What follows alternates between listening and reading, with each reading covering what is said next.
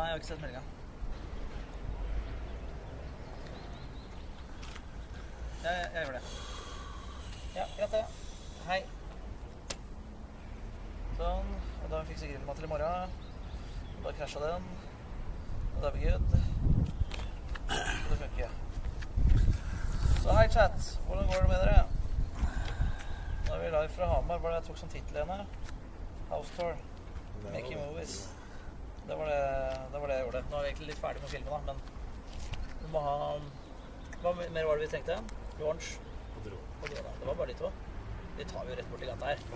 Så er det fort gjort. Og så skal Knut spise 17 cheeseburgere på Mac-eren. Det gleder jeg meg til å se. Ruben og McDonald's.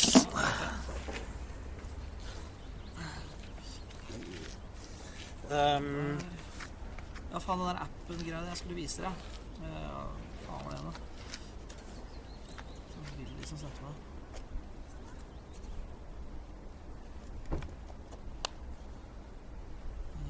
Det var det ikke. Men hva var det, ja?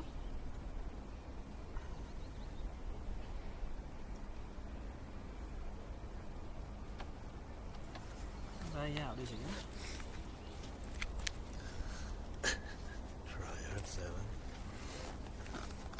Funka det ikke? Jo, må det. Helvete. På vei til Oslo, altså. Gratulerer. Vi er på vei til Ingen steder. Nei. Og shall we also speak English because the English stream right next to us? Vi kan høre det straks. Skal du bli good. Så skal jeg og Knut ha push-ups-konkurranse. Jeg har tapt allerede, så det er ikke noe vits. Hvordan klarer du så jævlig mange på en hånd? Det er lett, det er kjempelett. Så har jeg klart en i hele mitt liv, og det er sånn... Ja, da var jeg trent da. Men nå er det liksom burger, er det gøtt da. Å leve litt der. Det var forståelse for den. Dritkjedelig å lage mat. Det er det, absolutt. Vi ser på bil, vi driver med bil her. Vi har vært og filmet. Masse gøy. Mercedes Turbo C63. C63s. C63s. Nice bil, Alektra.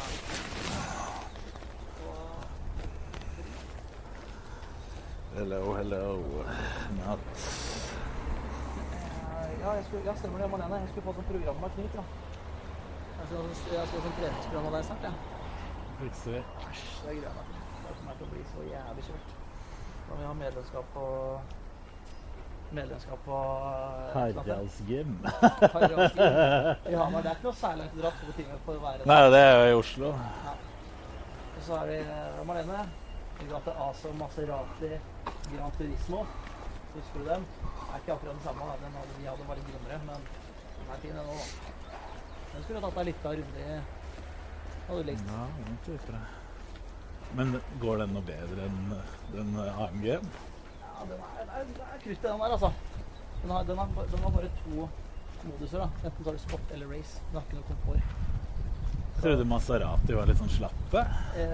Ghibliene, og de som er litt mer sånn statsministerbil, ja. de er litt mer slappe, men den typen her er mer... Den er litt mer hissigere da.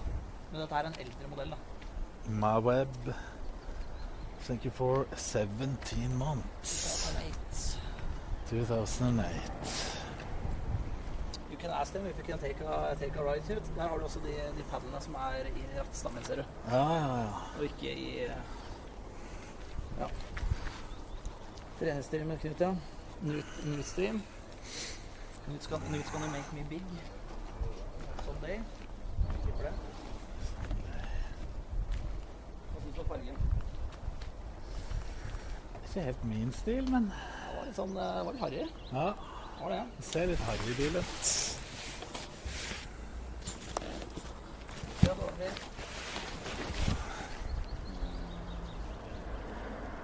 Mazda RX-8, det er vel GT, tror jeg.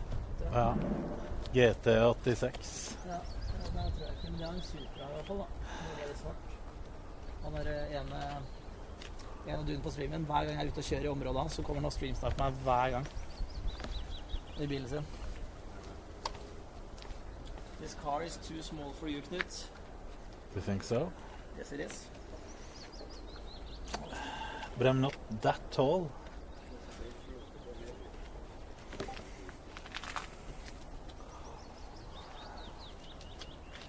Maybe not a family car for you. No. Might not be. This instead. Mercedes? Ja. Men hvor skulle han der duden med bilen? Skulle han bare herre, eller var det... Skulle bare ta sånn til, ja.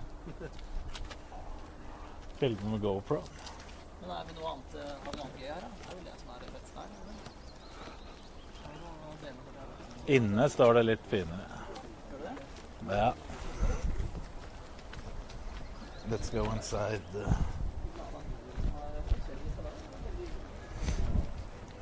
Oh, this was a nice car. Maybe we can buy this one, Ruben. Looks awesome. It's awesome. It's 120 horsepower. Strøken.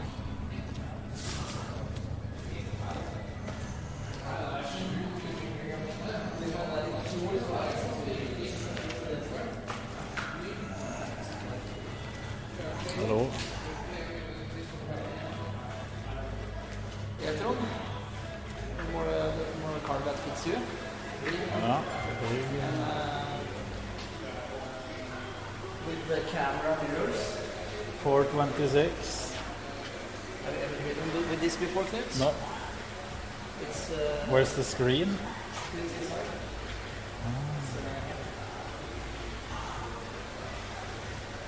What about this one?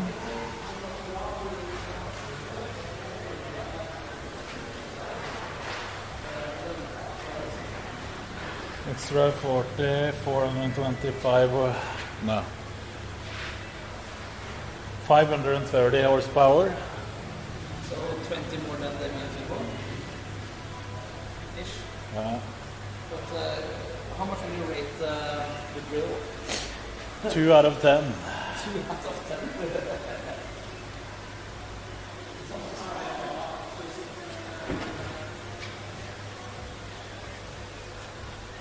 Se på komforten her, skal jeg se. That screen looks horrible. Diamonds.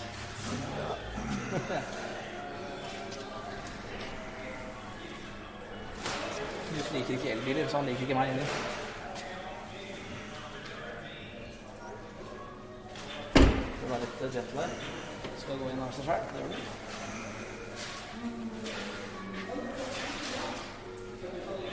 Jeg har kjøpt en ny bil.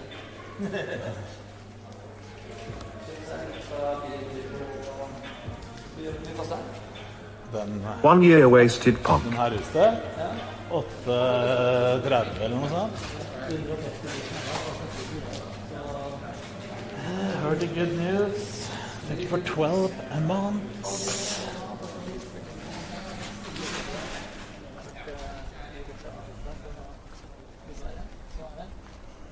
Jeg synes jeg hørte den. Ja, han sendte mellom våre straks. Ja, nydelig. Jeg kan mer G4, det er bare på sånne outlandere. De er ganske helt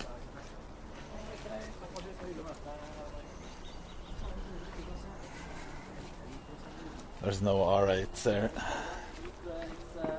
famous Oh. streamer. Is that the pop from the car? Oh, we got a pop. I thought I heard it. Pop. Og så ringer jeg bare, jeg krasjer bort i gata her. You can look at that car, the M4. Oh, M4. Hører du ikke? I bakgrunnen her. Ja, det var kanskje det.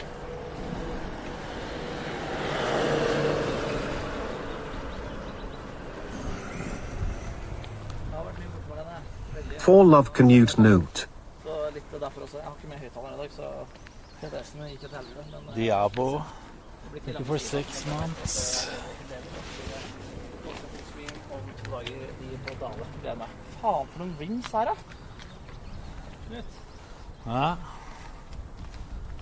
This is not original. No. Holy shit. Det var jævlig bredda. Let's eat pizza. original karbon. Det er faktisk litt usikker på om det faktisk er det originalt? Jeg vet ikke. Eksosanlegget ser ikke originalt ut. Gjør ikke det? Hva det står? Det står bare M3 liksom. Ok. M3, nei? Altså det er M3-logoen da. Ja, men det er jo M4. Ja, det er men altså, jeg tror ikke de har det med 4 streker bortover. Eller M-logoen da. Hva er det faen? M-sport da. Ja. Riktig det. Da skal den ha karbondeppa foran nå. Ja, det var den. Jeg tror det er ekstra utstyr. Ganske sikker på det. Ja. Du kan prøve å stå på den, se hva som skjer. Jeg tror den ryker, ass. Jeg tror vi må la være. Allerede.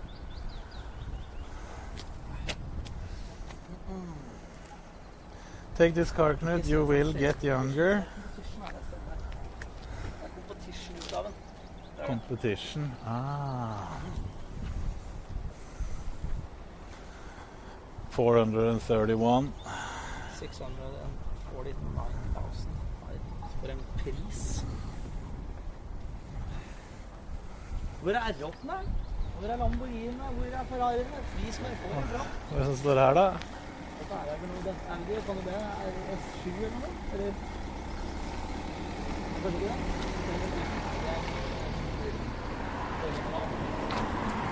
Original som Elektra. Den er senka. Supraen står rett der borte her. Skal jeg vise den? Jeg ble faktisk litt usikker. Den er så jævlig dårlig ferdig. Ser ut som en S7 eller A7. A7 vil jeg tippe. Ja, A7, ja. Det stemmer. Den er så jævlig langt bak, den der spoileren. Ja. Men Supraen, den her, TT-RS-en, den går også fælt, altså. Høres som streaming. Ruben GKS. Hey. Ruben GKS. Hey chat. Ikke S, nei. Det er bare en... It's an original A7. Ja.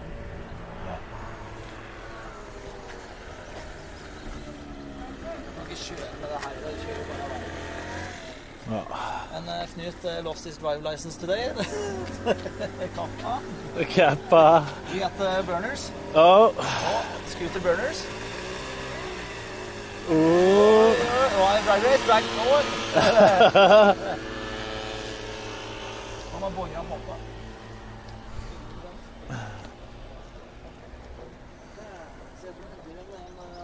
Ruben wanted to make the joke on his Instagram story. Knut just lost his driver's license and have a picture of me.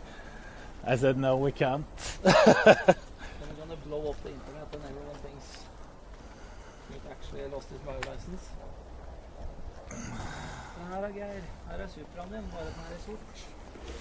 Very nice. Det blir dalmeetup, det gjør det. TTRS er den styggeste bilen som noen har laget. Ja, det er faktisk sant. Det er ikke pene biler, men det går fælt. You should join on a drifting day, drift track on Gardermoen. Yeah. Have you been there? I haven't been there now, but my BMW Supra, BMW Supra. it is. Annalise.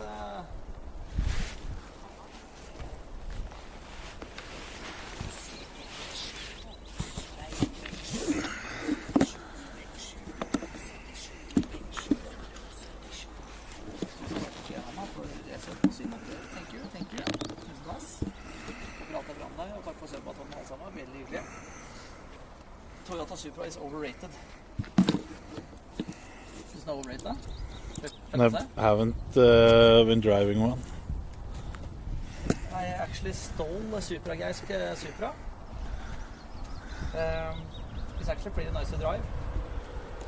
But And the little shit kid Ali is coming as well. alle skal vi ha.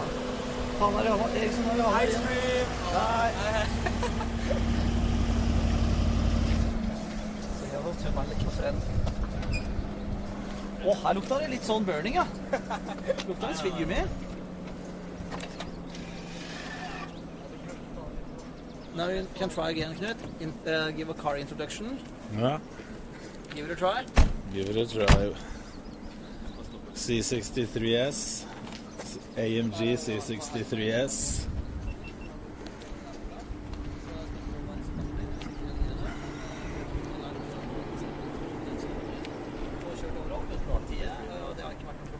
Vi har kjørt pent, det har vi. Ja. Been driving safe. Safe driving all day. Det er greit, Hanna. Tusen takk for reise i hvert fall. Veldig hyggelig. Vi snakkes.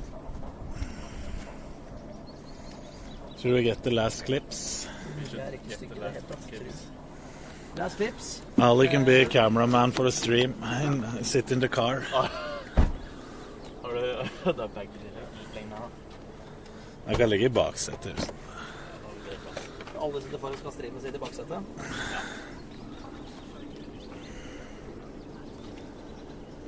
Skal jeg holde kamera, mener du? I bilen, mens jeg skal filme, drone og... Talk English. Oh shit, ok.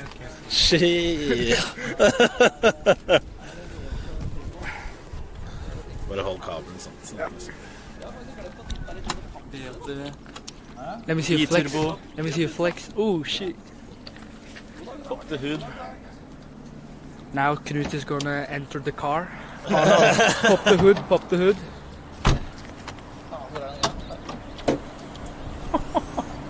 Her er det ikke plass til mye. Packed. Only motor. Yes. Og twin turbos. AMG. Det er ikke store de turboene, men det ser at det er varmt. Her er det varmt, ja. Jeg jobbet denne. Jobba. Hvem er det som har kjørt den da, Knut? Nei. Var det deg? Det er kanskje... Ja, det er litt... Du ser... Ja, vet faen jeg. Kanskje ikke så bra å stoppe med en gang hvis du har kjørt i flotten og sånn, eller hvis du har kjørt pent med den. Ja. Nei, men jeg kjørte pent. Siste del. Men det stopper av seg selv, det er det som var problemet. Når man bare tråkker fra eller stopper den helt, så stopper motoren. Jeg la alltid til og med min bil stå på i 2 minutter, bare at jeg får litt turbo.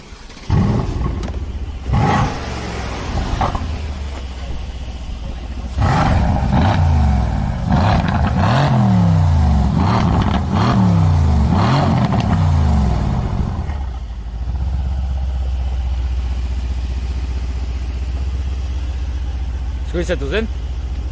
Flytter du greiene?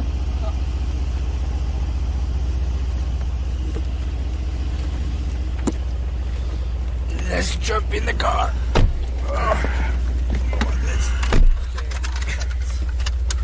Du skal kjøre noe, da må jeg følge på veien og ikke så veldig mye... Knut skal kill us. Don't crash, Knut. We have this on live. Not crashing. Drive gentle.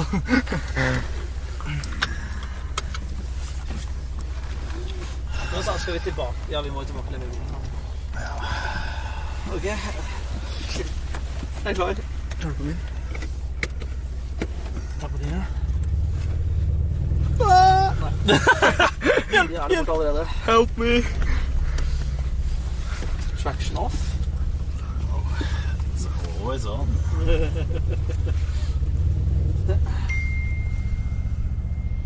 Well, how much is what's the time? Hold til. Jeg må være der hjemme nå, egentlig. Du må det, ja. Da kjapper vi oss. Eller er det helt Jeg må, krise? vi må levere Louise klokka 4. Skal jeg kjøre og levere Louise, eller? Men hvis du tar bilen min, så kan det... Men vi må være tilbake her om en halvtime også. Eller så Hvor er bare smeller vi Tina? Jo, vi rekker det. Hvis vi kjører bort nå, hopper ut, droner i lufta. Nei, jeg rekker ikke det. Nei, rekker det der? Da kan jo jeg, eller noen ta BMW-en da. Ja. Det kan du gjøre da. Og så kan du kjøre og hente Louise først da. Hvor er det de Men skal det være? stenger her 4. Oi, da har vi ikke så god tid, nei. Nei, vi rekker ikke det. Knut forgot to pick up his daughter, so we have a problem here. Vi har et tidsproblem her, ja. Det har vi. Men rett bort i gata her, en launch, det tar 2 sekunder. Ja, det rekker vi. Den rekker vi. Oh, nice car. Men det rekker Nice BMW. drona. Vi har allerede drona. Da tar vi launchen, og så... Ja, jeg kan stå og ta det fra siden, ja. Det er bare launch, og så kjører tilbake igjen, så er vi good. Det rekker vi, Knut. Now we're gonna test out the launch of the car.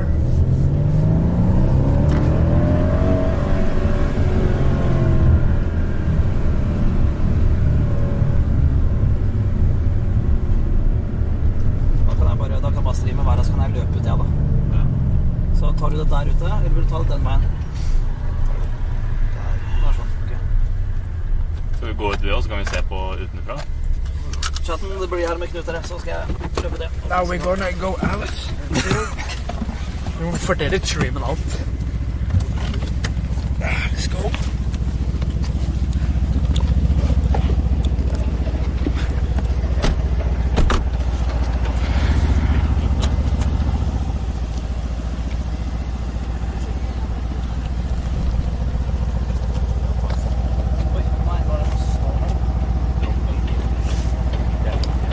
Guys, we are ready for the launch.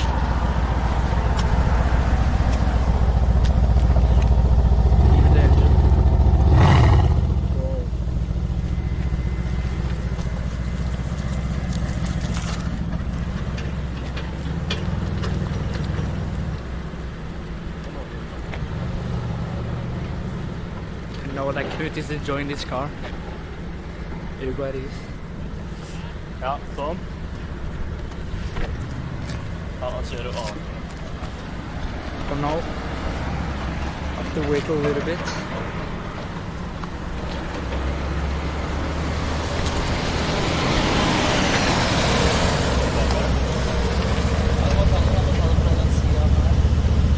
Hvor vil du at jeg skal stå?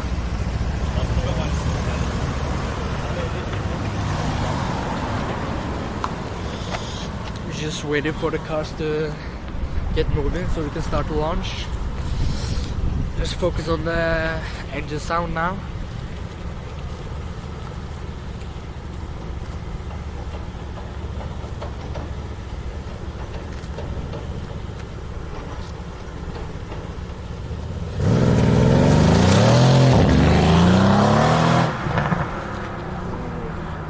Nice one.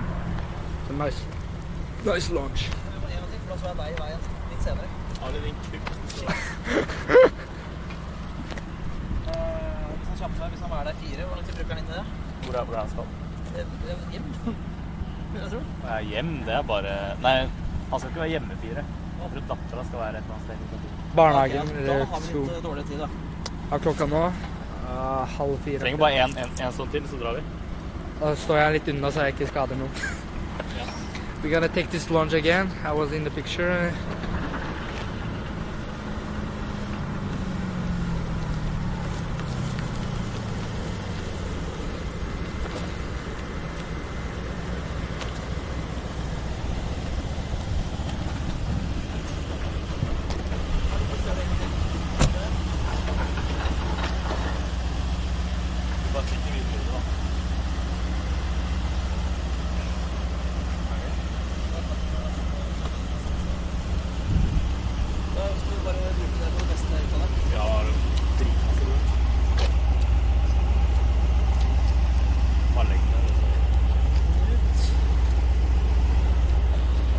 Jumped in a car. Jumped in a car.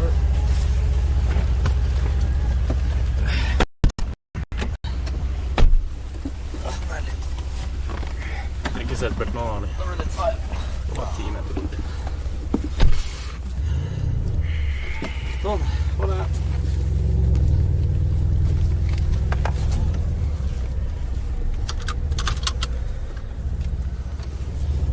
Ja, hvor er det du? Ja, det er ikke så jævn nøye, hva skal jeg rekke egentlig? Nei, det blir bare i Hamar. Ok. Og så stenger det... Hva skal jeg gjort det? Man kan ikke bare låne bilen da. Ja. Ja, det var litt ting. Det stenger her nå. Akkurat ikke de er helt... Men da kan jo vi sitte på med... Da sitter på meg da. Ja. Det er bare... Bare ta med tingene inn i bilen. La den uansett, så det er Legger du noe strøm, så er det good. Ja, det kan vi gjøre. gratis strøm. Sier ikke nei, nei. Ålreit, det da. For lade gratis her på bilplanen. N-cars, vet du. Der må dere gå og se på bil, folkens. Det er flott sted.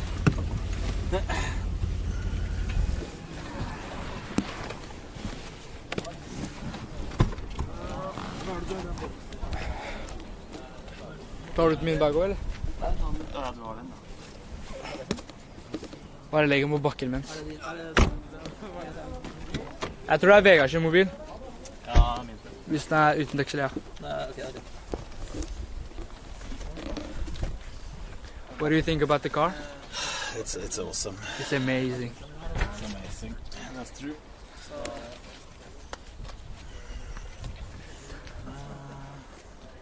Bare sett alt ute her.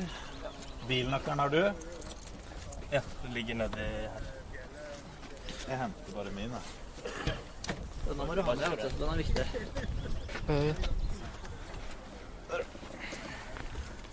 For den må jeg stille en chat. Du kan bare skal ta bilen bort. Jeg henter min. Nå fikk jeg føle at jeg fikk sånn ansvar for en jævla matboks.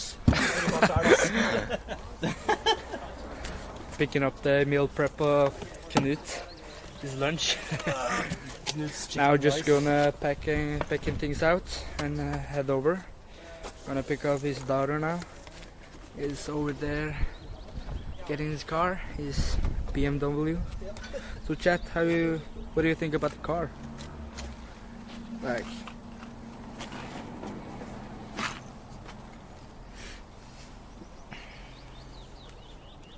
jeg synes jeg burde starte med streaming, altså. Jeg synes jeg er jævlig god, jeg. The car is sick, yes. This man's gonna start streaming. I'm gonna start streaming. Deep Firestorm. Look at a Supra. Whoa. Nice Supra. College boys, I hope you have a decent respect for old Knut. Yes, we have a lot of respect for the man, the myth, the legend, Knut. What are you saying to the chat, bro? I think we have to move the car. Do you get this? You got the key? Okay. There is Knut with his BMW. Shit. Whoa! Yo, are you Chinese college boy? Yes, we can say that. Ja, du er jævlig god.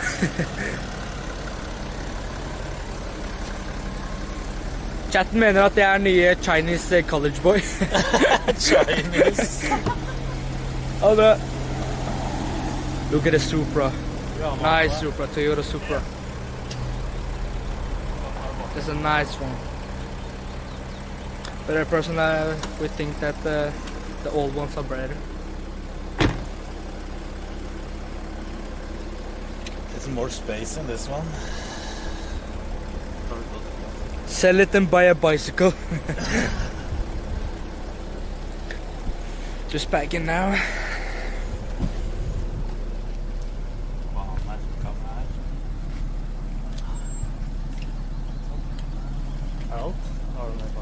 Is that a Supra? Yes, sir. See, just drove away.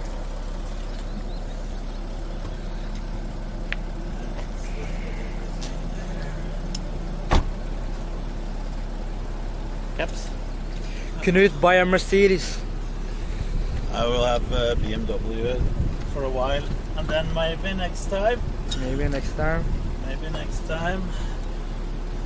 Is Knut getting a new car? Keys. There. There's the car keys. I think Knut talked about getting M5. Yes, BMW M5. But this is a nice car. Nice car for Knut. Old Knut. Looks like we're gonna go away now. Just gonna get my bag. Oops. Let's see. Let's see. Det er god plass. Just packing. Oh shit. BMW guy. Nice car for Knut. Old and bold. Jeg kunne kalte Knut old and bold. Just watching the new car.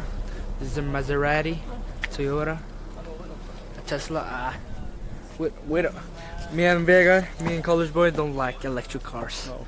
We're gonna Hate have, electric we have to have a nice motor car. V12. V12. Or we don't afford it yet, but soon. Yes. Yes. Are you gonna take over the stream now, or what you wanna do? Can do that. Can do that.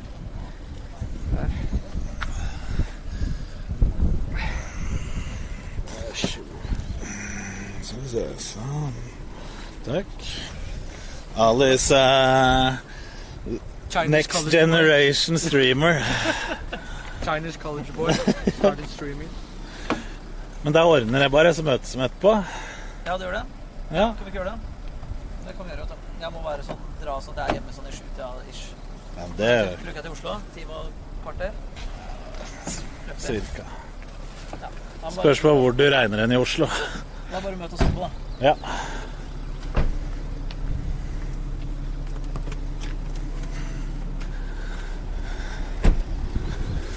Okay, boys.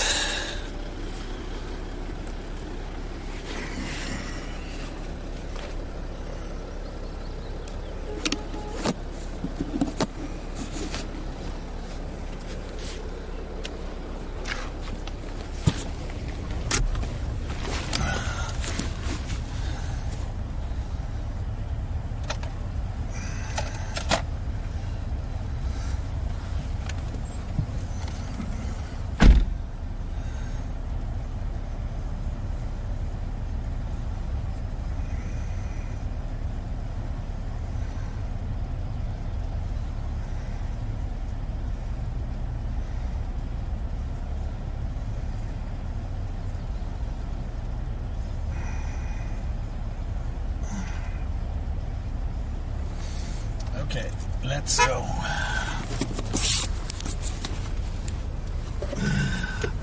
Ruben gir signal. Ja!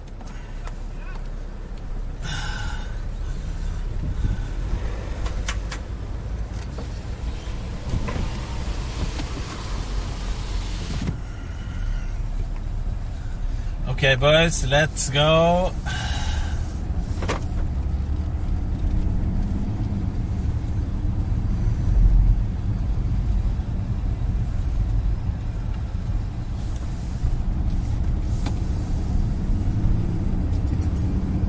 Ruben and his dog shit. E-bike behind us.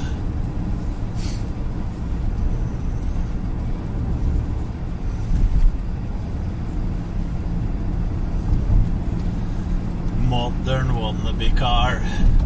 Doesn't even have a real car. It's a fucking e-bike.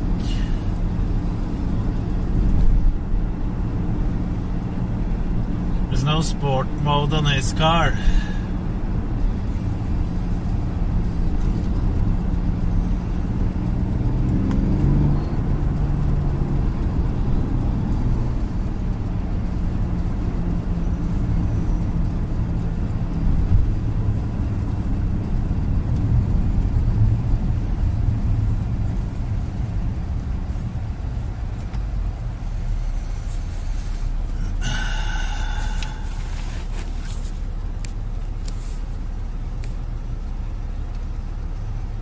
Piffen. Ja.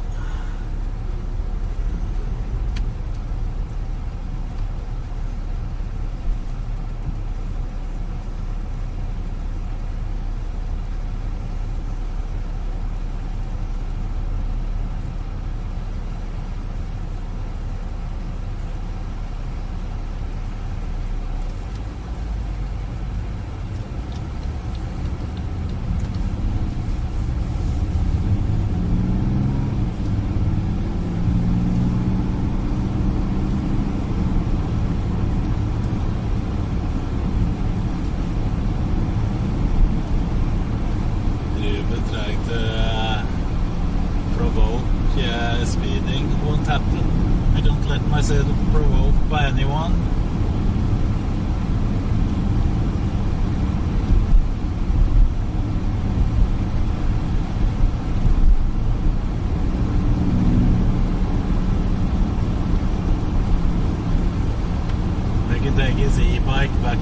Oslo where it belongs.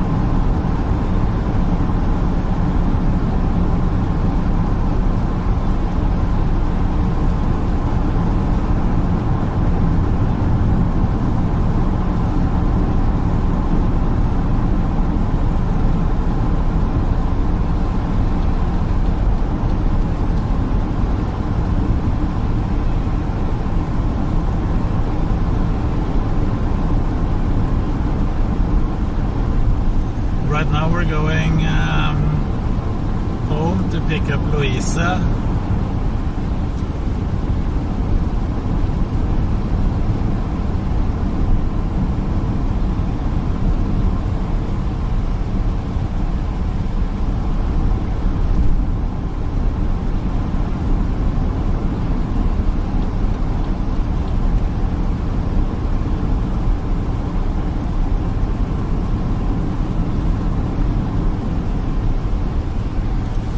Louisa is going to pick up something.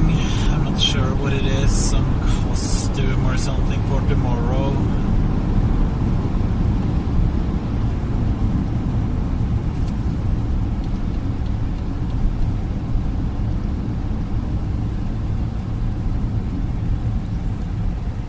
Mustang. This is a real Mustang, not a Mach-E. Mach-E.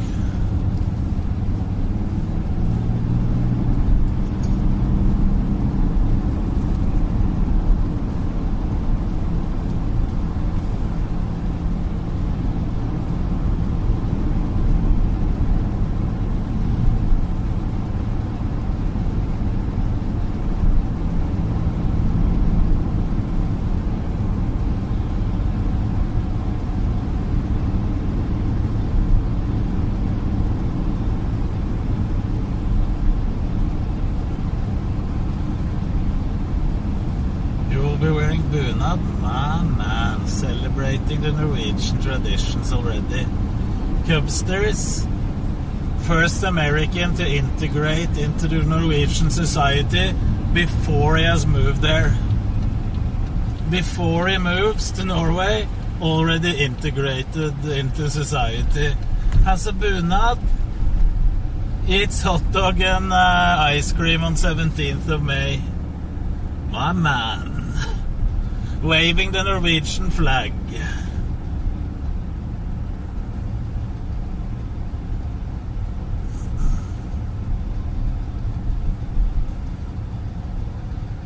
Here you can see someone has been practicing their 17th of May celebration. Has a Norwegian flag.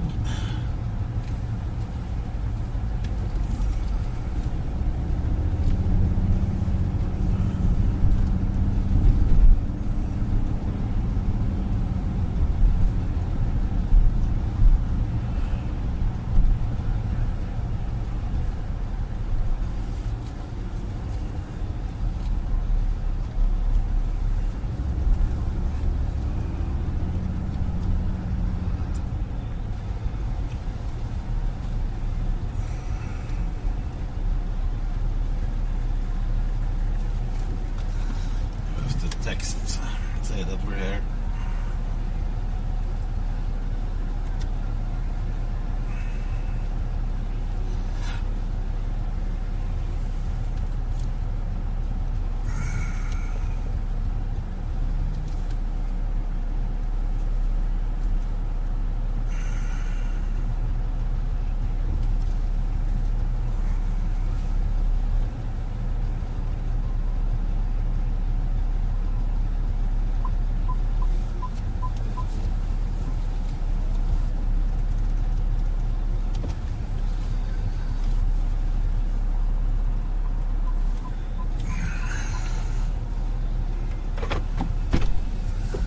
Hello. What about Mom? She is coming. Yes, exactly. The stream is here. Yes. We need to sit here. Hello. Bra. Yeah. Where do we go first? Hvis du vil nå, så kan du bare egentlig slippe oss på Masta. Ja. Vi skal møte Ruben. Ja. Han måtte ha litt McDonald's, han. Det skal vi ikke ha. På Masta. Det er ikke lett. Det var bra det var så raskt. Ja. Ja, fint. Der fikk jeg ordnet luft.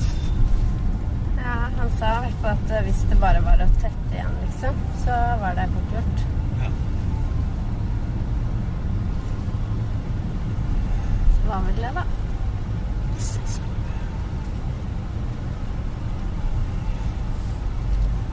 Jeg lurer på hva jeg kjørte på. Punktet. Ja, det kan være hva som helst.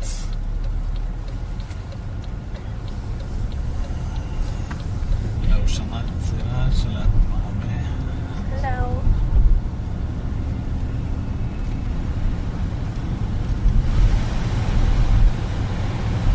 It's a bit warm. Was it fun driving the car today? Yes, we have a lot of nice clips. So I think it will be a good video. Good cars. Oi! Å, fy faen, jeg skal... They were surprised as well. I saw them in the car.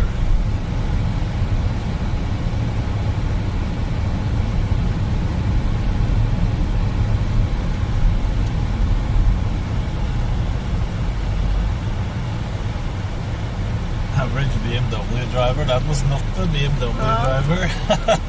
That was me driver. Like me. Mazda. Mazda driver, like Jeanette.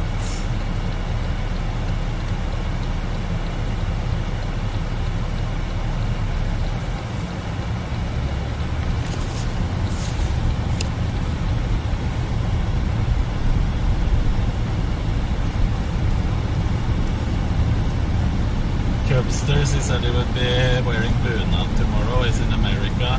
American. Never been to Norway. Wearing bunad, eating ice cream and hot dogs. Wow. That's nice. Where did they get the bunad? I don't know. He didn't say.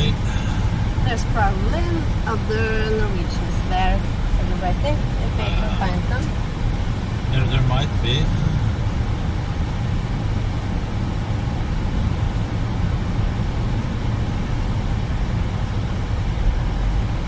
You're watching now.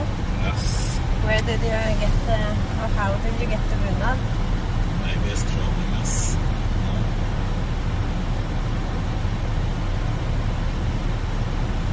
Look, they've drawn on the car. The window.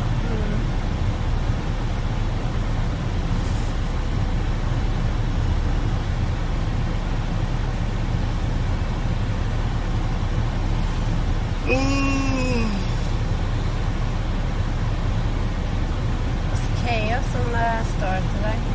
It was before 17th of May. Yeah.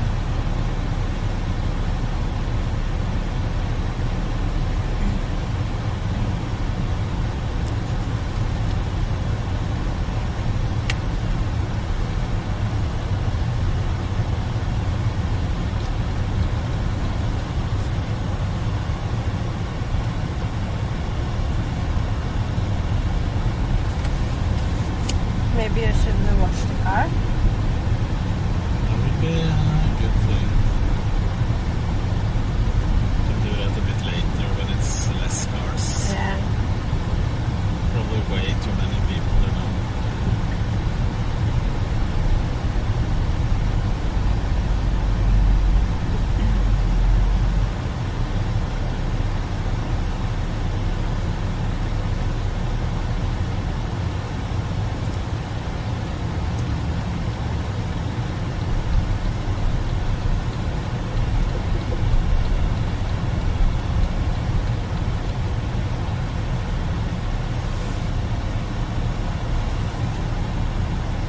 degrees in the north, they're saying. Yeah.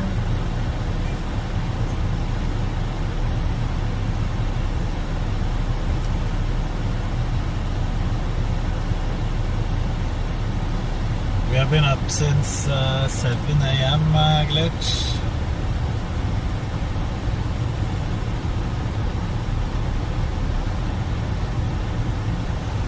That's why I'm tired.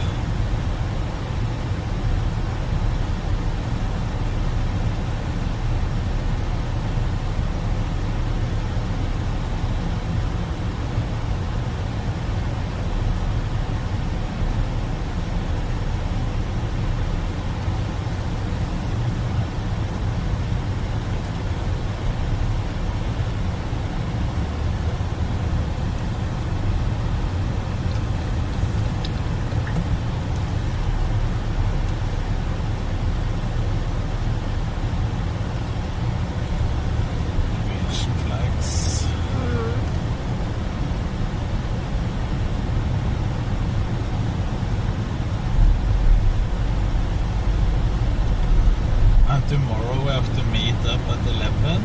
Yes. Or 10:50 at least. Be there. Yeah. And we have to park somewhere, so we have to go 10:30 maybe. From home.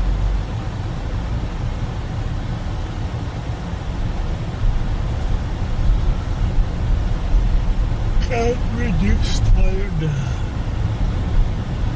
Can't be this tired tomorrow. No. We should go to bed early today. Normal time. Normal time.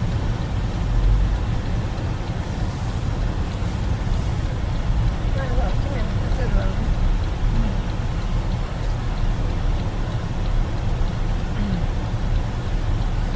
Thank you. Problem. There. Da kan vi gå ut her litt, da. Ha det. Ses etterpå. Ha det. Ja. Så.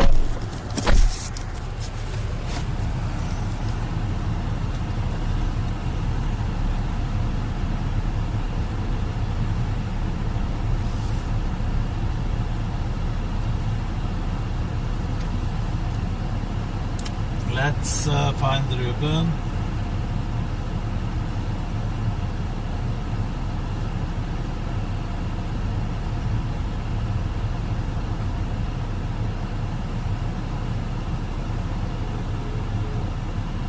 Call failed.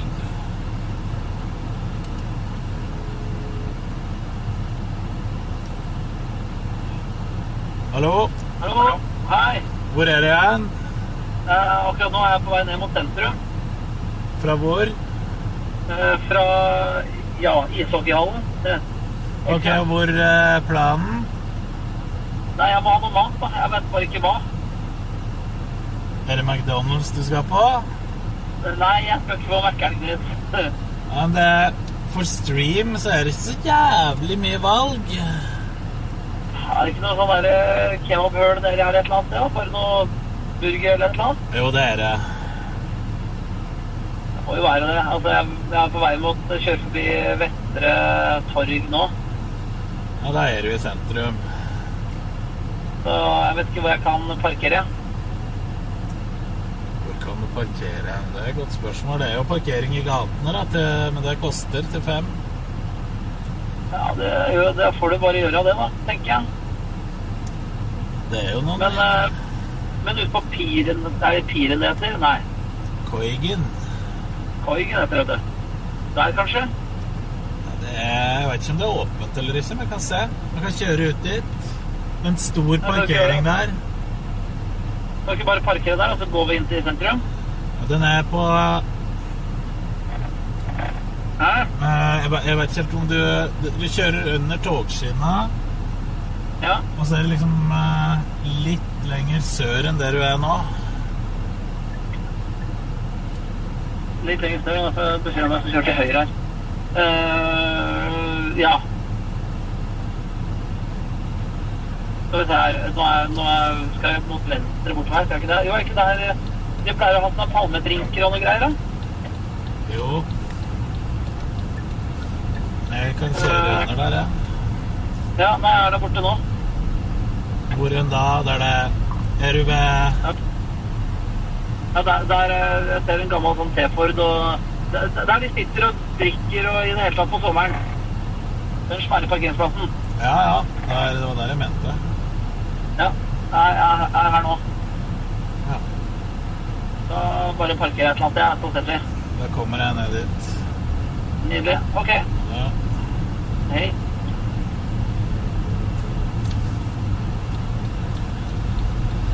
Let's meet Ruben.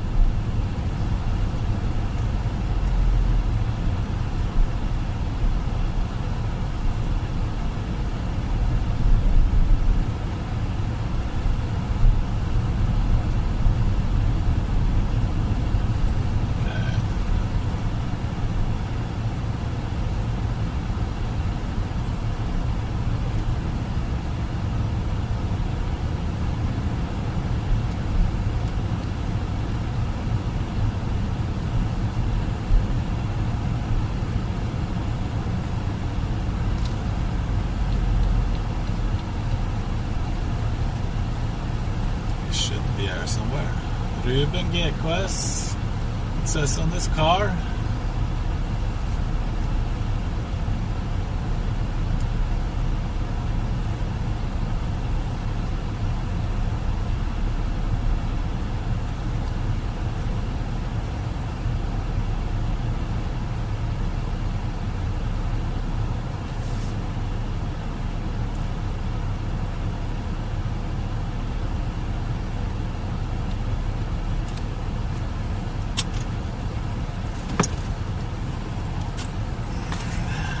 Hello, Infinite Silver.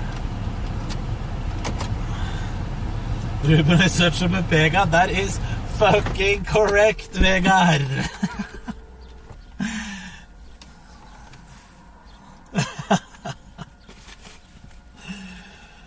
Fucking with another dream car of mine. I'll ship you some clips.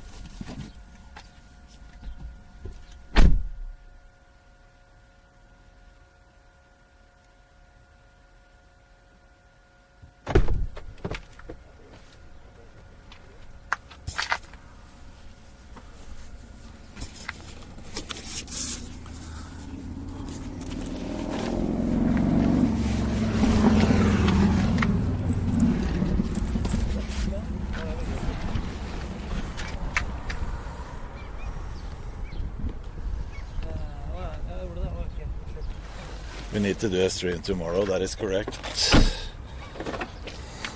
Arnold, UK champion. Wait.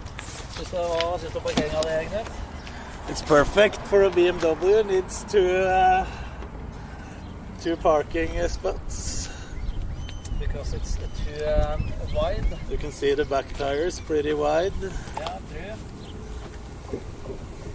Jeg vil ikke si at min parkering var så mye bedre, men...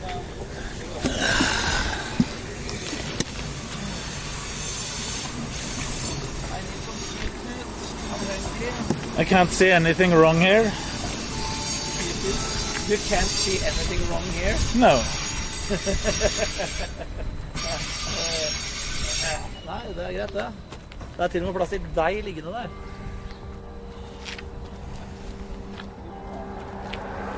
Veldig stor parkering. Nei, så du har ikke ut merch. Ja. Kom meg inn i bilen sånn, så spjæler jeg buksa. Jævlig jo. Easy park.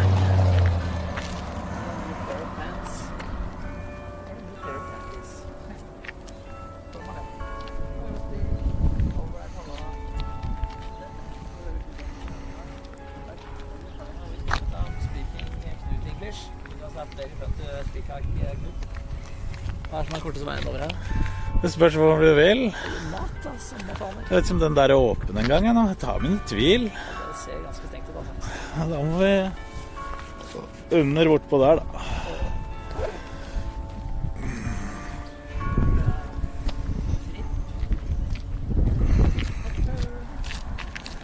Company car, Toyota, Omega, or no, it isn't Toyota, is it? No, it's a Hyundai. Hyundai. Ruben gained some kilos, Sage. Ja, du kan gå foran, det går bra. I got fatter, okay?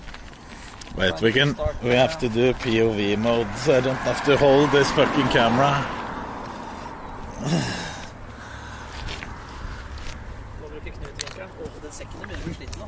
Yes. I've asked for a new one. The whole thing. The whole thing? Like as well? Double trouble? It's starting to be worn out.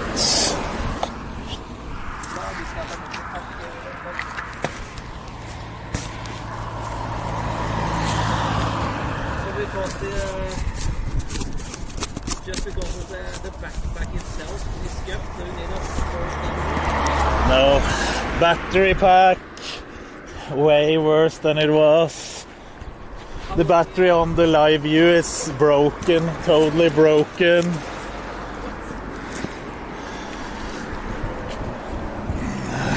to do that, Knut. Used it too much. That's why you don't use a live view. Ja. Du lurer på det der, den limiter der, det er godt der, ikke det? For Europa, jeg bruker, har vel USA. Ja, ok. Da bruker du bare når du er i USA, så bare en fucking, som heter det? Datasim der, liksom. Ja. Tilt at det er borte fra Europa, da. Ja, det hadde hele verden før. Det kostet hvor mye? Det var dyrt. Det var dyrt, ja. Jeg måtte være sikkert. Et par tusenlapper i måneden for et abonnement. Husker du selv? Det reiser mye, så er det greit, men ellers er det tullete. Ja. God dag, chat. Hei. You are currently with the Knut. Yes, I gained some weight, sorry. My chat is ruthless when it comes to weight gain.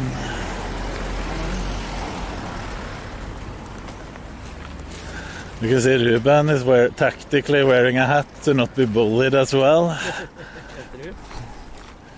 This is Det er Gud, det er så lite da. yes.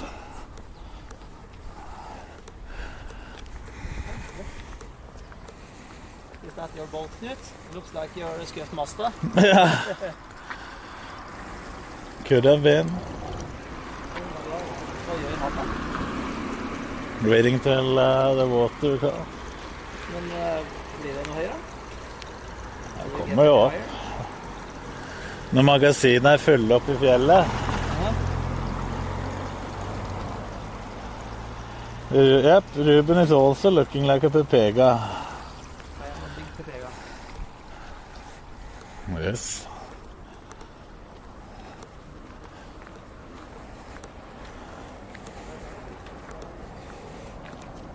Look at that dog.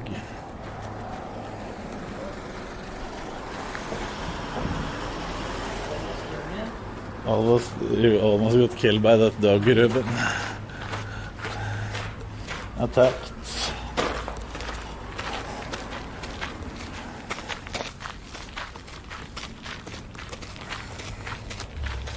You can buy a grill and grill some sausages and stuff, Knut. Yeah. Have you ordered TwitchCon tickets? No.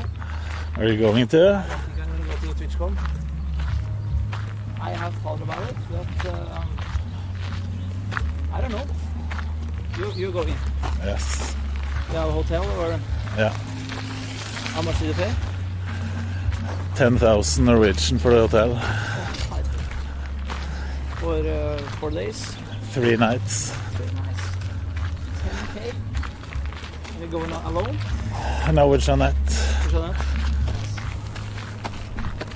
Åh, viking gatekjøkken. Jeg kan jo ikke spise når jeg er med deg. Det går jo ikke. Ok. Men faen, vi må...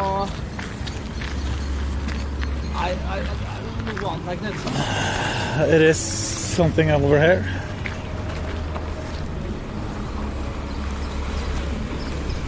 Minus 10,000 Omegalulli, but it's a tax write-off. It's a company trip to the convention of our workplace. Just try not to get banned this time. Not to get thrown out. But you're not going to DreamHack. No, I haven't planned it now. Join us. Go to DreamHack and Only if MSI pays again. soda maybe or water. Maybe if MSI pays. MSI, pay for Knut, get him to DreamHack, let's go. Skal sladre til skatteetaten. You can tell them because I'm going to write it in my In the sale, I presume? It's not selvangivelse, men regnskap. Ja, det får jeg tippe meg. Ja. Up here.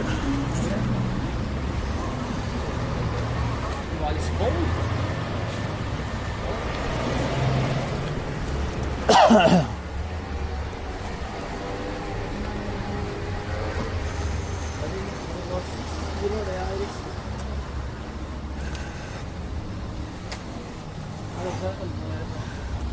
I don't think these people knows what tax write-offs you should do as a streamer. Oh, he bought a new computer and did a tax write-off. He's probably not going to use that for his job. Here you go. Yeah. Yes. Have you been in there before? A long time ago.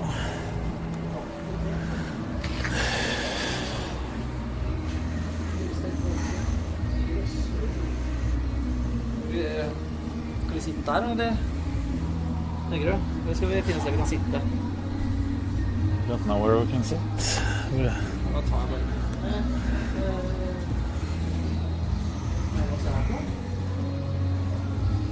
HSP, what is that?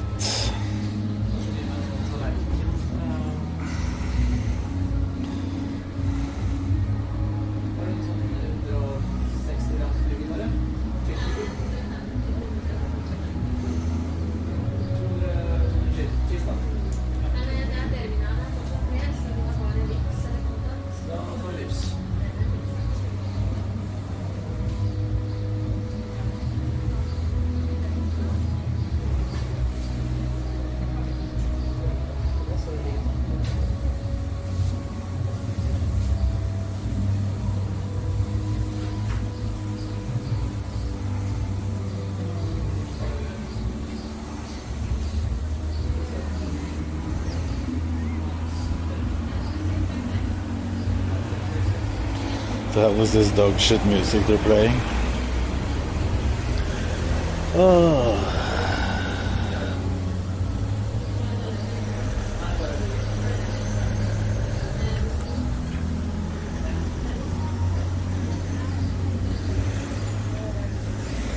Grill in the park.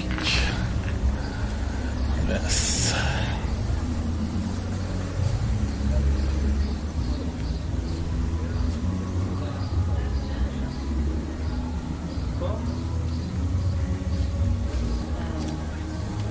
C63s for to pay the meal, chat. Ruben, do you think the streets will be filled up with drunk people today? Today, yes, because it's the night to 17th of May. Yeah. It's a tradition in Norway To get- you get fucked up as possible.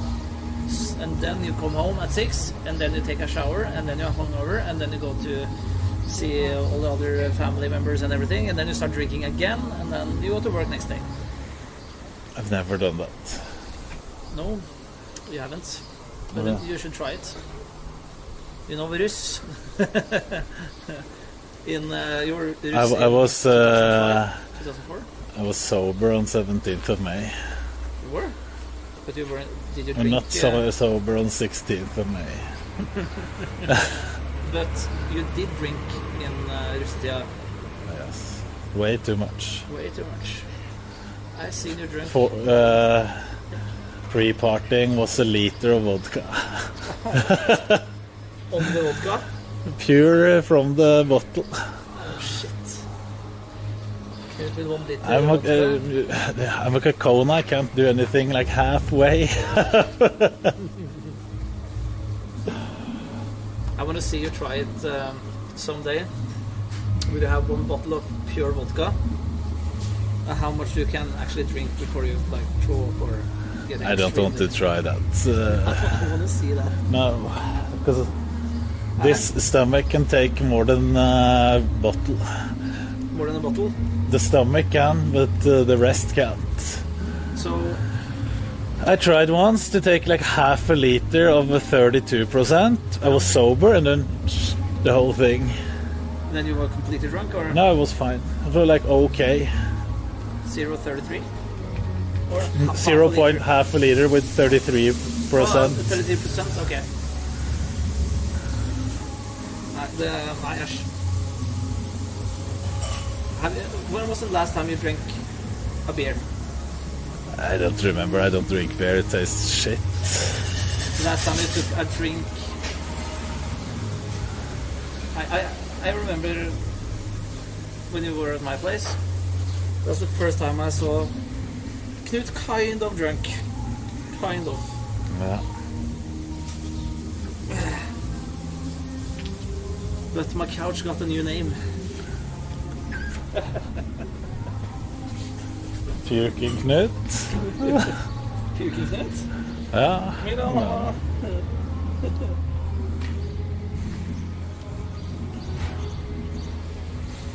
So we are going out to try this. Hva heter det? I Oslo så har de det der racet. Der du skal drikke fra bar til bar. Hva heter det igjen? Hæ? Der du skal drikke fra bar til bar, så må du fullføre alle barene for å liksom vinne greia. Faen, det var I'm noe. not sure. Det skulle du prøvd. Det hadde vært så jævlig gøy. I haven't been drinking in years. I'm out of training. I need... So drinking doesn't make you happy, Knut? No. It makes me really unhappy the day after. Tom Waits løpte. Jeg har aldri prøvd det. For det er ikke helt min greie. You'd let this guy hold your camera? Your camera? No, he has his own. Well, if we're doing dual streams later, we can do 2 things. Okay. Use one. Workout. We're using one backpack either way. Hva sa du? Ja. One backpack and 2 options. Either we just use whatever and put the RTMP into both OBSs, so we can just stream there, or we can just restream.io and then both connect, so we can stream to Restream.io and that streams to the Twitch channels. But can you restream to restreaming with RTMP? You can use both. You use it on your OBS and I use the same on mine. Yeah. Why not try that? Next time we can do it, but then we need more cars. Because then we only need one backpack and it's easier. That's way easier. Way easier. More burgers, and so we get Barbie. Swap backpacks 5 there so we can film each other.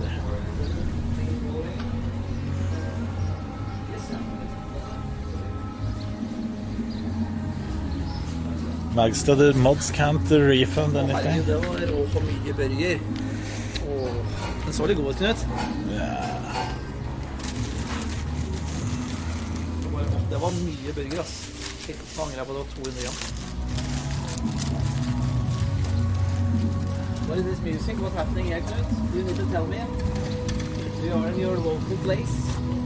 I don't know, some horrible music. Pro card kick by.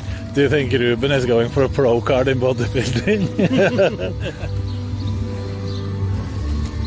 Maybe, if I get the right coaching and do it for like 3-4 years, maybe. Yeah. Then I would do it for a meme or just for you. Where are the things? Need to shut off the camera. This is the MCA, you know.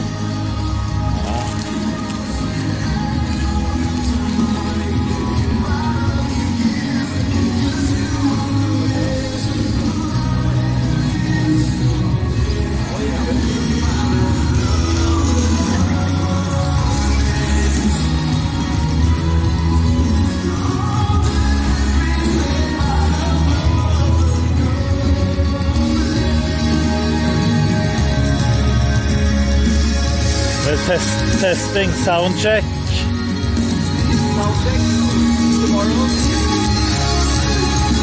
Here's that area, go on the stage and hello people. Just a reminder, you need to subscribe with Twitch Prime. No, thank you. Not in Hamar. Social suicide.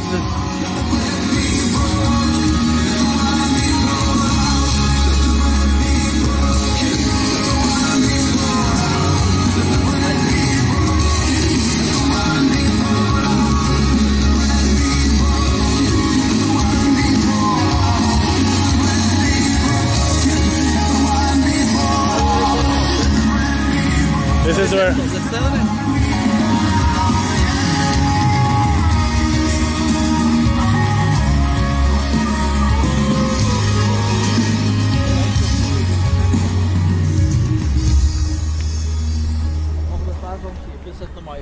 Har du gjort klar dressen, eller? Jeg har ikke dress. Er det ingenting som passer? Nei. I was trying to find one at the store, but no one can fit my legs. No one? No. Super tight, slim They didn't have stretch for a suit. So we need tailor-made. What are you gonna wear then? A shirt and some pants I bought. They look decent. It's not a suit, but it's decent. You should go to what do you call it? Oh, faen, jeg vet ikke. But I think I'm going for bunad for next year. Det blir dyrt. I have all the silver buttons. The hat? I don't have the hat. But we need the hat. Hallingbunad. I should have had hallingbunad going to Texas this summer.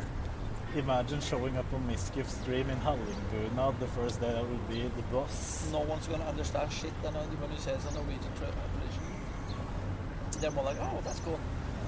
How are you doing? I hope you're having a very nice day. I'm having a very nice day, Kamelen. How about you? Faen, jeg ser her er revna liksom. Æsj. Rett i skritt, ass. Ruben might need some new pants. He ripped his pants because I need to film you driving slow. Yeah. Det var halving. Jeg må google halving. Halling, bare. Halving, ok. Man, of course.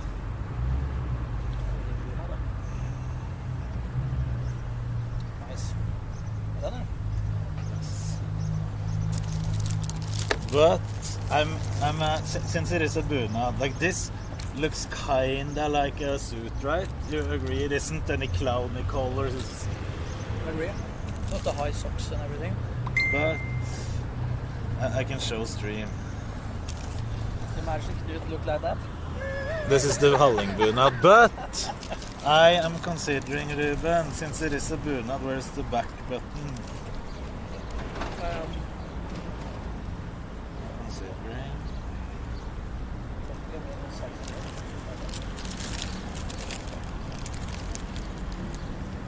Nuttall. Oh, Everett, thank you for gifting Sylvia. And then Sylvia resubbing. Look, I'm considering this pants. I'm not sure if this is the correct all the way. Can't I zoom in? Just to be a little bit more boss. We need more colors. No, you see the pants? Oh, only the pants? So it looks If more it like a fits you. tailor-made. That's the biggest problem, I think. Hallingbunnad på Knut. Sylvia gifted Everett. I didn't see that. Sylvia is gifting. Du følger meg. Oh, it was the other way. Thank you, Sylvia. Gifting and resubbing. Sub in the hood. That's nice. My name Jeff. Street van. Resubbing 21 month streak. 21 month. My name Jeff. I think I have a longer streak than you. I'm not sure. I hope so. Oh, Oh, it's a high plane going on, Knut. well, Sylvia gifted 5. Thank you, Sylvia. This is where we're going tomorrow. This place. Ja, da get meg mat, da.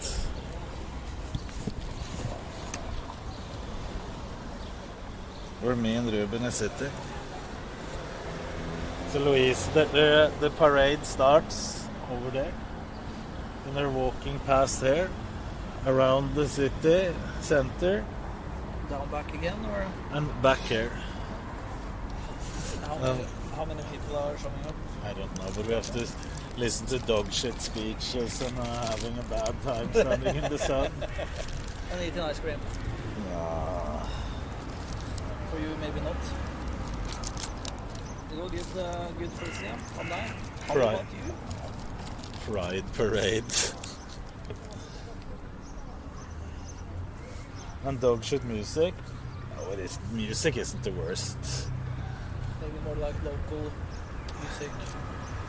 Isn't it corpse? What is that in English? Corpse. Corpse. Corpse music.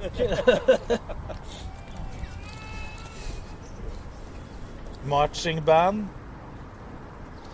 Mats, you're the weirdest guy that exists. Stop trying to be extra weird.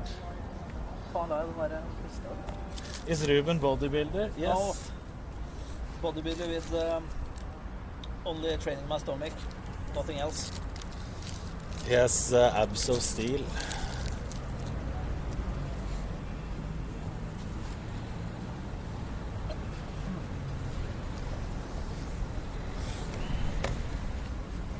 I haven't almost eaten all day, so this was pretty nice. Actually, a good burger, Knut. Yeah. Good choice. You played in marching band, same. Tuba and baritone. I'm not sure what it is in English. Have you played that? In corps. Marching band. Yeah. Didn't know that. For me, when I see you, I think like you have been working out your whole life. Or I did. Since you were 13, or maybe. Yeah, I did back. Well, this was before I was 13. That was skinny Knut. Normal for a kid.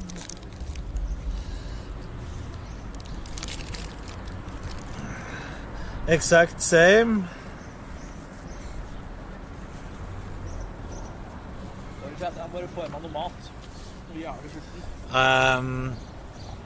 The thing is, a lot of my friends were in the marching band, so I wanted to join as well.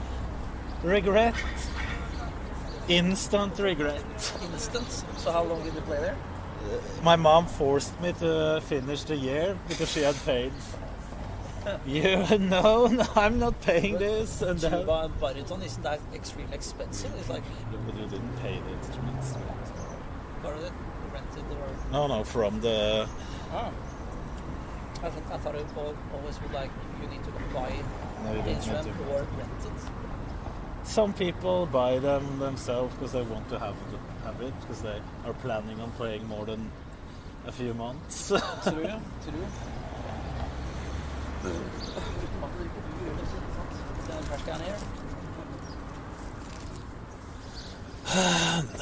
er ikke 17. mai I morgen. Der.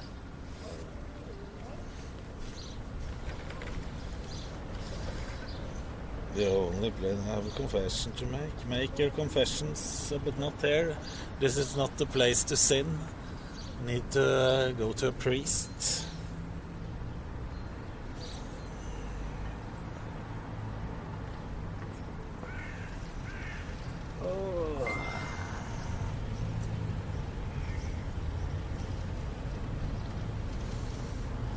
Mat og drikke duger Ruben Gekås ikke. Hva sier du meg nå, Knut? Just reading. Oh, thank you. Er det noe liv på Stortorget? No. Hilse Marlene, takk for reserve ribbon. Vi snakkes. Have a great day and a good 17th of May. 17. mai allerede. Tida flyr så jævlig, men null covid. Zero covid. Are you sure? No, It's probably I'm not sure. more than ever. But we don't give a shit anymore, so Oh, that stopped really fast. yes. So it was like, I need to wear a mask all the time. Oh, you don't need to wear anything. And go all the way. And, Everyone got COVID, and it's forgot. yes. So COVID, this is a part of the past, I think. Ja. Er du ikke enig i chatten? Nå er vi ferdig med covid for en gang for alle. Deilig. Men da har vi vært gjennom en pandemi, da. Overlevd det. Det er gærent. Survived. Survived a pandemic special. Have you seen the South Park episode post-COVID? I'm not sure I've seen the pandemic special at least. That's Men- the... I think that's not the newest one. No, it But probably is. post-COVID, they are Eric, Kenny, Kyle, and Stan when they are older, like 40 years old. It's actually a pretty cool episode. They need to go back to the past and change what happened back then, so they can still be friends or something. You need to see it. It's actually pretty cool. Post-COVID. Most of the episodes are really good. En riktig god 17. mai. Takk det samme. Endring av DNA via vaksinen skal allerede gjort. Ok. Ja. Det blir en vanlig 17. mai i morgen. Det blir gøy. Altså. Goodbye Pyramid Builders. Hvor du Ser ut som jeg har trent nå. Jeg må sitte litt bak meg. Sånn. ikke sitter like this. Sånn der.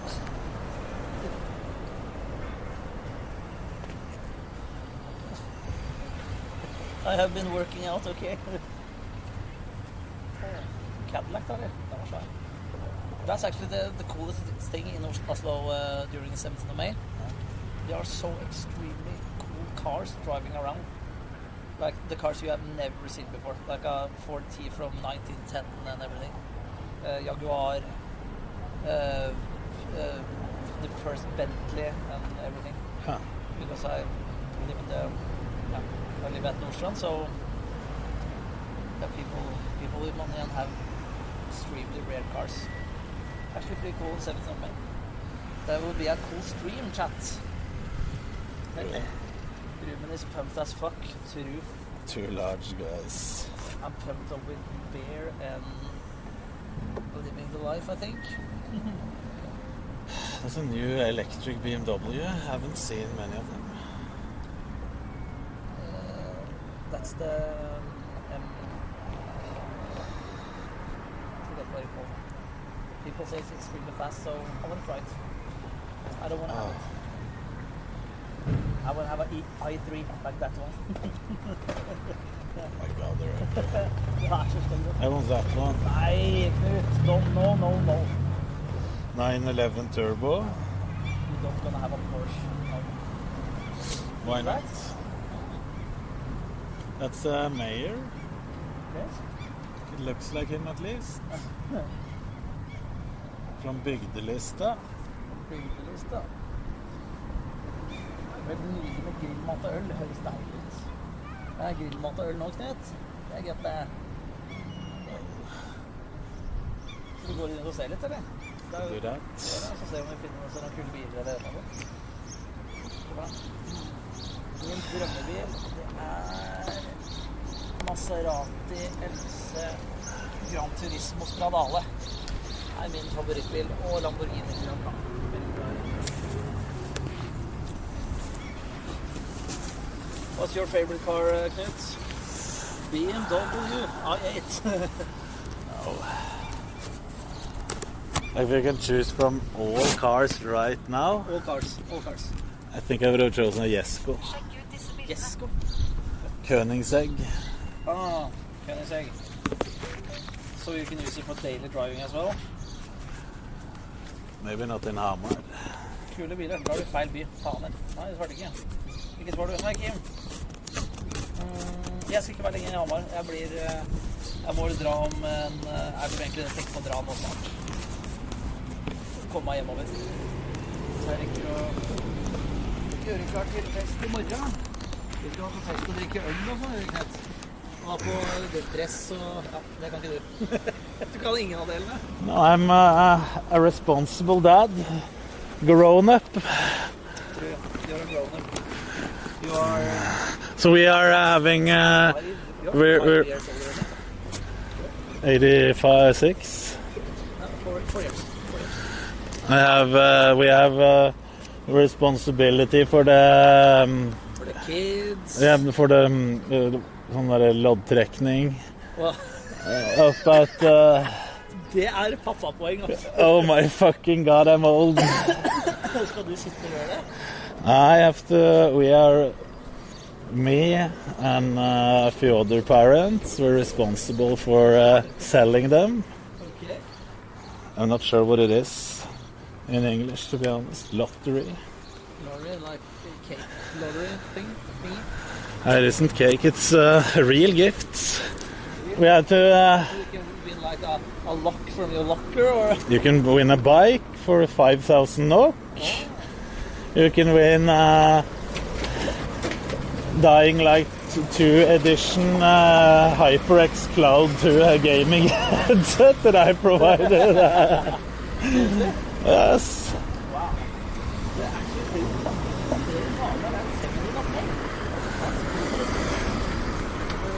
det kunne gått rundt sånn, da. Ja. Så gjør det. And you helped me with...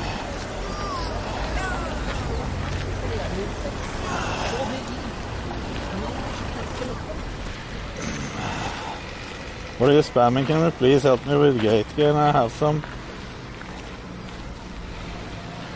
I can't even see when you're spamming because the chat app is fucked. Oh, spamming. I hate the Stream Elements app. There haven't been any updates for a long time. Is it scrolling randomly so you have to manually? I told them multiple times. And they have reported it to the devs. But the devs can't redo, so it happens because they don't have viewers to just type a lot.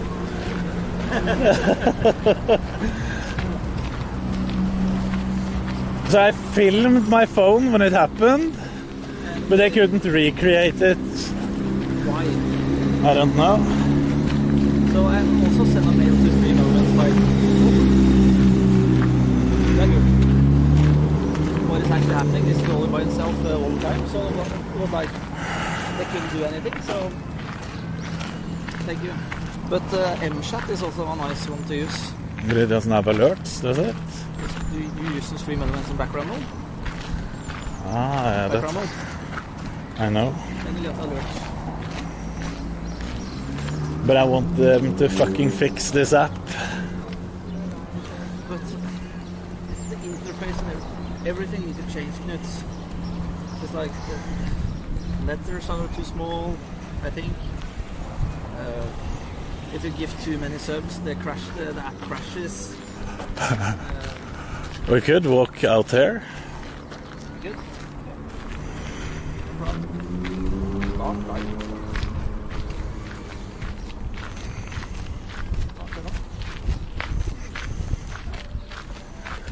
Oh, I'm almost falling asleep.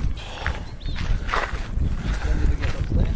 7, 7, and I got the car 8, 9. 9, And I was here 10 something. 30. Hello, can you text QCL? You are. Thank you for the tier 3. Tier 3. 14 months. That's nice. Krenkekrekken, fru, Katrin. Begynte å få hånd på, så gjør det. What's your plan today? Game? I'm not sure, to be honest. Have you tried the Fortnite mobile? Once or twice. I think it was funny. We like it. I like it a lot. It's way better than the original. Feels more like A shooting kind of game. similar to Apex, but not that fast-paced. Well,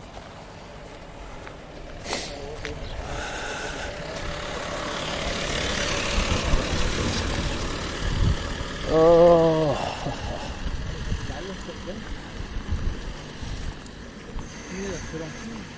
Me and Knut gonna have a drink stream here in a month, maybe.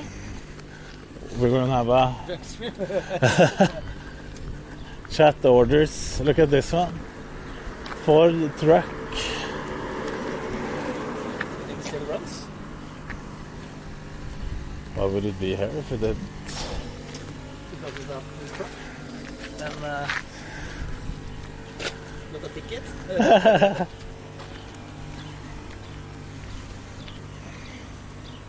Actually, looks nice. It's like a used to be. It looks nice on the outside, but inside is like that. We still have room.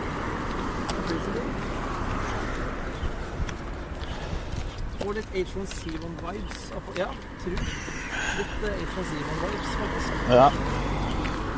Det har jeg ikke stått med. Finns det nå? It exists. It does? But you have to wait to queue up because there isn't many people playing the game. And also last time you were playing H1Z1. I don't remember, but I watched a stream. I just went into the section to have a look. Uh-huh. And they were sitting in the lobby waiting for enough people to queue up. So it's like playing Halo 3 these days.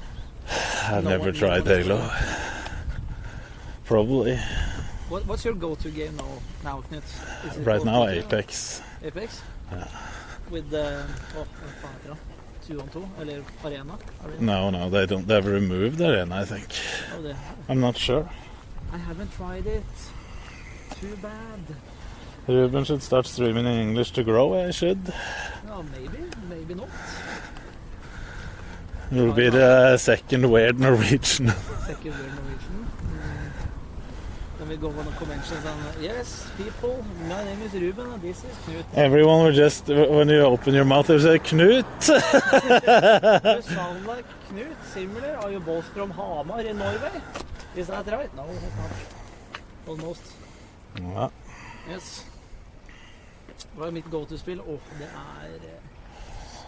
I don't have any go-to game anymore, I think. I got a lot of keys for a new golf game. Some they wanted me to try. Golf game? We can play together on computer. Yeah, sure. Can But- ship keys. We can. Real golf? You tried frisbee golf last year? Or the year It before was that? this last summer, I think. Was it? Or was it the summer before? Maybe. And I have frisbees now. 4 of them. you have 4 of them? Okay, we need to play frisbee golf and we need to play real golf, like a driving range or something. I think it's more to the driving range. I haven't played it before. Just a It's few. like, I haven't played it before. Okay, I can give it a try. And then you smack it and it hit a car or a person or something. Yo, what up? What up, dudes? Så jeg har ikke noe go-to games akkurat nå, dessverre. Jeg må sette den her en sving. I wonder whose car this is. What car is this? Or whose car it is.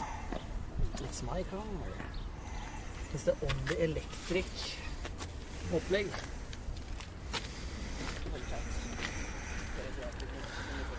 Is it fast? Is there? I can't even speak because I'm so tired. Is the acceleration? Is it accelerating fast? It doesn't. No. It's no at all. 120 horsepower. Yeah. Or electric horsepower, so it's extremely slow, but it works for me. When I have it streaming as a full-time job, I don't. it's cheap to have, so... My viewers is saying that the streamers are rich, but I say that we aren't. If you live in Norway, no, because the taxes is so fucking high.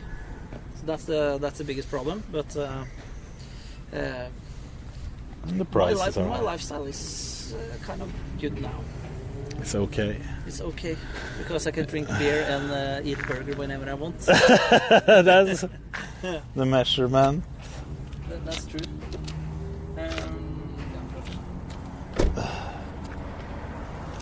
Okay, chat, I need to go now. Nice to see you. Nice to see you, Knut. Thank you for the ride and everything. So I can't wait to see the result of the movie. The video will be... I will have to download some clips from the drone. Do it. Show on stream today. Or? The drone clips we can show at least. And I have the camera you filmed with. Yeah, that's some good clips there, so you can put it and edit if you want to. Yeah, we can have a look at them. That's nice. Okay, Knut. See you. Have a safe trip home. I will. Ha det. Goodbye, chat. Okay, boys. Let's go home.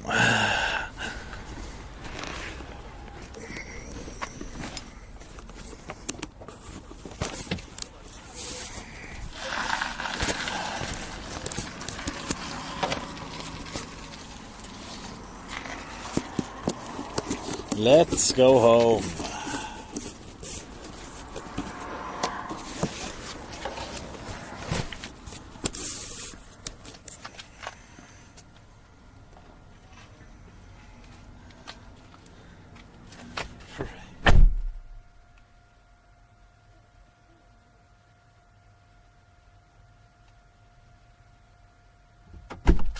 Now Everett, Ruben has been here all day.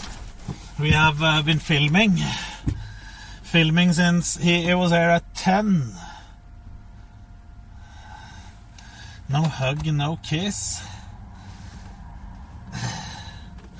Watching Ruben eat a burger.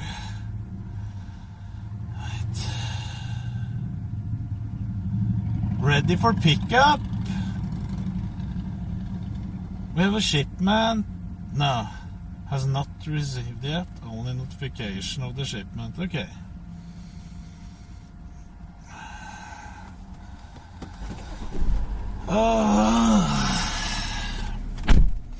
I can show you some clips when we get home. Ruben is an experienced car photographer and film director of... So he has helped us out.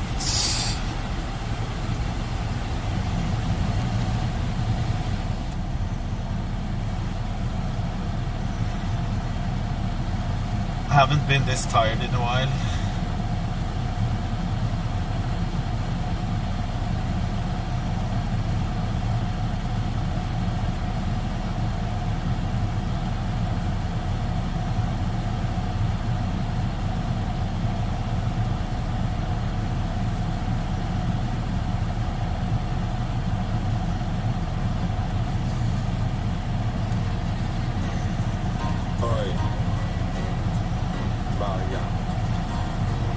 Where was the kiss and hug, Knut? Weird camping?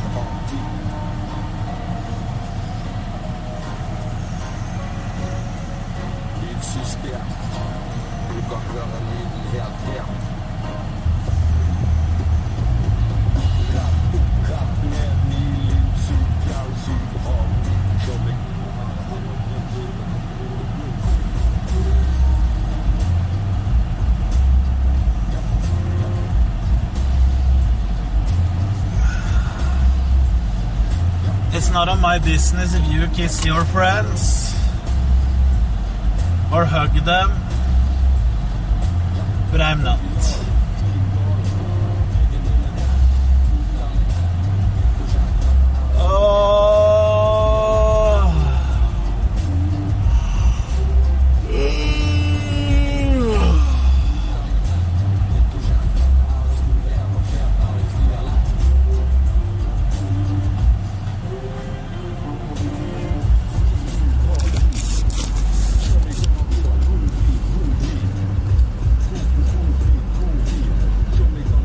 kiss your homies. Street man. You're getting a handshake, okay?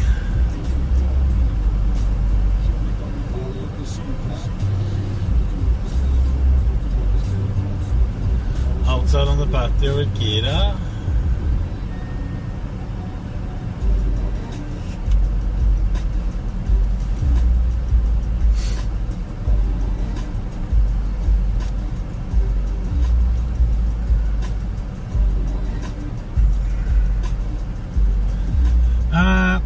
He was living in Nordstrand. I'm not sure if I think he has moved. I remember seeing some Snapchat, no, not Snapchat, but Instagram stories.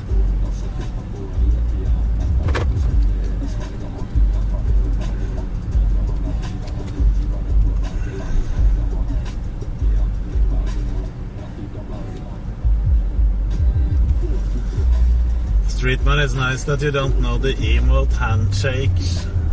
Or whatever it is, handshake. Because then you would have used that emote. They're not driving, okay. Then nice that you're waiting for me.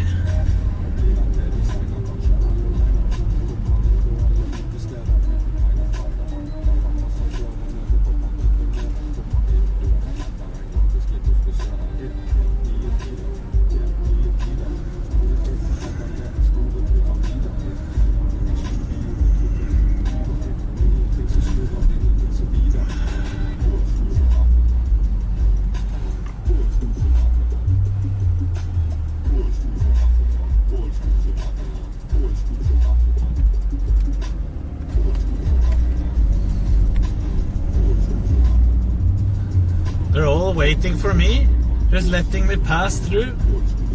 Isn't that nice?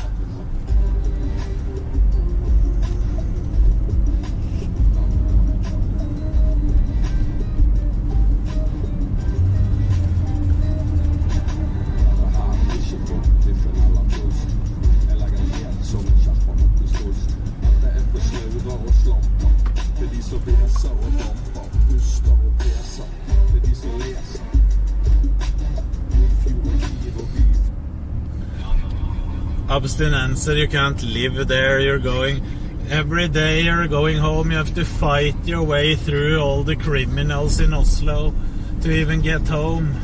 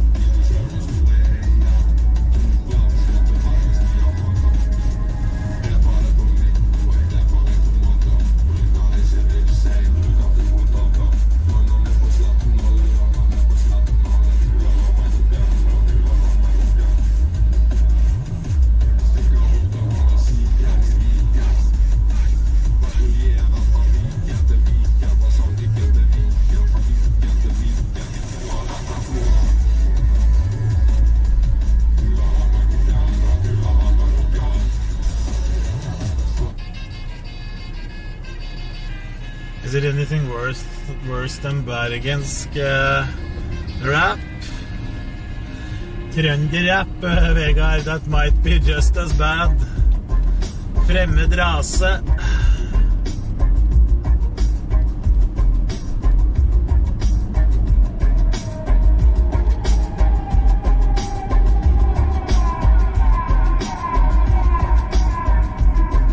And Pyong is worse, that is true.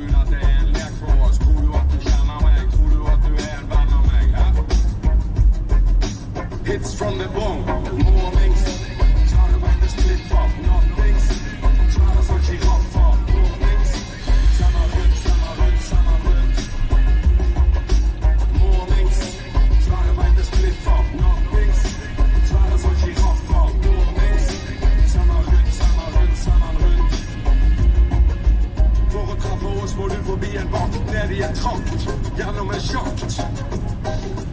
Undergrunn. Vasser i hasj, vi vasser i hasj. Tilbake fra Korsal. Trenger noen lange papir. So everyone knows, I don't agree in the text of this song, just so you know.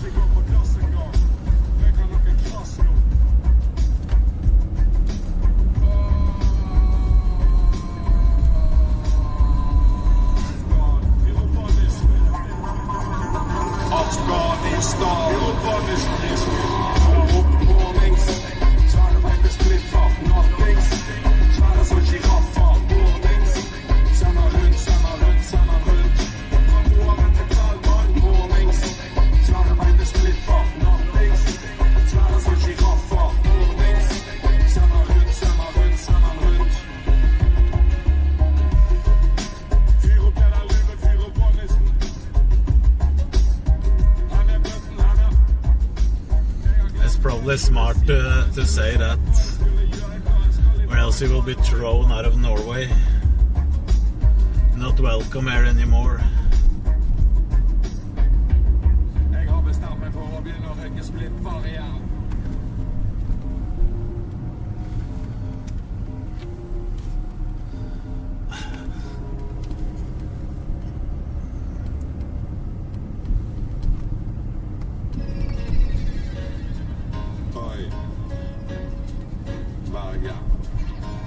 Bergen dødsdag.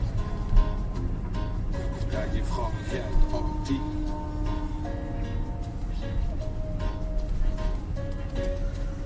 Lydsystem. Du kan høre lyden helt her. Rett ned i liv, syv fjell, syv hav. Som vi kan du telle til syv hele eller Bergen vet. Gi meg noe tung bass, og nå klirrer det i glass. Rett ned i liv, syv fjell, syv hav. Som vi kan du telle til syv hele eller Bergen.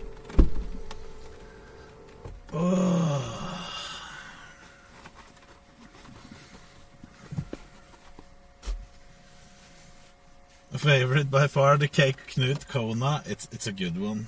Both Knut R and Knut Kona is good emotes. They represent different types of Knut.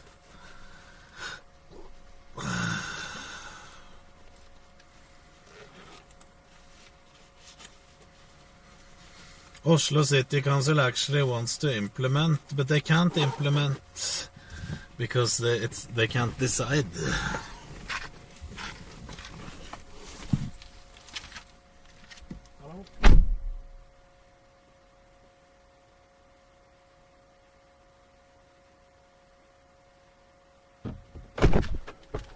Everett, I need that hat from the Norwegian rednecks.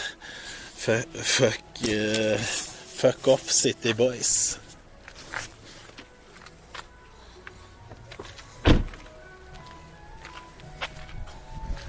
Welcome music when I get home.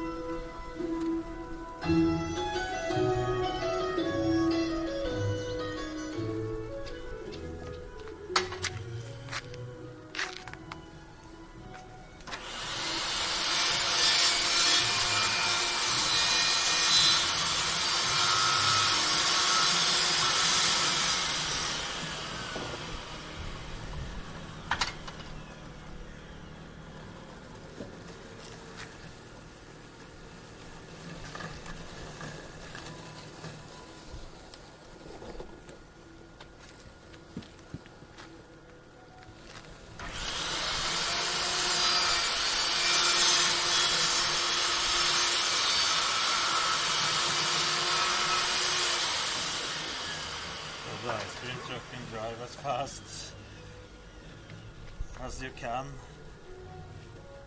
Then the music speeds up.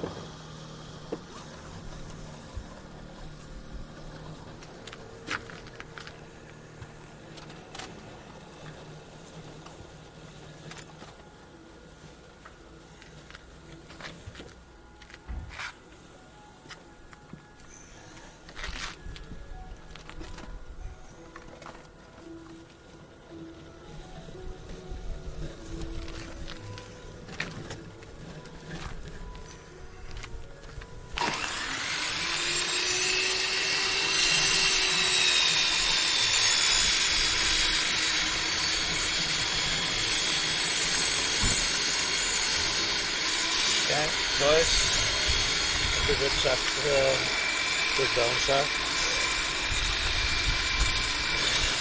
We need to carry everything.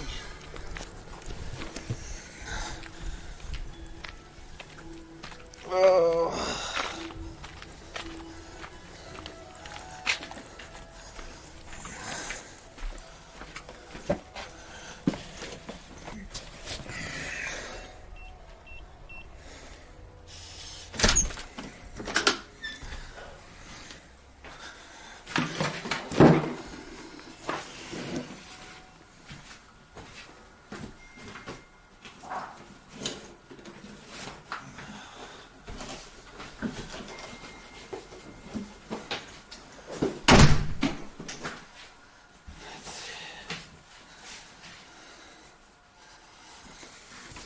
Okay, let's go upstairs. The streaming room. Oh. Hello.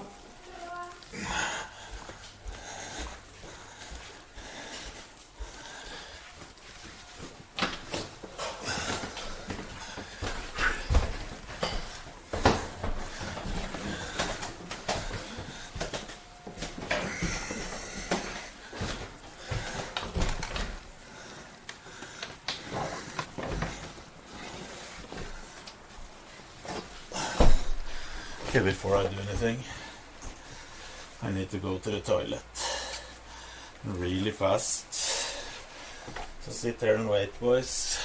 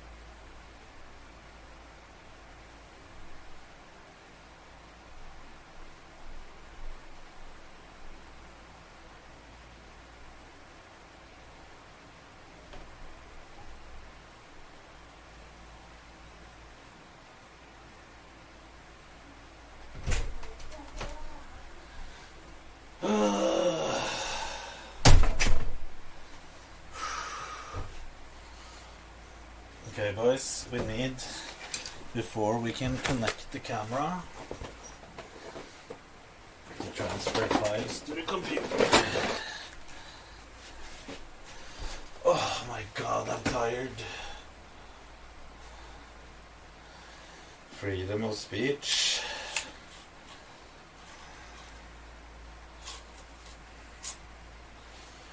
I don't want freedom of to harass people, abstinenser. What the fuck is that attitude?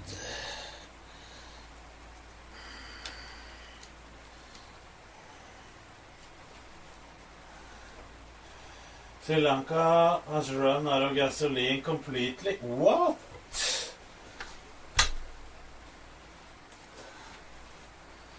I read Norway and Canada produces. Just saying.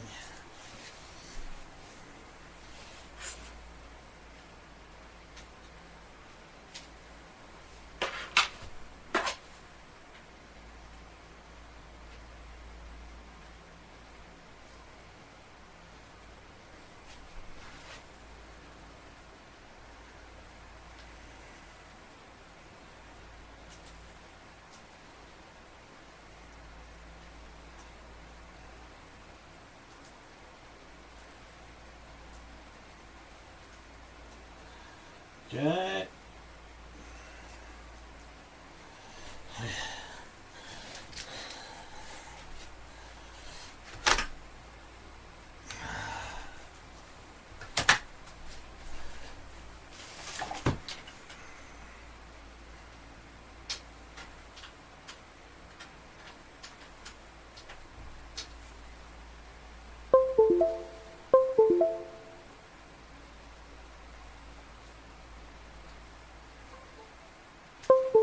I have this camera connected. We can use this till I've copied the files.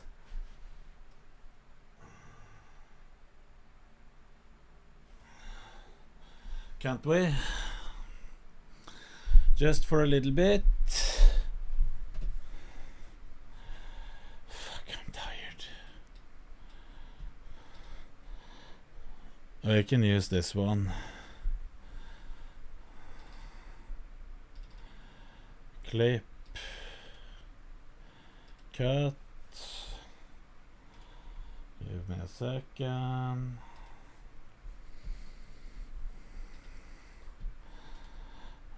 new folder,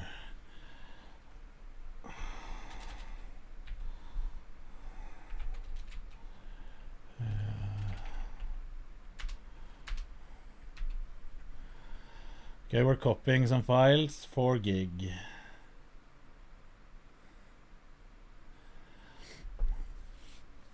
I hope the quality is good. Hi Tower, what have you been doing? I've been out filming all day. Since early morning. That's what I've been doing. And now I'm almost falling asleep sitting.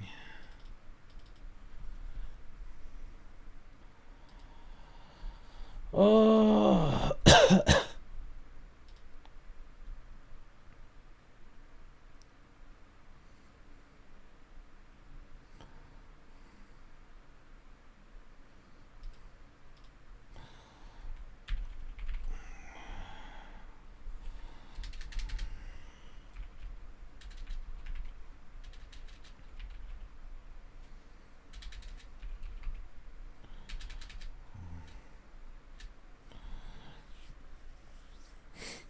Have been up late watching? No. Sleep a little hour? Nah, I'm calling it early. We have we've just been filming, and tomorrow I have to wake up. Short little nap on stream. Maybe when we have copied the files in, so we can turn on some YouTube. Put the legs up high, lean the chair back, then then we just fall asleep.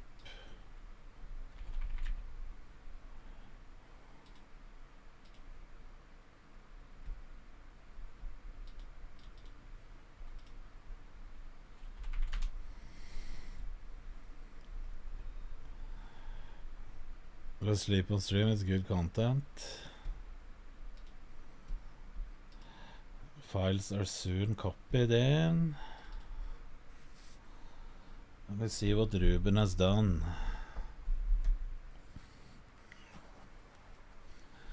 I think this is the camera he used.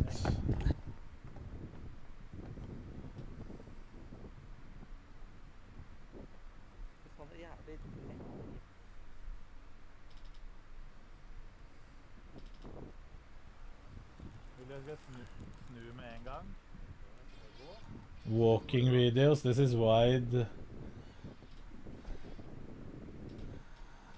Look at this clip while we're that Ruben made. Wide walk. Ruben wanted me to walk.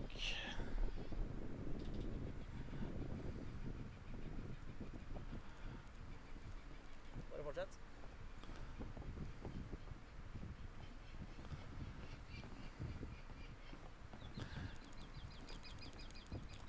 Da bare må sikte sånn cirka.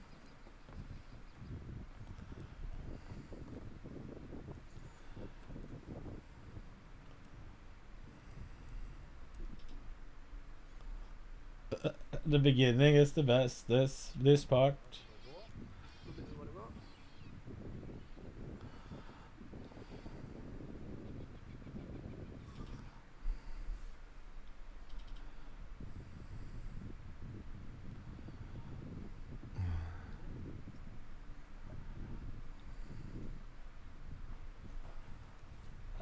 A lot of walking. Nei, det er bare å gå rett mobil. A lot of walking.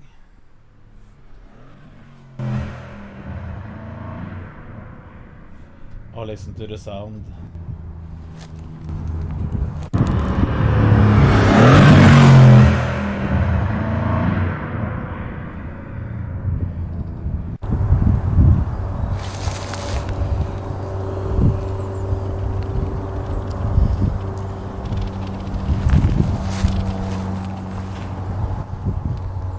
No car.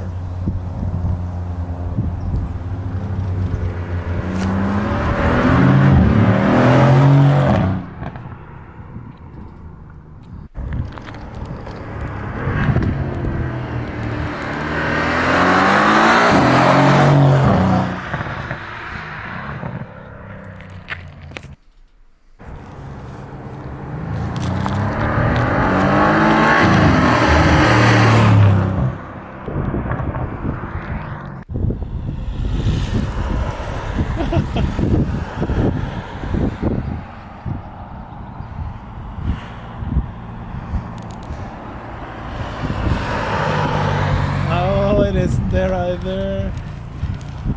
Will it ever go?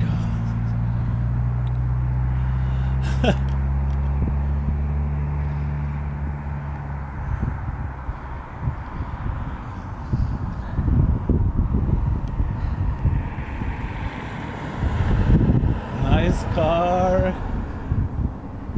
Post jump.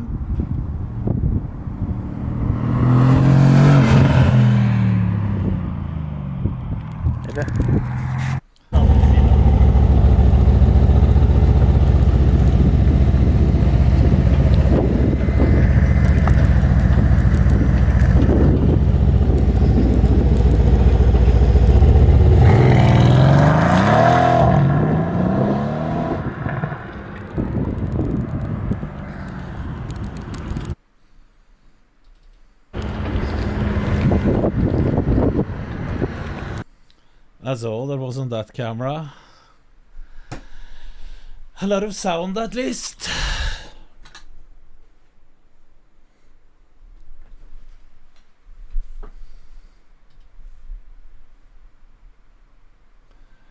Let me check.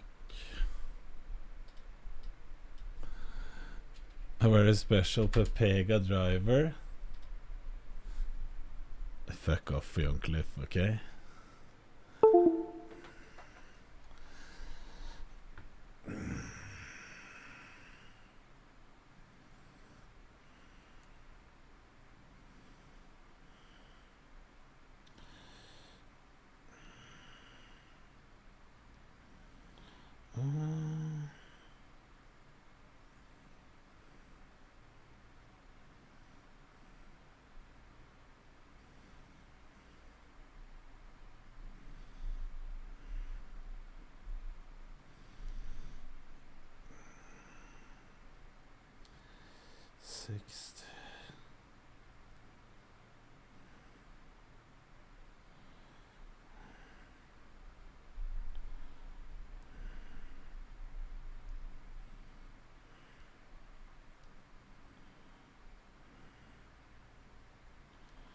No, I can't even get it back to where I want the camera. Maybe we're saved. Ruben has set everything to manual.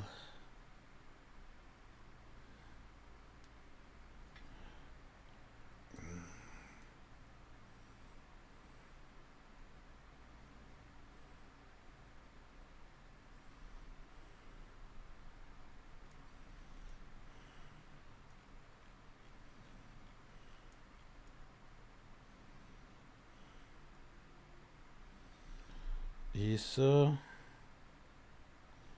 auto.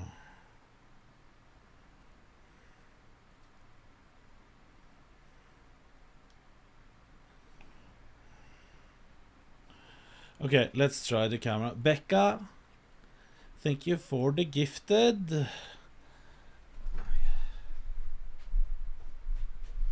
Let's try to set up the camera again.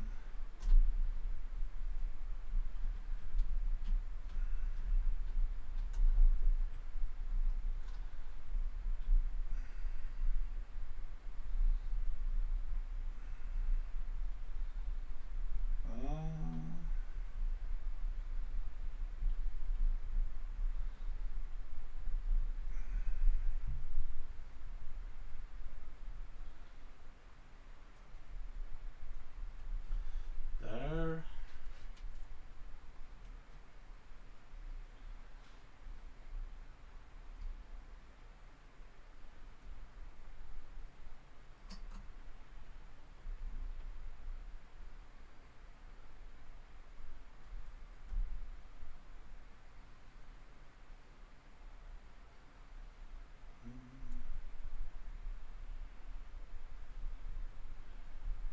Wait.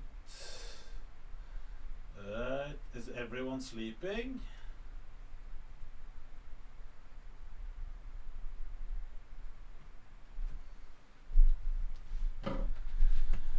Has everyone fallen asleep?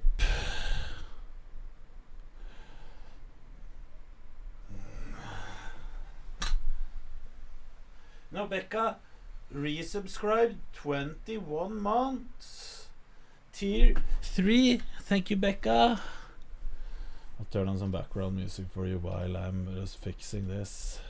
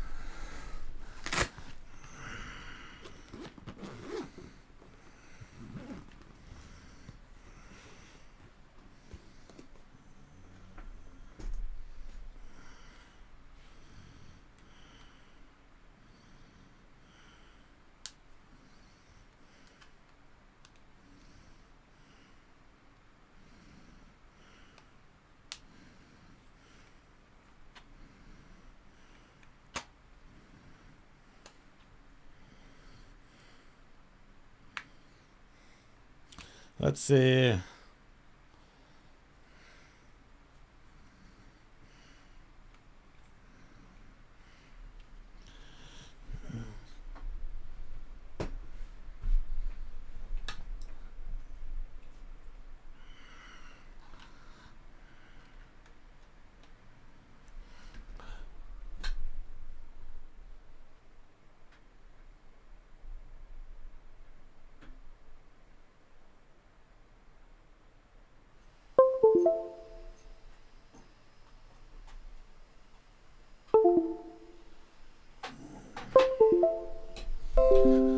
Okay.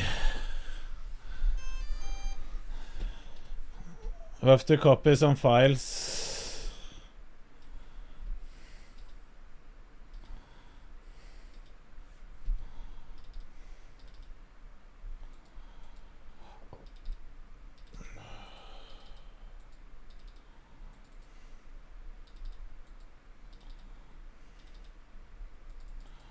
There's nothing on this one. USB drive.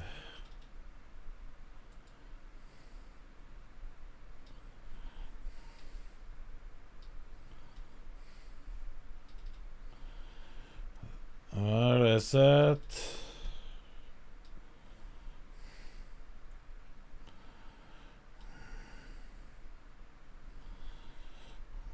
Let's see how fast this one is copying.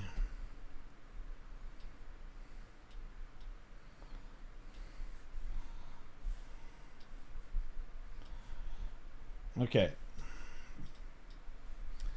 Now we're getting closer.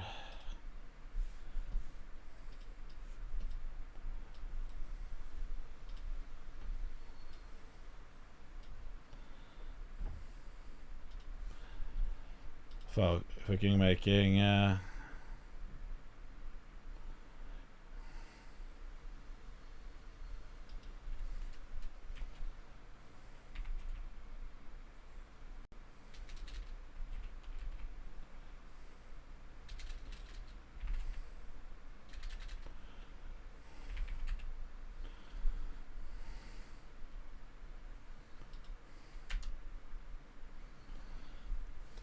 muted. No, I'm not muted. En dag skal jeg bli som dig. Roast beefy, are you? No. That's not a good thing.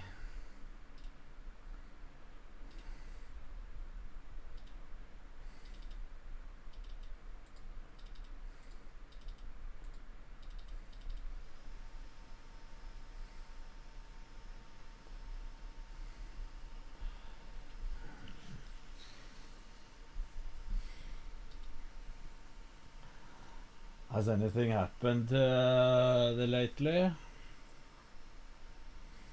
On we have opening more racket. Oh, look at what's going on. Josh, Raquel's Hello, Kim. husband comes into the room and brings me to safety, brings Raquel and I to safety in their apartment. And that's where I stayed for the next few hours. So who called the police? I believe it was Objection calls for Io. speculation. Your Honor, this is not, we have to have the context here of somebody called the police, because then the police come. So I think we have to put, I mean, it's not offered again to prove the truth of the matter asserted, it's just who called the police. Your Honor, the objection is not hearsay. It's speculation. Do you know who called the police? Yes, I do now. I'll Okay. sustain the objection. All Next right. question. Did you have a were you present when Now there was she a knows. discussion about calling 911? Objection calls for hearsay. I'm asking if she was I'll present. sustain the objection. What does hearsay mean? I think I asked Did you before. call 911? No. Okay. Did Rocky call 911? Objection calls for speculation. Do you know whether Rocky called 911? Objection, objection. I do know whether she did. And did She did not. Heard someone say, okay. All right, so what happens, when did you learn that the police had been called?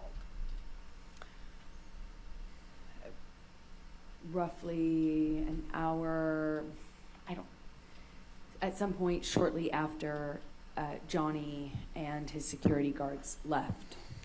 And what did you do as She a result pooped of in her knowing bed. that the police were coming? Objection, lords. I felt panicked. I didn't know what to do because I didn't know what they were going to do when they saw the state of the place. He'd also smashed up the other apartment where I kept all my things. So I didn't know what they were going to do. And I panicked. I called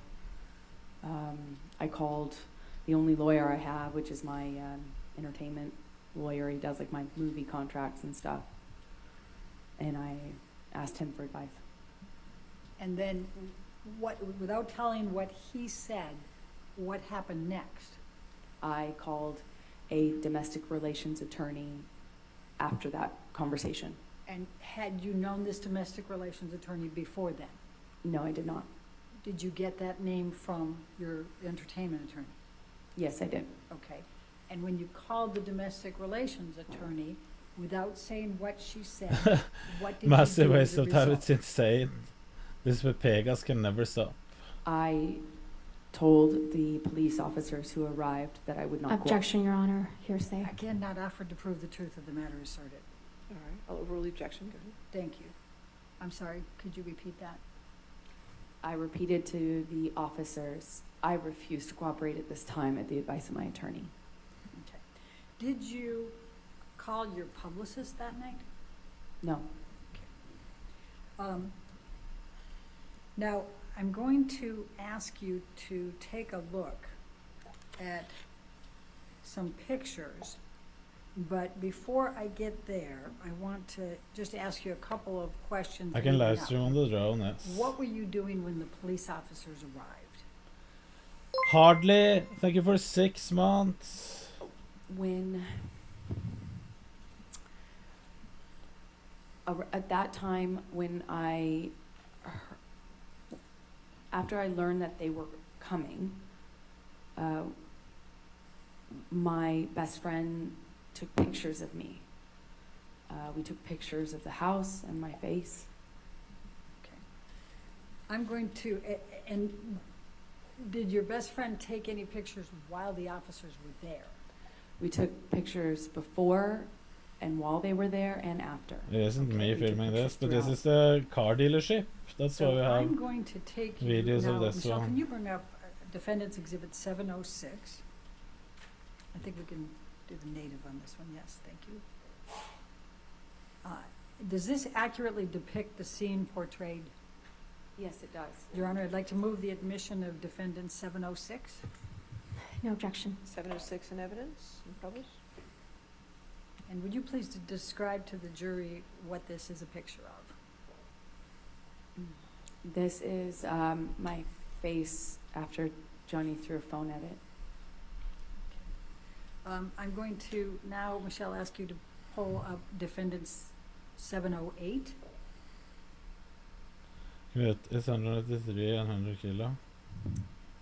And does this 193 accurately depict centimeter the and scene 100 portrayed kilo. in this picture? Yes, it does. All right. And I also see that there is a little, what we call metadata item on I'm there. 117. How do you get that on a picture? How does that happen? Can you just describe briefly? Objection, This is Your the Honor. most beautiful That's scene in Hamar, of speculation. course. Can't you see this Lack of foundation. sexy man walking over here?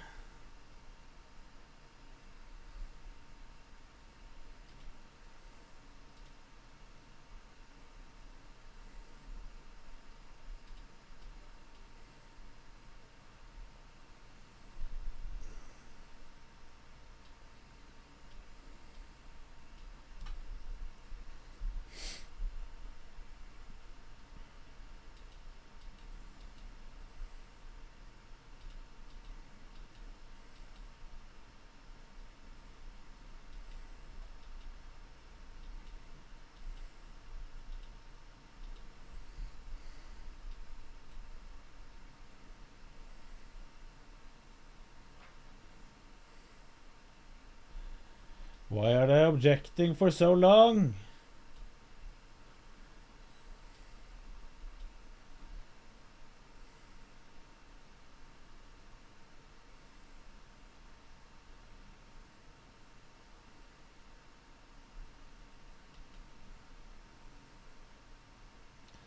Good one employee that has to stand outside the door.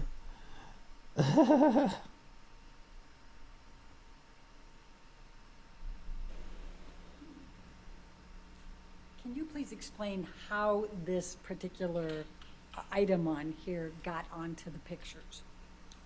It's a feature that was on iPhotos. You know, where your pictures are stored on your phone. Typically, you just push info.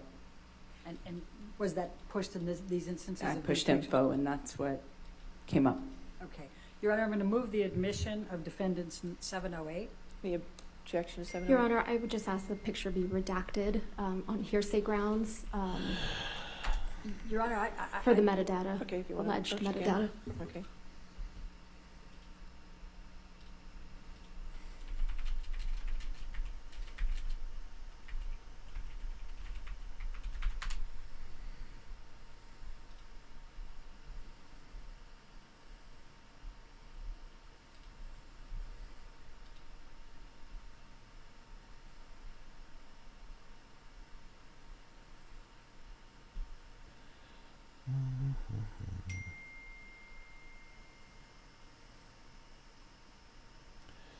Let's see. Oh, that's the wrong one.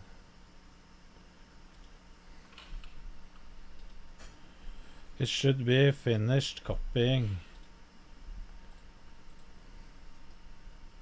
Yeah, one moment, please. All right. I'm trying to figure out how to move this. Okay, that's fine.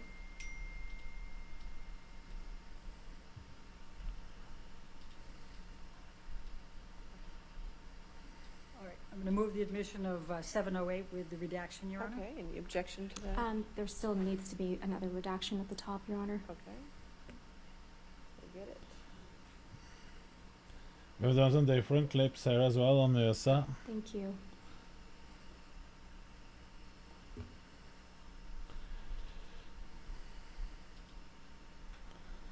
Okay, 708 with the redactions, okay? Thank you, Your Honor, and I would also like the record to reflect that we're publishing this to the jury. Yes, no objection, correct? Okay. Yes. There you go. Okay. I would like the record to reflect that this was the photo that was shown to Officer Sines and Officer Haddon. as Objection, Your Exhibit Honor. 20 That is. Your Honor, we that couldn't. is Why do you want to inappropriate, refund Your on Honor. We hadn't points? identified him. Now the jury should be entitled to know which photo Your Honor, was we ask shown that we as that approach. Okay, exhibit. we can approach. This is That's fine. appropriate.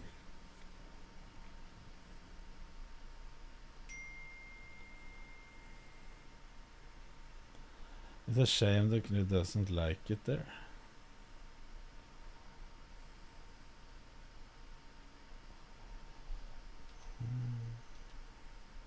They wanted me to stand there. This is where the video is starting. So for the record, You should look this soon. particular photo Soon there's was a shown to bird Officer trying to Sines and sabotage Officer the videos. Haddon He was as attacking the Exhibit drone. 24 in both of the depositions that were shown earlier where the pictures were not allowed to be shown yet because they hadn't been admitted. Amber, will you please describe for the jury what is depicted in this photo? Yes, that's a picture of my face taken. Look, soon you can see a bird trying to attack. After trying to hit me with the phone.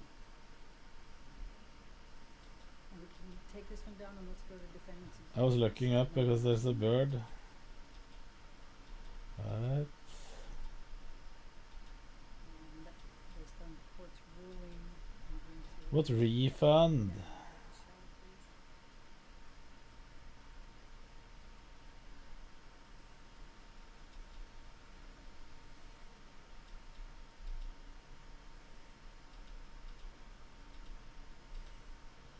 Can't see that.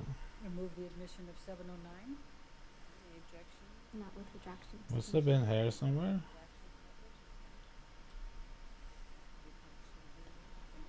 Let's see if we can see the bird. This is the photo that was shown to Officer Let's see if we can see the bird. Haddon as Exhibit 25 for both of their depositions. Amber, could you please describe for the jury what's depicted here? That is my face after Pepegas is sitting there filming. phone. Look at them. That's that night. All right, let's bring defendant 710, please. There.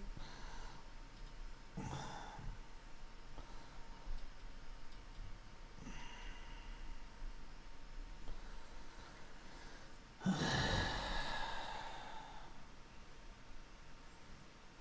Honor, I'm going to move the admission. This one was angry. Redactions have been noted by Stein. Any objection? No objection, thank you. 710 redactions.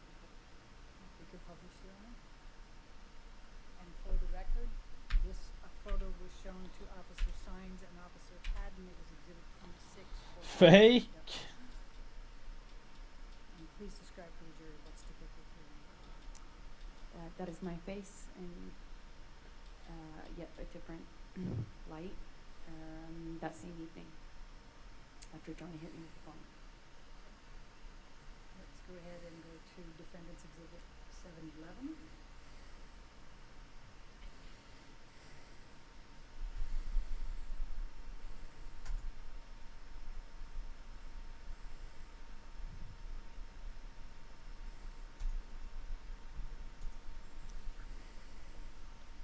And I'm going to move the admission of 711, Your Honor, with the redactions. Any objection? No objection. 711 with redactions.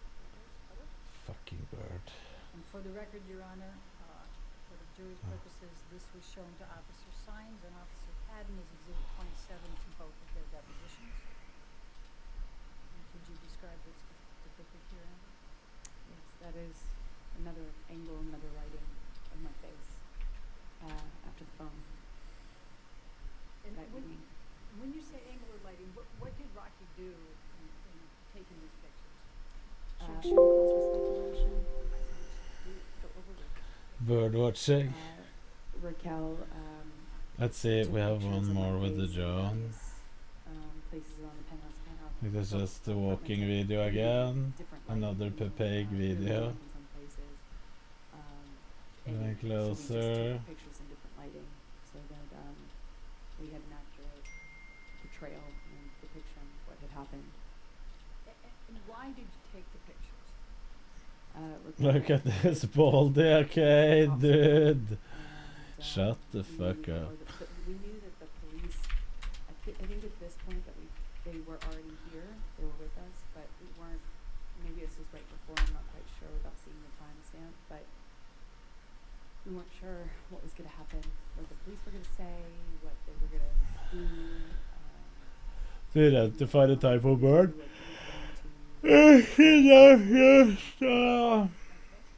So let's go ahead and bring up 712. How many weeks has this shit been going on?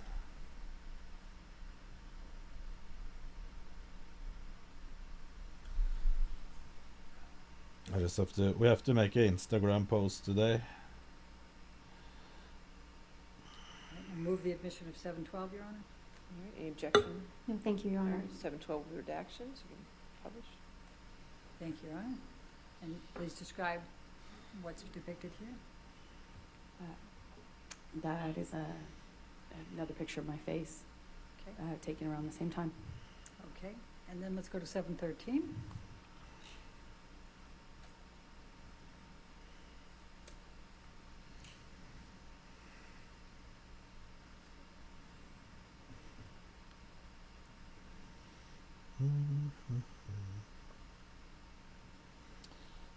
Move the admission of 713, Your Honor. All right, any objection? No objection. All right, 713 with redactions. You can publish. And for the record, this one was shown to Officer Sines and Officer Haddon as well as Exhibit 29 to both of their depositions. And just describe briefly to the jury what this is. This is another picture of my face taken at the exact same time and in the same location as the other one, just with one of the lights What turned happened on, there? or an additional light turned on in the previous one. Okay.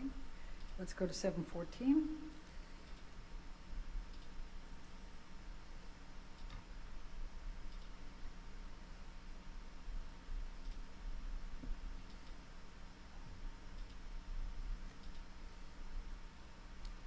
Move the admission of 714, Your Honor. No objection. All right, 714 Ryan says, with why do you want that redactions. many points?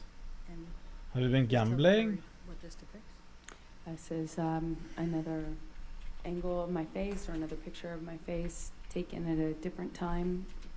I don't know if this is later or before because I can't see the time on it. Okay. Take that down. Let's go to 715.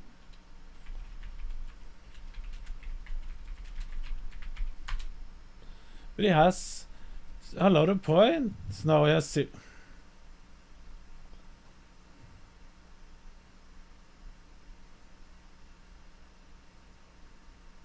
going to move the admission of 715, Your Honor. No objection. Item 715 with redactions and evidence from published. Thank you. And for the record, this one was shown to Officer Sines and Officer Haddon as Exhibit 17 for both. Please describe for the jury what's depicted here. That is a picture of my face. Some point later on No, in you the can night, gamble. that was taken in Rocky's apartment, or in the apartment that she was staying in. Okay. And let's go to 716.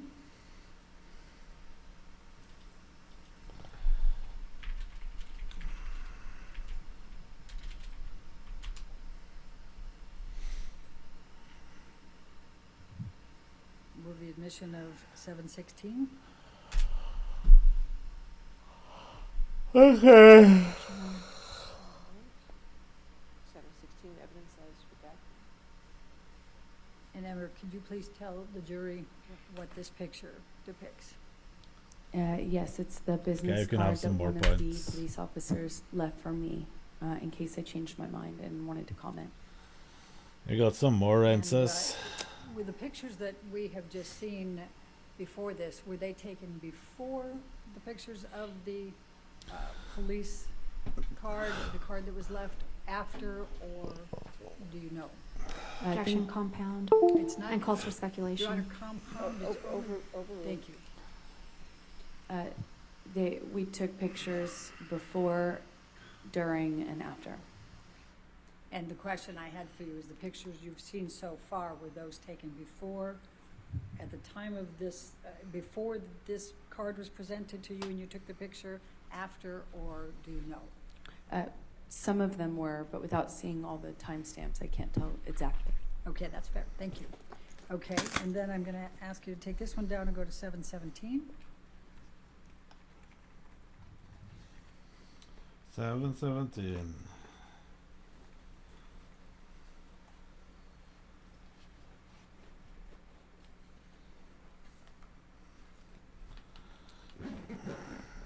And I'm going to ask you, I'm going to move the admission of 717, Your Honor. Any objection? No objection. Item 717 is redacted in evidence. Thank you. And please just describe. Okay, are we now sleeping a bit? The two officers that first Is it responded sleeping time? gave me that card. This is the front of the If I had the business card. bunad, yes. Can you tell the jury, just explain what the interaction was that you had with the police officers? Save, yeah. Just describing what you observed as they came through. I did not From want to speak Xavier to from them. what? I asked that Raquel's partner or Rances? asked them to go away without speaking to me. And just so that Okay, I have a deal for you, Rances. Before I save Red, I have a deal for Rances, okay? Listen, Rances, this is the deal. I will give you all your points back and double them on one condition.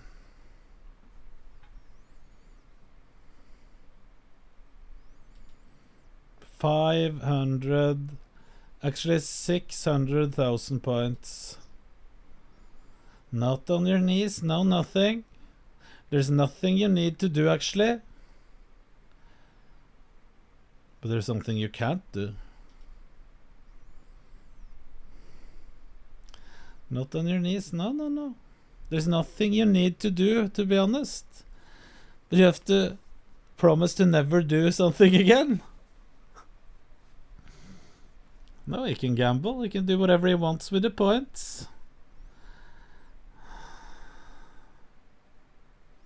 No gifting subs included in the deal. No gambling. You can never bully me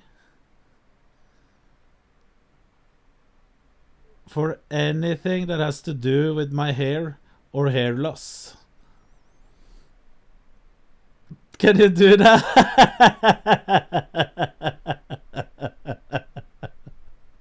No points? Okay.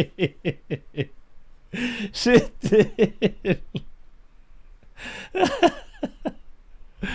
I offered you to double your points. And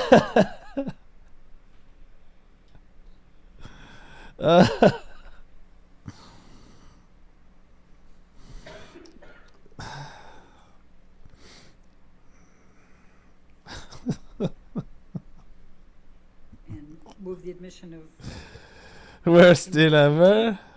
No objection. All right, 1493T in evidence. And what does this? Okay, I offered you a fair This is a deal. picture of, You said a fair no, that's okay. My eye, my face. You can After save that up from perhaps the by the beginning. lighting, it looks like it might have been taken the next day, but can't be tell. I mean, I can't tell for sure. Okay, and then let's go to 1493. It's fair to say no.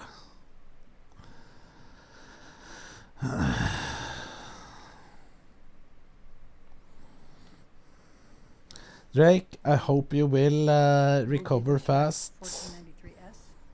No objection. All right, 1493S in evidence. And what does this depict? And this is another picture of my eye and Drake, are you almost dying? side of my face. Is it that bad? Now, were there also pictures taken of the property that you described, Mr. Deb, destroying or damaging? Yes, there were. Okay. Michelle, can you bring up Defendant's Exhibit 700? And based on Your Honor's rulings, we will take off the metadata.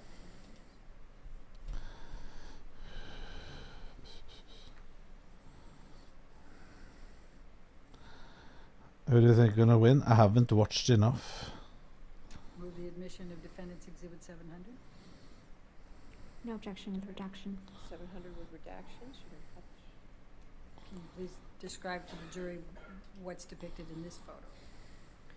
Yes, my friend was preparing for a bead show and had displays to show these bead necklaces she made. Amber didn't And, snort she needed some coke, counter okay? space Are you to high? Kind of set up the displays. Are that she's you going to fucking use the high? next day.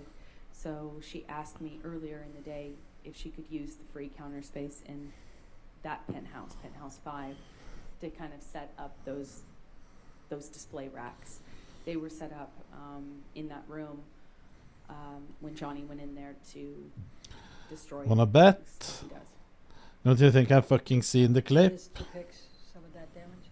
Yeah, security let him in, even though I had asked Objection, Your security Honor. not to. Speculation I don't think that was speculation. and lack of foundation.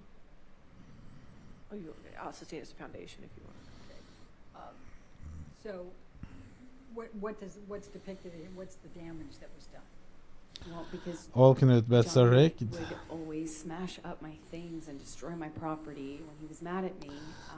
Objection, Exemo, Asked speculation. him to let him in so that he could Objection, do that. speculation.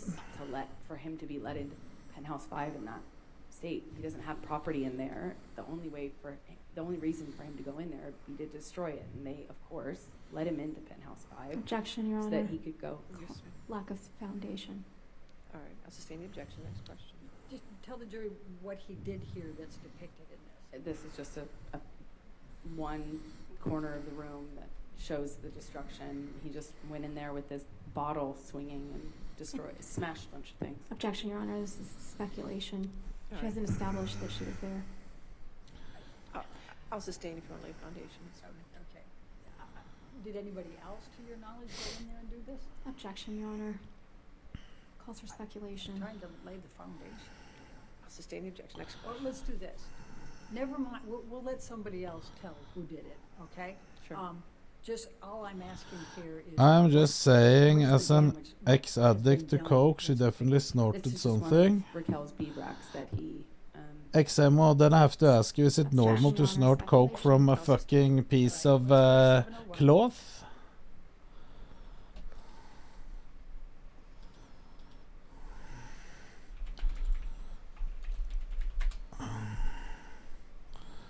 You probably know this way better than me. Or did you prefer using... Under 701. With redaction, no objection. All right. 701 with redactions and evidence. Thank you. Amber, can you please describe what's depicted here? Yeah, it is our bedroom and penthouse. Some Three main people do. penthouse. Looks like he was just throwing things. Objection, Your Honor. Calls for speculation. Sustain the objection. So Everett, we can also add in describe actors. what you see here as opposed to what you say he did. Can I you see a do that? bunch of art tossed on the bed. Okay, where was that art before Mr. Depp was at your house on May 21, 2016? Hanging on the wall where it belongs. Let's go to, Michelle, can you bring up defendant 702, please?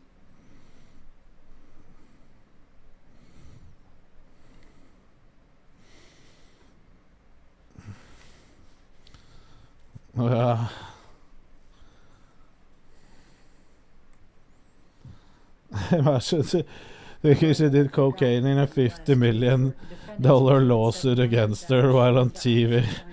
True. But she was planning on doing something up front. Taking all of these fucking pictures. 702, please. How many times have you trashed the place? Okay, maybe you haven't trashed the place. I have not. What is this, Jake? Am I enjoying first the bath?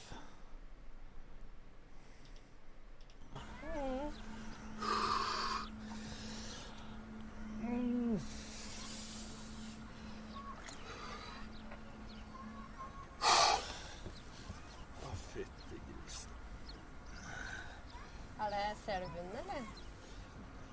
Du ser så vidt beina dine. Jævla kaldt.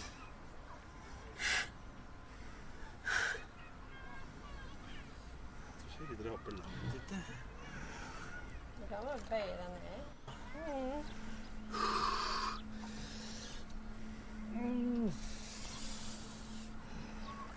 ned. She can't even explain herself. She has fake tears and fake pain too. It was cold.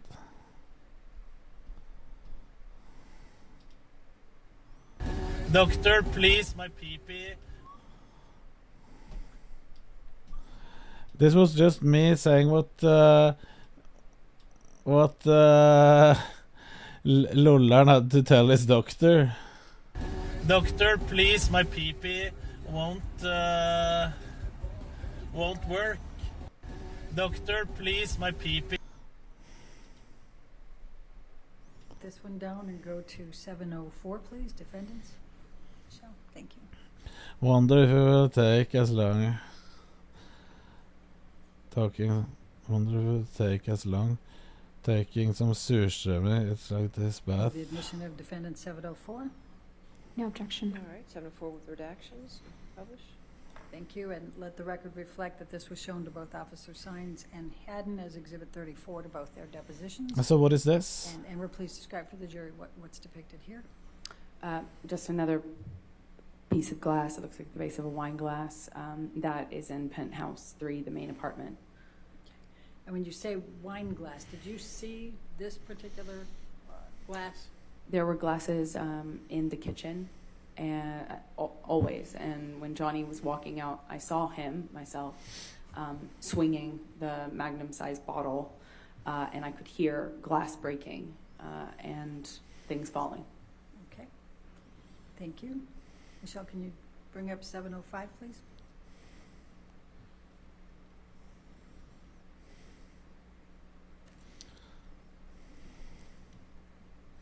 Is this evidence in their mind? I don't know. Move the admission of 705. No redaction. No, excuse me, no objection. All right. And let 705 in evidence. with Thank you, redactions. Your Honor. Thank you. Go ahead. And let Can the record you reflect post this the was shown part to clip? Officer Haddon in Exhibit 36 of his deposition. Amber, can you please describe for the jury what's portrayed here? Things knocked over on the kitchen countertop, and I see pieces of broken what are you glass questioning? on the countertop as well. Let's go to 707.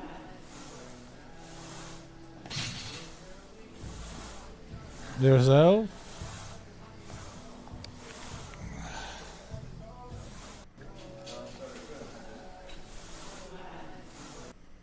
Move the admission of 707. Any objection? No objection, Your All Honor. right, 707 with redactions and evidence. Thank you. And let the record show that both officers Tiny there. and were shown this picture. It was Exhibit 18 in both their depositions. Amber, could you please describe to the jury what's depicted here? This is the Tiny. hallway leading leading up to the apartments. So this is the hallway that connects all of the apartments. It's kind of an indoor-outdoor sort of hallway, meaning it's covered, but it's exposed on the far ends of both. It's hard to the tell. elements. So this is not carpet. It's like a plasticky. I don't know how to describe the material. It's like a plasticky kind of netting. Not netting. It's difficult to describe, but it's a kind of an outdoor sort of carpet. All right, and what's depicted there? Wine on the floor and a little on the wall, it seems. Okay.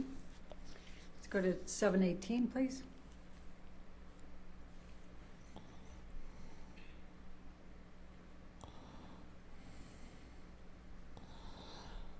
It's hard to tell what she's trying to do. Or the admission of 718. No objection. All right, 718 with redactions and evidence. No, today they started up again. They had a break last week. Deposition Exhibit 31 for both of them. Amber, please describe to the jury what's depicted here. It's, another. I'll just another photograph pre-watch on the it. floor, not the wall. This one appears to be remarkably unbroken. Okay. Let's go to 719, please. I think I see that this is fine.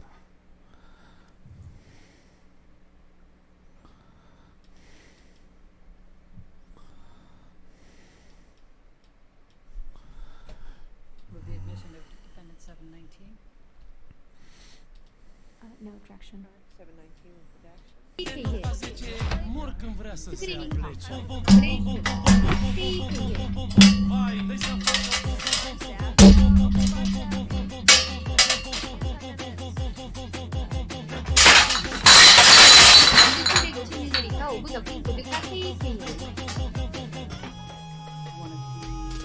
KKW, KKL, KKL, KKW, OM크기, KKW, 노플리케티스, KKL, KKW, BADT, 고투 베드 카레 KKW, Yeah. KKW, 히아웃, 몽카스, 텍스드 아웃, 나이트 나이트, KKW, KKL. Defendant 720. No objection. 720 with redactions. Where can we watch? This was shown to Officer Sines and Haddon. Deposition Exhibit 43 to both. Amber, could you please Same clothing, is it? That's Right. KKL, 스크리닝 브레이크,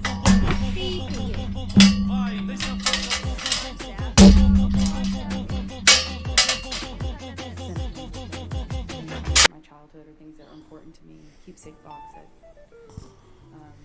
has been dumped out. Looks like. let's go to defendant 721.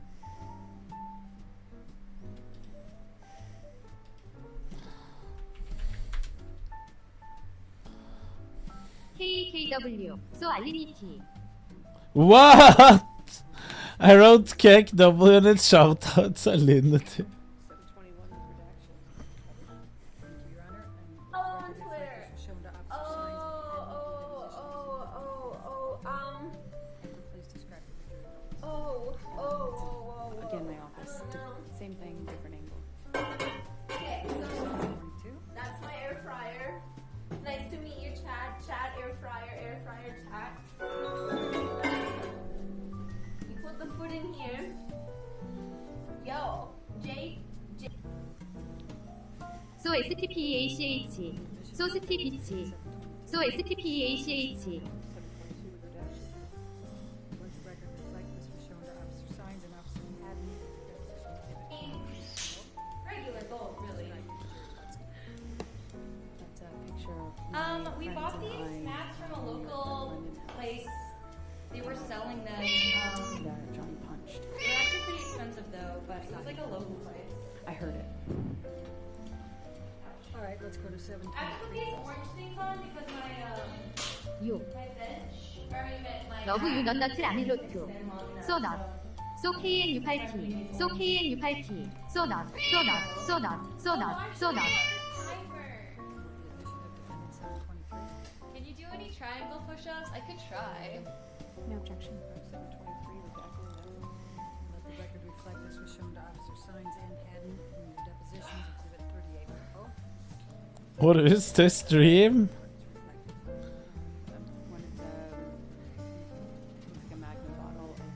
퍼프니스. 너같이 스팽크. 너같이 스팽크. 너같이 스팽크.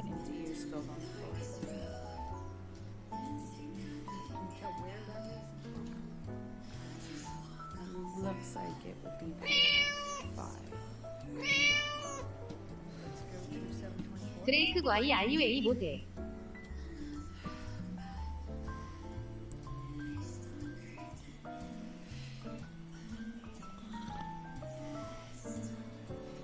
소킹킹 소 아이 인크레스 유어맘. No objection.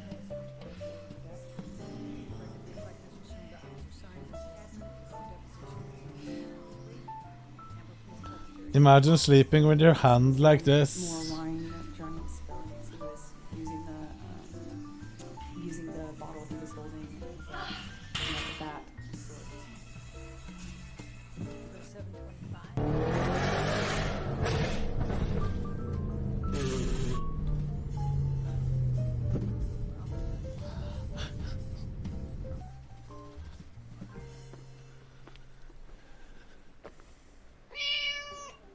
소나트. 소나트. Oh, I remember that clip.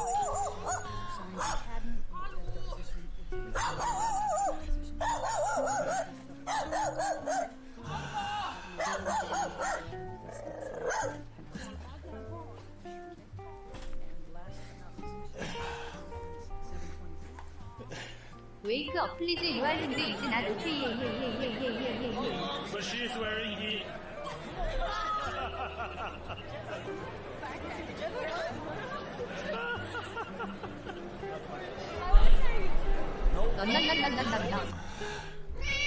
That's years ago, Toki.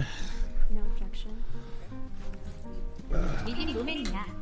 드레이크 아이템 나 사운드 유캔 시오. 오픈 스토어. Where? 오픈 스토어. 드레이크 석세스풀리 업데이티드 332 아이템즈. 본트 Hello, 오픈. Mr. Barber. Can I please have a discount on the price? As you can see, the job is much easier 스타를 저스트 because there are 포로맨이야. not many hairs left. Sand. Deposition 32 exhibit to their depositions. And Amber, please just describe to the jury what. Harry is a boss. More spilled wine on the floor. Penthouse 3 appears. Okay, what does this prove? Now, It doesn't even look like wine, it when looks the like police water. officers were there, did either of them take you aside by yourself and talk with you? Yes. Which one, or both? The male officer I did not have much interaction with. The female officer said she needed to speak to me by myself, pulled me aside. We went into penthouse 3, the main penthouse, to speak there because I had been in penthouse 1, Raquel and Josh's apartment up until that moment. Okay. And then what, if anything, did she ask you? She asked me if I would make a statement, if I would cooperate. She kind of indicated to me, I don't remember if it was what word she said, but she kind of gestured to my face and. Objection, Your Honor, hearsay. I think she could, if she gesturing to her face is not hearsay, I'll it's not a sustain. statement. I'll sustain. Hello, the RGB, objection. thank you. And it's also not offered to prove the truth of the matter. I'll sustain the Okay. objection. Next one. So what happened next?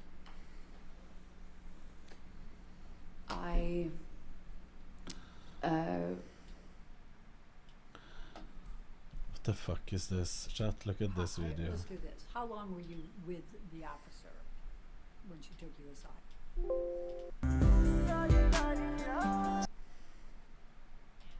As a result of that, did you cooperate? Final No, result. I did not, but it was my understanding that I couldn't stop them from walking through the apartment, which is what they indicated to me. And were you with them when they walked through the apartment?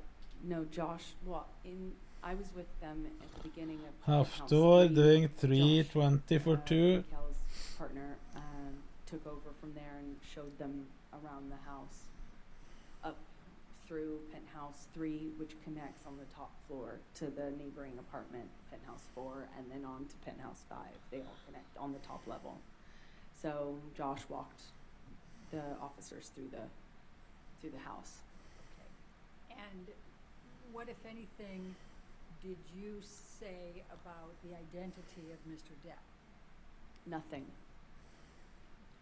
Were you asked? Yes. But you refused to tell them? Objection leading. Sustained. Okay. Why did you refuse to tell the police officers Mr. Depp's identity? Because I did not The hell want is this? them to arrest Johnny. I did not want this to happen. I did not want any of this to happen. I didn't want to get him in trouble. What?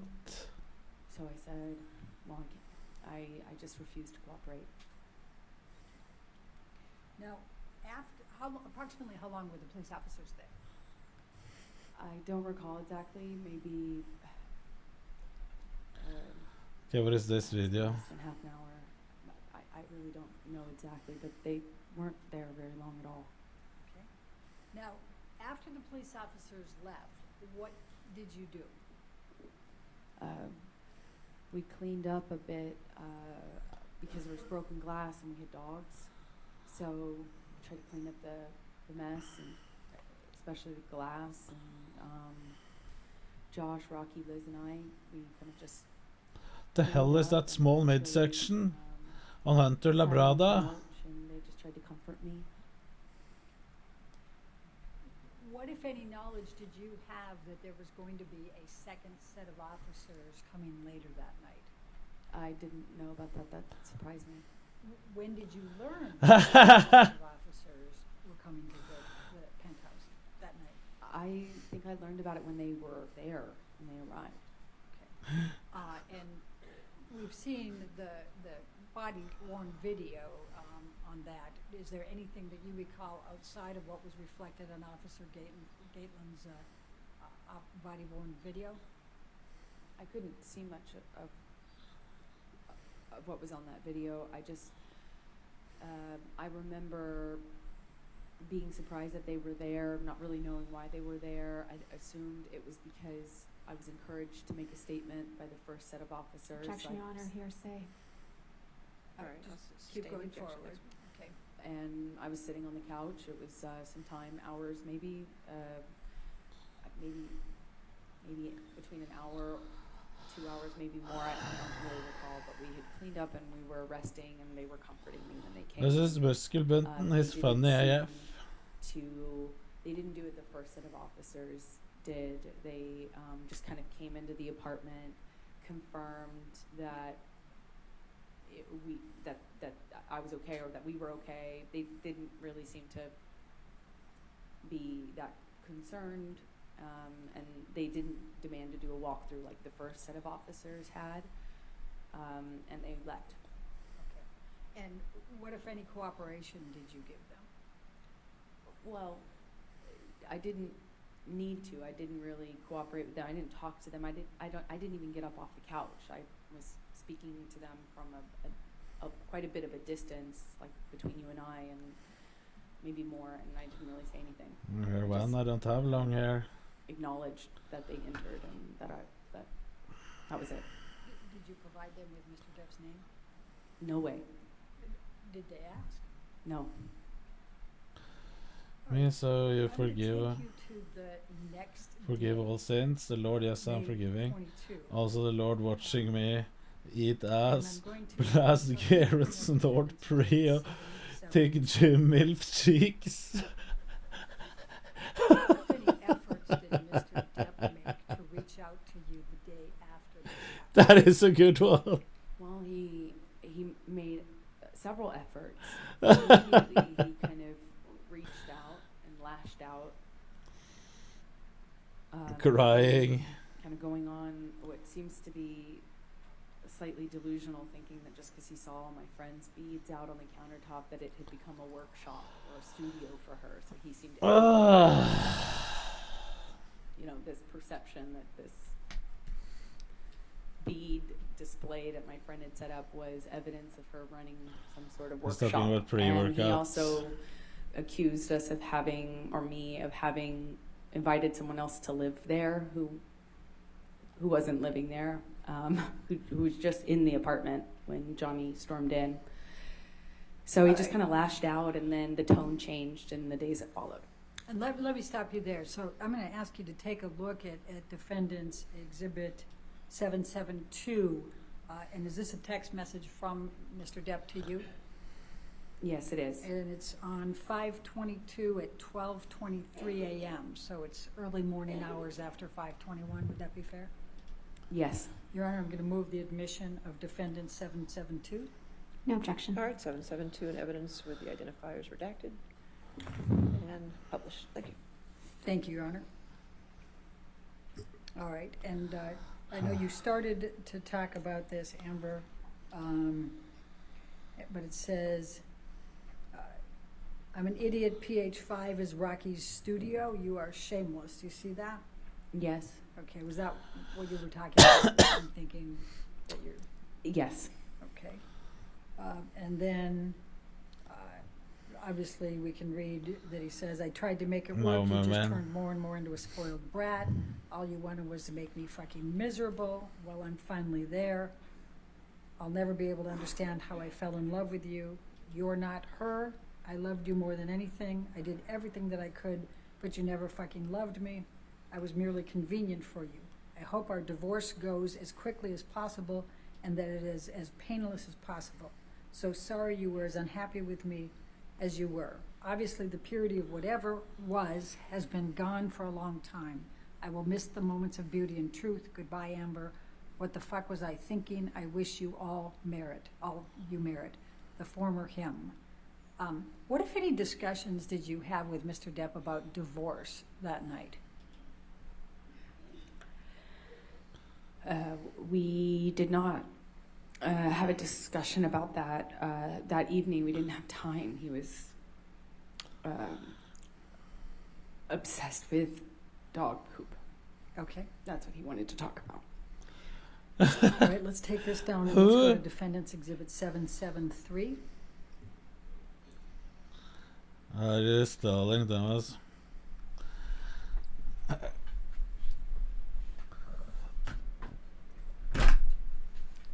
Now, this is a text exchange between you and Mr. Depp. It starts with Mr. Depp on 5/21 at 6:58 p.m. just saying here. Does that refresh your recollection of when he arrived at your penthouse on May 21? Yes. Okay. And then the next series are on 5/22. They start at 5:13. And you're discussing talking. You said, sorry, I'm just leaving Amanda's birthday now. Do you see that? Yes, I do. All right. And then he responds to that, correct? Yes. All right, Your Honor, I'd like to move the admission of Defendant 773. Your Honor, if we could just... Fuck, I haven't ordered it yet, but I need this. Is it just this page? No, there's 3 pages. 3 pages. I'm just reading Michelle's hands. Yes, Jon Cliff.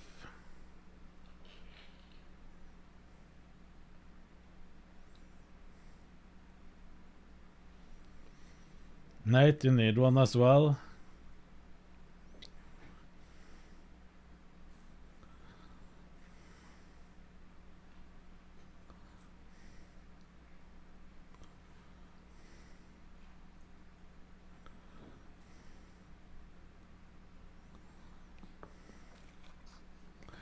What's a city? But explain for those who doesn't get yet. No objection, Your Honor. All right, 773 in evidence with identifiers redacted. Would you be down for boxing? No, down for fighting John Circa in a charity boxing event for streamers? No, I wouldn't boxing anyone in a charity event. Okay, we've got got it published to the jury. So let's go to the top, Michelle. I'm from Hallingdal, that is starts true. out with him, this is the 5:21, 6:58 p.m. saying he's there, correct? Yeah, but I think he came in later than that. Took him some time. Okay. And then if we move up, the next one is you at 5:22 at 5:13 p.m., correct? Yes. And then you say, thank you, and then can we still speak in a min? My version of City All of Boys. why you sent those texts. I believe we had spoken on the phone. Or I can't control this, correct? The screen. I don't know We what can give you control, yes. Maybe we should do that and clear out my purples. I just don't know what was sent right before this. Go ahead, go ahead. Your Honor, Well, she can't scroll. She's asking to scroll. Okay, Michelle, let's have you scroll if you can. I'm trying to find a Through just slowly. Kar vi et ekte halling on the back of Bergen today? Man, I want that on mine as well. Ekte halling. Okay,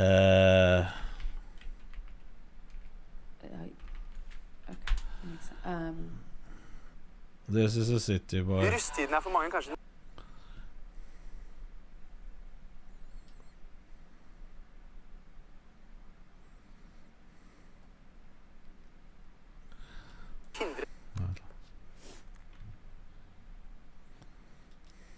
Rusttiden for mange kanskje den viktigste høytiden i året. Det litt som gradferd eller fødsel, men det som vanskelig i år at det blir jo ikke noe særlig rufftreff på grunn av denne koronaen. Ta det helt med ro, jeg har tenkt masse på det. For å hindre smitte av korona, ta vel imot Bubbles 2020.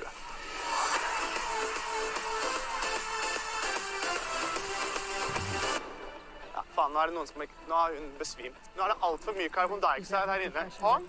Way too much carbon dioxide. Det som så utrolig kult med Bubbles 2020, det at du ikke kan smitte eller bli smittet. Som gjør at rusttiden kan bli kult for alle, på tross av at man hoster litt, og det folk som dør. Se der. Nå det 2 stykker som skal prøve kongen. Det blir ikke noe kjønnssykdom gjennom de ballene der, for å si det sånn.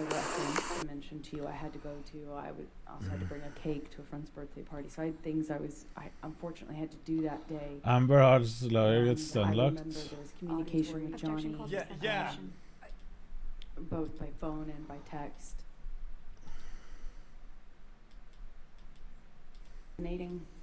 Auditory. Objection calls for speculation. I'll sustain the objection. Please tell the jury exactly what he was doing that led you to believe he was hallucinating. Objection leading. Sustained. What, if anything, was Mr. Depp doing that would have led you to believe he was hallucinating? Same objection. Sustained. Please describe what Mr. Depp was saying in January of 2016. He was talking to people who weren't there, meaning people who were not in the room. He was communicating with people and sounds and voices that weren't there. I know because I was donating auditory. Objection calls for speculation. I'll sustain the objection. Please tell the jury exactly. What channel is he watching on? So we can see Johnny Depp as well.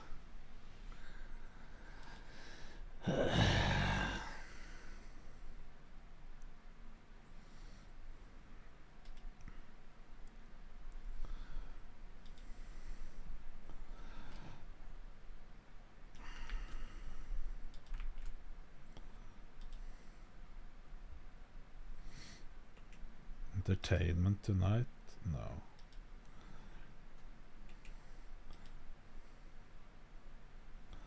This one probably. And this is at 5:22, so this is 6:19 p.m. Do you see Good that? morning, Firas. 5:22. And he says, just let me know when you have a minute, and I'll give you a call. Nothing I have to say. You should elicit anything but a sense of ease. Do you see that? Yes. And then he says, all my love and profound apologies. What was he apologizing for? Objection Do you calls know? for speculation. What was your understanding of what he was apologizing for? Speculation, Your Honor. Sustain the objection. Okay. In his phone call with you, did he tell you what he was apologizing for? Yes. What did he say? He was sorry that he reacted the way he did. He said he didn't mean to hurt me. He didn't mean to hurt me. If he really hurt me that bad, he's sorry. But he didn't mean to.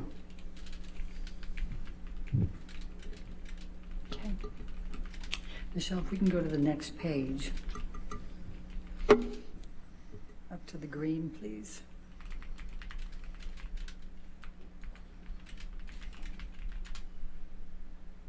And he says here, I'm sad, I'm scared, and I'm broken, my sweet Slim.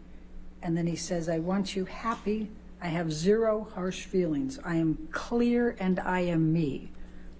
What did you understand him to mean by I am clear and I am me? Objection, Your Honor. Calls for speculation. Do you I know have an what he understanding? Okay. But, Your Honor, Did there's he a use lot. that phrase with you? Hold on. I'll sustain that objection. I'm You can trying to actually- get to the I next know. one here. Then you can ask your next question. Go Thank ahead. you. Did he use those phrases with you during your marriage? Yes, he did. What did Mr. Depp mean when he says I am clear and I am me? Objection. Calls for speculation. I think I established the foundation. Overruled. Go ahead. Thank you. That he had sobered up. That he had sobered up and he was not the monster again, that he was him. That he was a good guy I loved. The one that I trusted.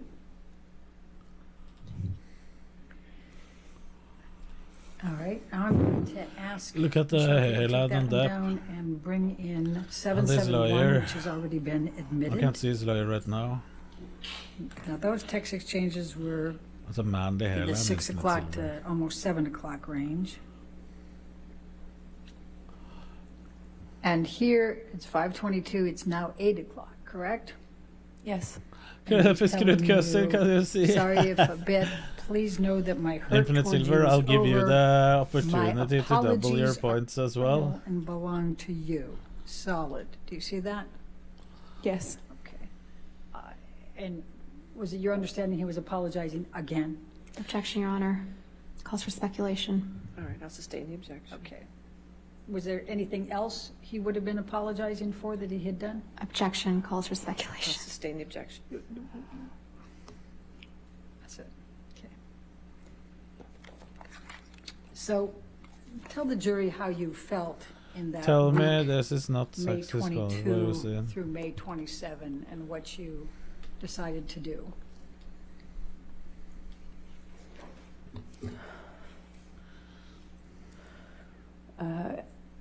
At the time, it felt like the hardest thing I've ever had to do. Eyes can see it, it's John there. I had worked so hard to try to make this relationship work. I went to therapy, I went to Al-Anon, I got help, I read books, I did everything I could possibly do, and it didn't work. And I was conflicted. To answer your question, I was conflicted. I knew after he threw the phone at my face that after all that month of not seeing each other, that not getting better, not getting clean and sober, there wasn't even, I didn't, you know,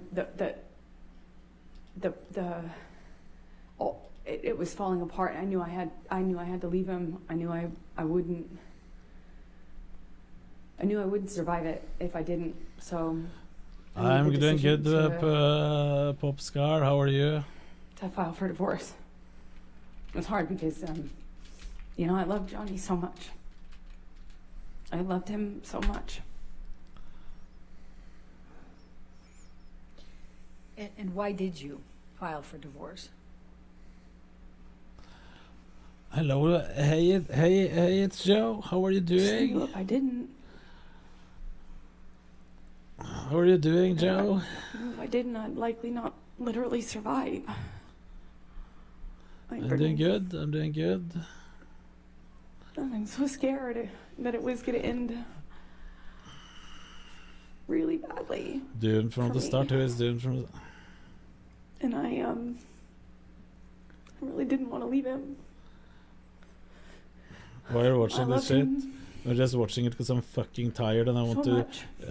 I most want to just wouldn't sit there have and done sleep anything, for a but bit. I couldn't do that one thing. I couldn't stay. So I'm putting on the lowest effort content you can ever do.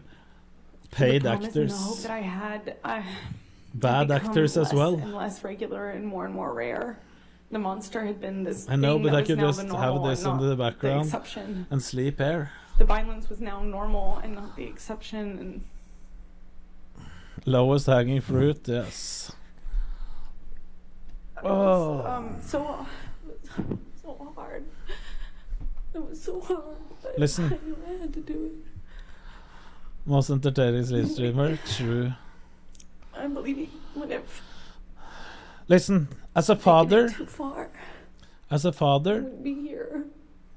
I know when kids are fake crying, Why did you and I ask call for a fake domestic crying. violence temporary restraining This is order? fake crying. I wanted to change my locks. I wanted I'm to saying change it. my locks. I can spot it I like wanted this. a good night's I sleep. know when they're fake crying, real crying. No, you should Security. give them a hug, the kids, or when Would you always should. let him into the No, house no, no matter no, when I this asked them. doesn't work. No matter when I begged them to let me know when he was coming over, no matter how much I begged them not to let him in when he was mad or drunk or high. And I couldn't sleep. I'd wake up in a panic. I was losing hair. I was losing weight. The father watched now really in sick. IMAX. I Is had the shingles, Judge I Judy? couldn't sleep. It isn't far I'd wake from. up in a panic attack. I had panic attacks all the time. I was falling apart. I was scared and very conflicted because the person I was scared of is also the person I was in love with. Really, really tricky. And I was thinking one step at a time. You know, I was thinking very myopically. I wanted just to get a good night rest, a good night's sleep. I just wanted him to change my locks. I thought it'd be healthier if I got some sleep and I could think about what to do or how to Look handle at the this. chat. If I just could sleep and Puking emotes, laughing when I did, I emotes, realized her face. My that it looks. wasn't enough. That he could get it in any way. That the building wasn't going to stop him from getting a locksmith and coming in. I knew that Crying, get her out. he would do what he wanted. Objection, Your Honor, calls for speculation. It's not Overruled. offered to thank you. All right, next. Okay. So, did Mr. Depp show up for the hearing on the DVTRO? No, he didn't. Did you? Yes, I did. And why did you show up? Because I had to provide testimony for why I needed a restraining order. What, if any, warning did you give Mr. Depp about obtaining the DVTRO? We gave him warning. My counsel and his counsel were in communication, and we let them know. We had to. It was mandatory. It's my understanding of it. I'm not a lawyer. Was there any confusion surrounding Oh, whether you're not a Mr. lawyer? Depp was going Would to act file like one? suit as well? Objection, Your Honor, calls for speculation, I'm asking lack of foundation. All right, I'll sustain as the foundation if you want. Did you have any confusion as to whether Mr. Depp was going to file as well? So I filed for divorce on the 23rd, I believe, and I thought that when I went in that Tuesday, when we filed for it, remarkably, it managed to stay under the radar. You know, these filings are not private. You can't make them private in California. And remarkably, it had flown under the radar. No one picked up on the fact that That's I a good filed, one. And as limited as it sounds now, I just wanted as much privacy as we could have. You know, one day at a time, I wanted as much privacy as we could possibly get. And the filing had been missed by TMZ and, you know, these paparazzi outlets and stuff. But between the communications between our counsel, I realized that Johnny was going to file in Objection, retaliation. hearsay. I'll sustain the objection. I'm trying to think how to ask this. So, without saying what the counsel said, what was your understanding and what was your concern? Objection, hearsay. I'll sustain the objection. I'm All right, fucking let's move on. falling Michelle, asleep can you bring today. up Defendant's Exhibit 800, please?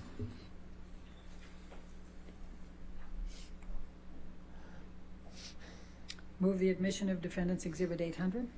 Any objection? No objection, Your Honor. All right, 800 in evidence. Publish. Amber, can you describe for the jury what this picture is? It's a picture of my face while I'm sitting at the courthouse. And were you wearing any makeup? I was wearing nothing, not a stitch of makeup. Michelle, can you bring up 801, please?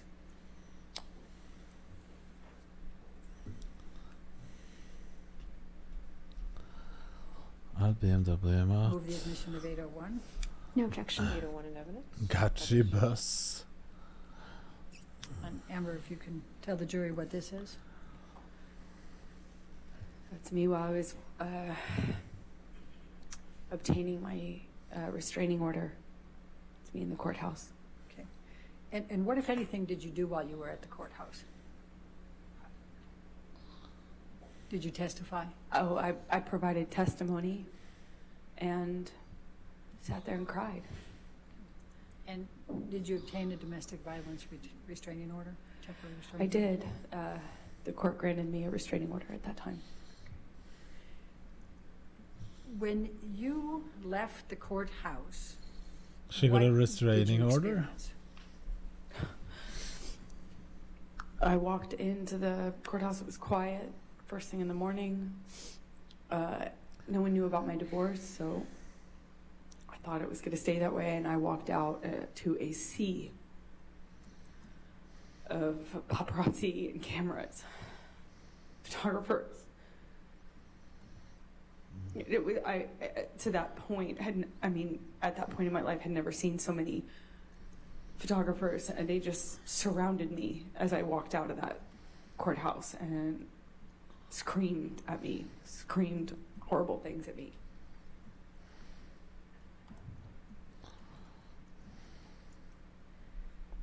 I'm going to take you just for a moment to makeup, and then that would put Okay, after good that. break point. Okay, great. That'll be All right, a thank good you. breaking point after the makeup. You Yes. said that you didn't testify. You didn't wear any makeup that day. We've heard all kinds of things about makeup in this case. Could you please tell the jury what your regular routine was with respect to makeup?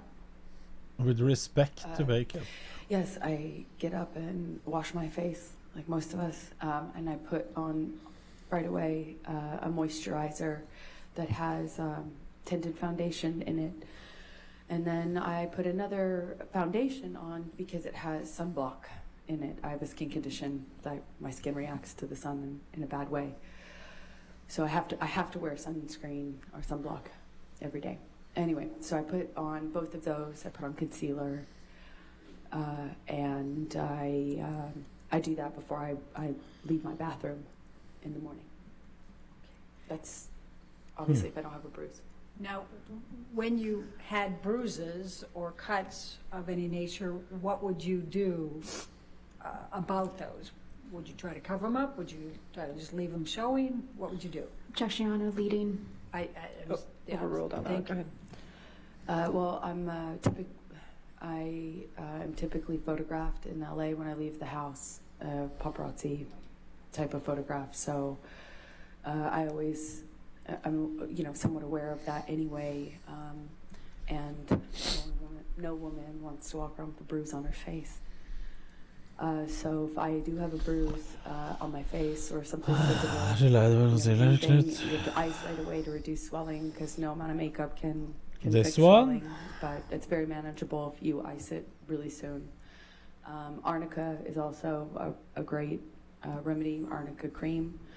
And then if you want to cover up a bruise, you obviously put foundation first, concealer, and then on top of that, I used a bruise kit.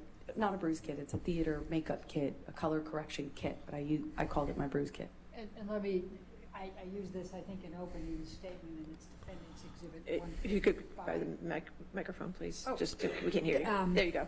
May I approach the witness to? Well, that's what you could show counsel.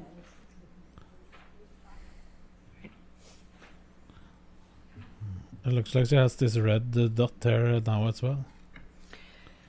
Yeah, this is what I was talking about as a color correction kit. This is not obviously the exact one I used to carry, but I used to carry it with me all the time. Sometimes this pink is sometimes a little bit more purple of a hue, and sometimes the kits are 3 colors. You can get them in 3 or 4 colors. Sometimes they have even more. But the idea is that you want to counteract whatever color you're working with on the bruise. So the first day of bruising, well, the immediate is red.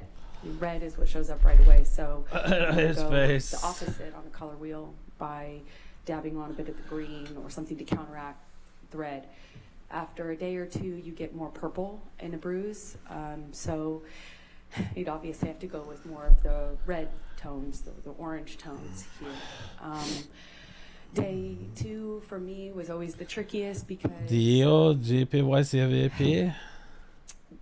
Day 2 just, I feel like, well, day 1 and day 2 are hardest for me because that's when you get the That's a most good blues question. and purples, and you have to deal with the sensitivity. Bruises don't like to be touched. Need to put him on the That's list. whole point. So that's the trickiest part. But What the fuck is after a few going on? days, Good question. That becomes more of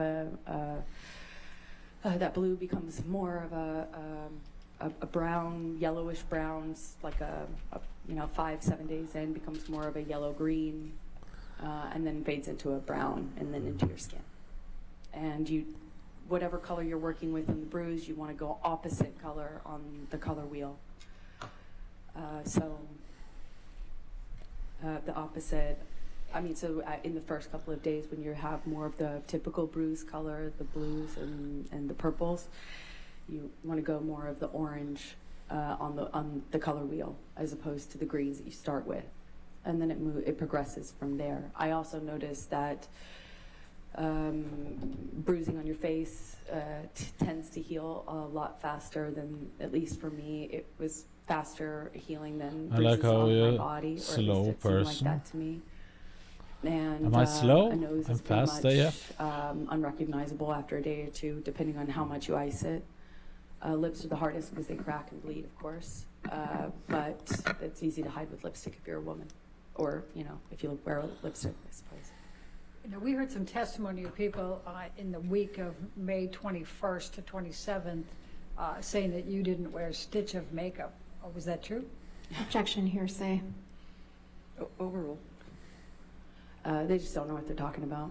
I always wear makeup. You always wear makeup? I mean, it's part of my bathroom routine in the morning. Wash my face. I put on moisturizer. My moisturizer has tinted foundation in it, and I'm certainly not going to walk around LA with bruises on my face. Okay. I think that's All right, ladies and gentlemen, let's go ahead and take our lunch recess at this time. Again, do not do any outside research and do not discuss the case with anybody. And we'll see you in an hour, okay? Thank you. 1 hour. Court is still in session, so please be quiet in the gallery. Thank you.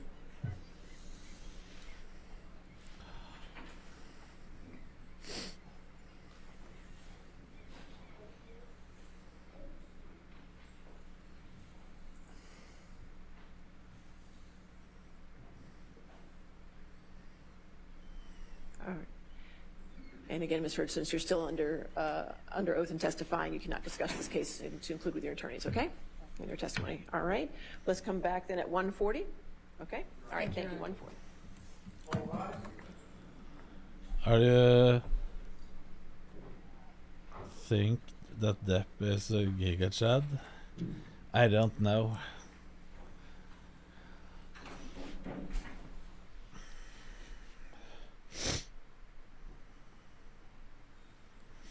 For English, press 1. Ah, that was slow TV.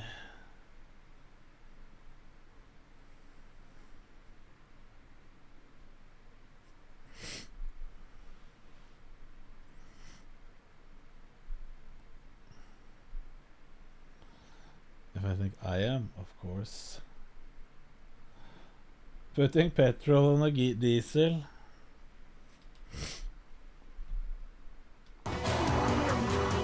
Thousands of drivers do it every year.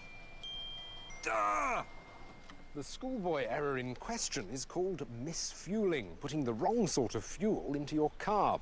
Whether petrol into diesel or diesel into petrol, more than 1 in 7 of us have done it.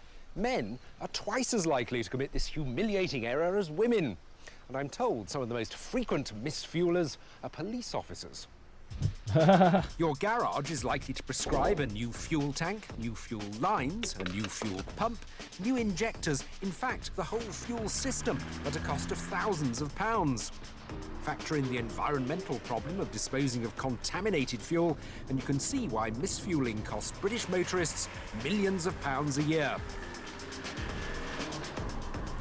Sometimes your insurance will cover the mistake, but often it won't. But is it really necessary to replace everything, or would, say, a quick blast down the road with the right fuel be enough to sort everything out? To find out, I bought a couple of old cars, one diesel and one petrol, and we're going to see how they cope on the wrong fuel. I think I would have liked to have believed that. First, I'm going to try putting diesel into a petrol car. Now, in practice, diesel nozzles are slightly wider than petrol ones, and any petrol car with a catalyst should have a narrower fuel filler neck that prevents misfueling. But even though it's a really hard push to get it in, over 20,000 people make this mistake every year. Now, in a petrol engine, the power is produced by the spark plug igniting a compressed mixture of petrol and air. But diesel has a much higher flash point than petrol, meaning it's much harder to ignite. So there's a possibility the engine just won't go at all. The tank in our Escort was nearly empty of unleaded, and I'll be putting in 5 litres of diesel. The sort of amount you might put in on the forecourt before realising your mistake. Right, let's try it. Starts okay. Winter drive, Escort automatics. Well, we're going, which is a good thing. At first, the diesel in a petrol car didn't seem to have any unusual effects, but after a few minutes, the car started to judder.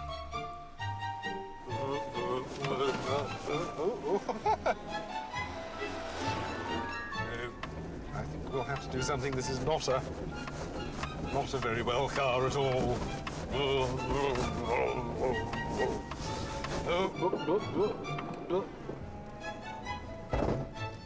Well, I've got about a couple of miles in it, and some of the time it runs pretty well. Other times it gets into sort of bouts of hiccuping. So I think it's probably time to siphon off this contaminated fuel, put in some fresh unleaded, and see if we can restore it to health.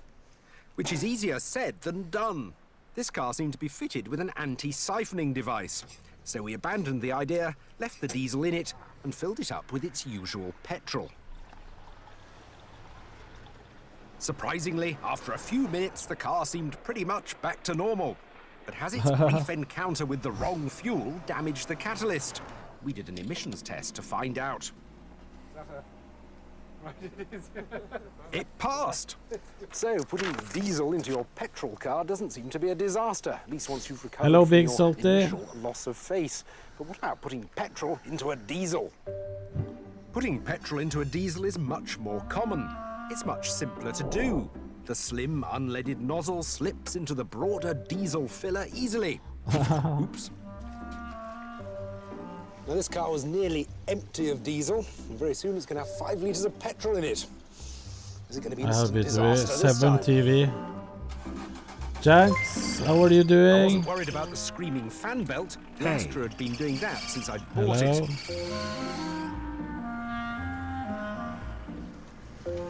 And amazingly, it seems to be running okay. That could be leading me into a false sense of security. You see, petrol, unlike diesel, has no lubricating effect, and it's particularly likely Why are to you so damage tired the today, fuel pump. Loco-san, thank you so much for the 1,000. I'm so tired because I was up 7 a.m. and we have been filming a car And the Astra seemed to be running on petrol very for hours happily. and hours. Hey, if anything, it feels a bit quicker. Good areas.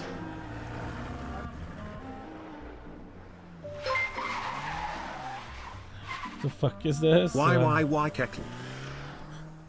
After about half an hour playing around, the only signs of anything wrong were sparks falling through a newly developed hole in the exhaust. Apart from that, the car had been running fine. But then, during our emissions test, things took a turn for the worse. No, I haven't bought a new car. Not. Not tried again, was it? You said when he took. It's fine. Flat. It's gonna stop. Ah! That's amazing. We couldn't stop it on the track, but it's actually stopped during his emissions test. Let's try and start it again. Probably might go. Ah, oh, sorry.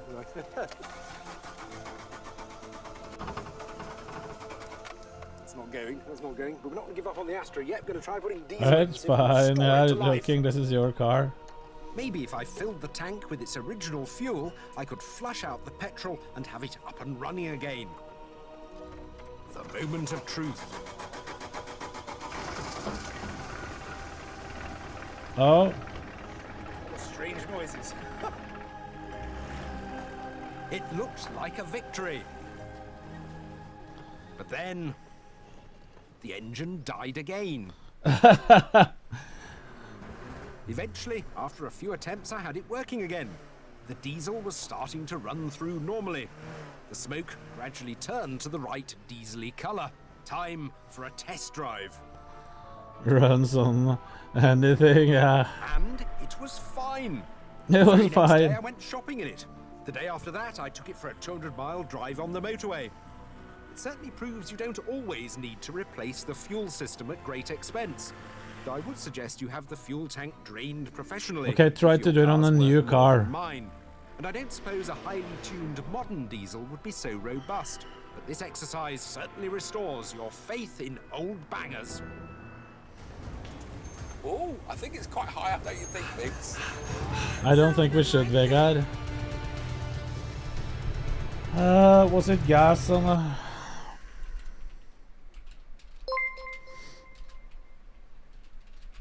Old bangers FTW smile. Talon, thank you so much for 6 months. There's some sunflower oil, yeah. I need to see how it goes with a new engine.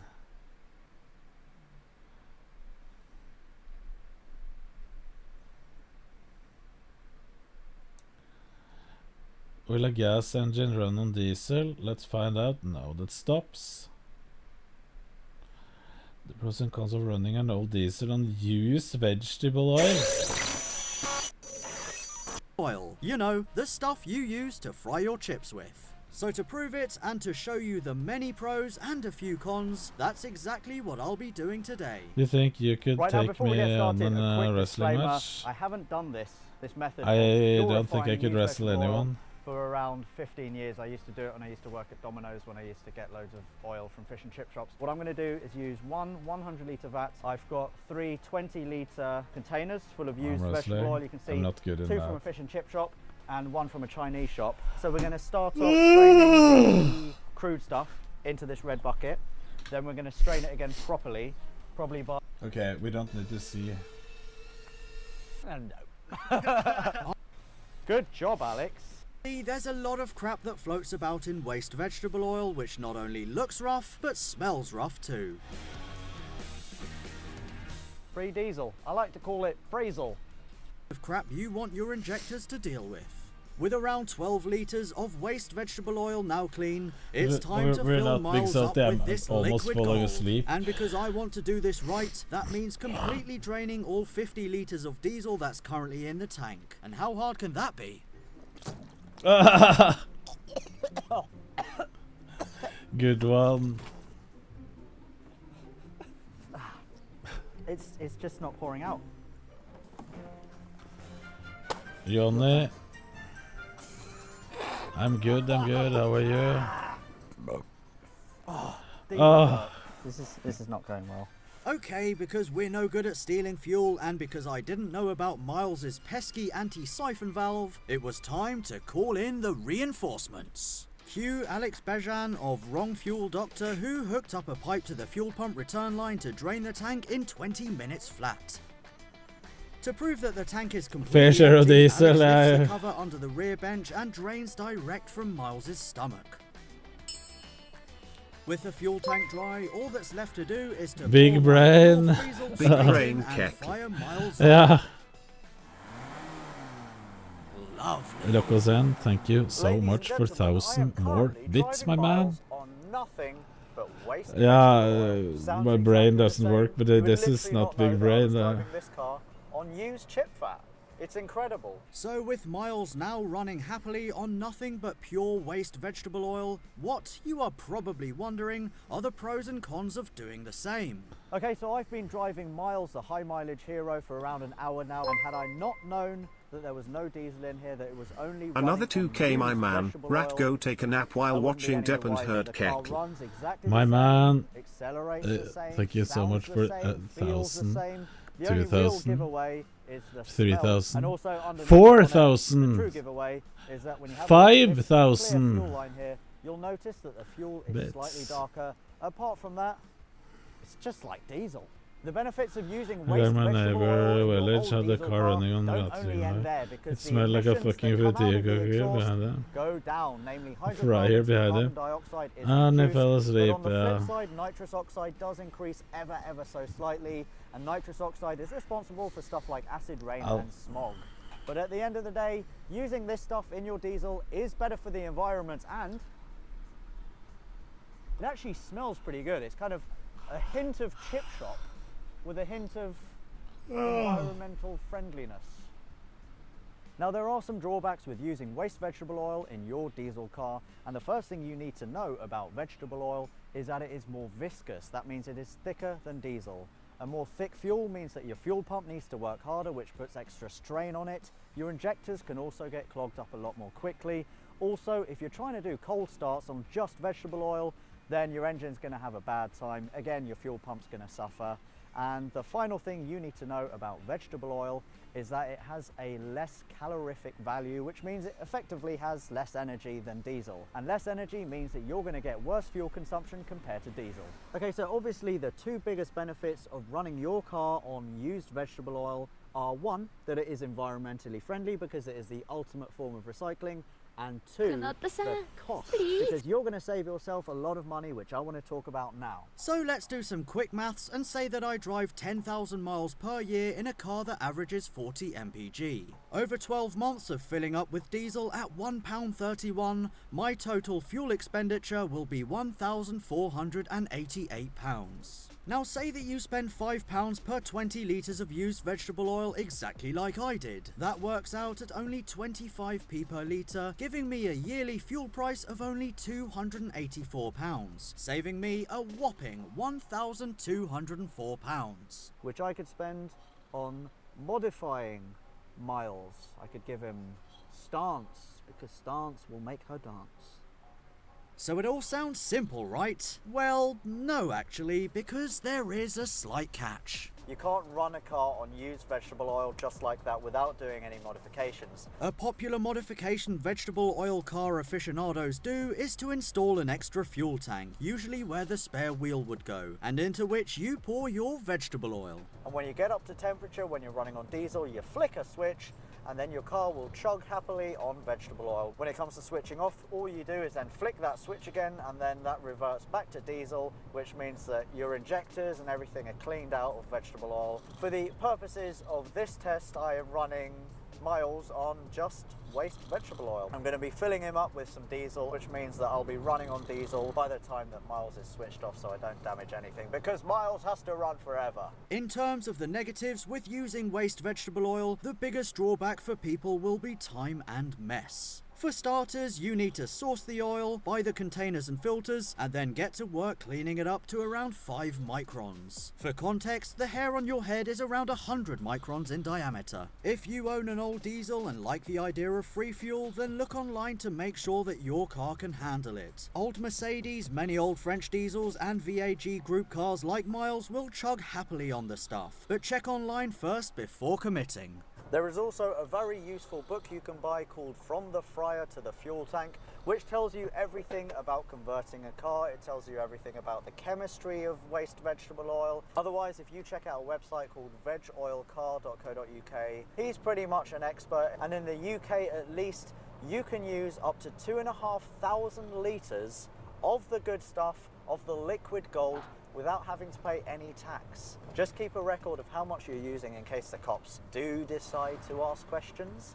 because if they're behind you, they're definitely going to smell it. But if you're within 2,500 litres of used vegetable oil, then you're saving a lot of money, you're legal, and you're also doing a lot of good for the environment. And it's just such a great feeling knowing that your diesel engine is running on something that was designed to be thrown away. And don't forget that Rudolf Diesel, the guy who invented the diesel engine, designed this car to run on vegetable oil. So we've come full circle.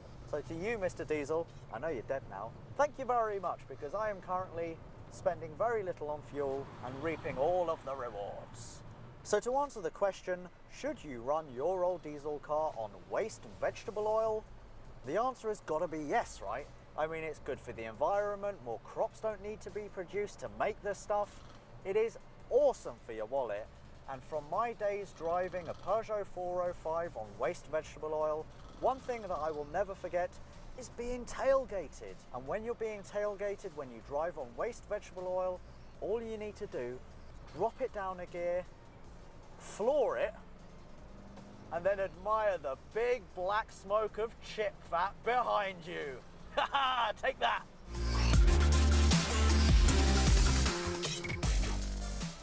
"3:56 in the morning. Behind me is Miles, the high mileage hero. The plan of attack is to drive to the Nürburgring, do a lap of the ring, and then drive all the way back in one day on one tank of diesel. 835 miles.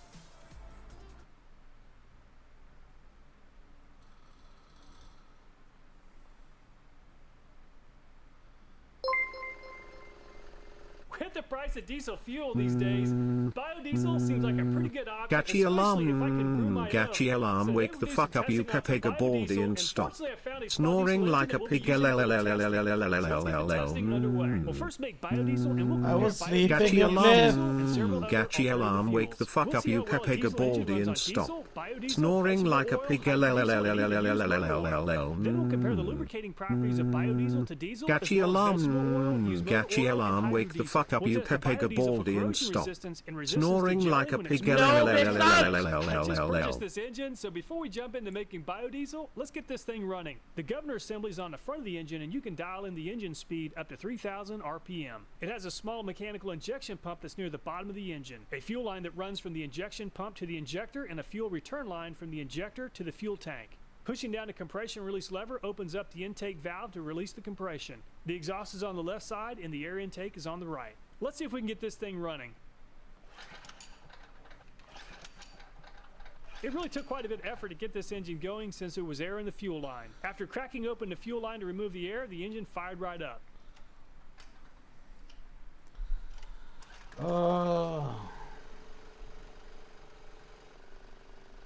Because I'm not in the mood for fucking shit kids in chat that can't even speak in a normal way.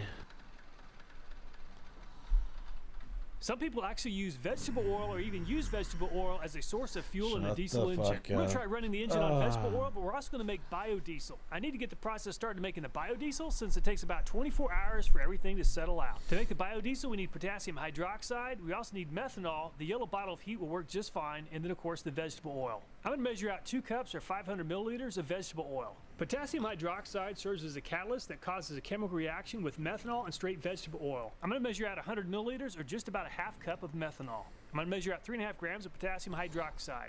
Okay, we're right at 3.5 grams. I'm going to add the potassium hydroxide flakes to the methanol so it can dissolve. I'm going to go ahead and heat the vegetable oil up to 130 degrees Fahrenheit. Basically, this process converts oil into biodiesel, and biodiesel has a lower flash point as well as lower viscosity compared to vegetable oil. The vegetable oil is right at 130 degrees Fahrenheit or 70 degrees Celsius. I'm going to go ahead and add the methanol, which has the potassium hydroxide in it. Now that we have all the ingredients in the same container, let's shake the contents for 5 minutes. You'll know when a chemical reaction occurs when the vegetable oil changes from yellow to orange. It's been right at 5 minutes. So let's check back on this in 24 hours. It's been right at 24 hours, and there's a distinct layer separating the biodiesel on top from the potassium hydroxide, methanol, and glycerol at the bottom.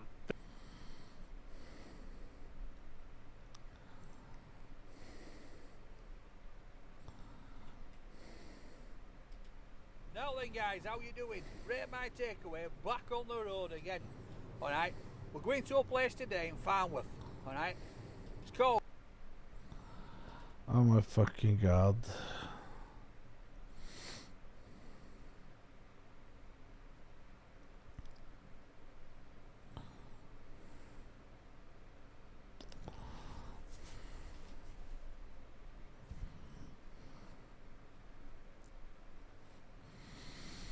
That solo super good. Welcome on heavy drinkers. Okay, dude.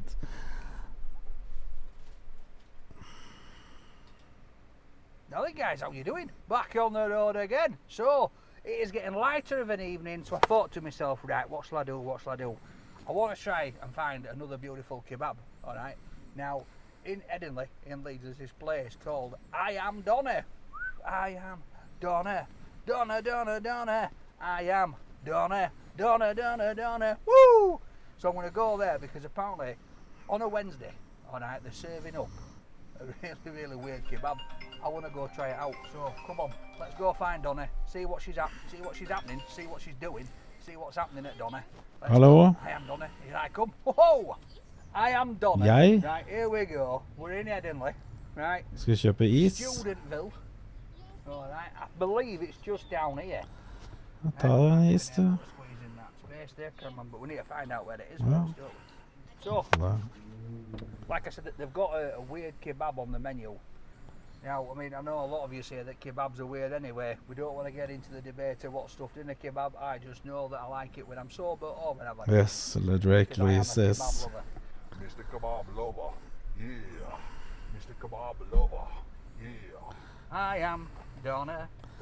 I've just been sleeping a little bit here, Mikael. I was so fucked up tired. I can show you what we have been doing today.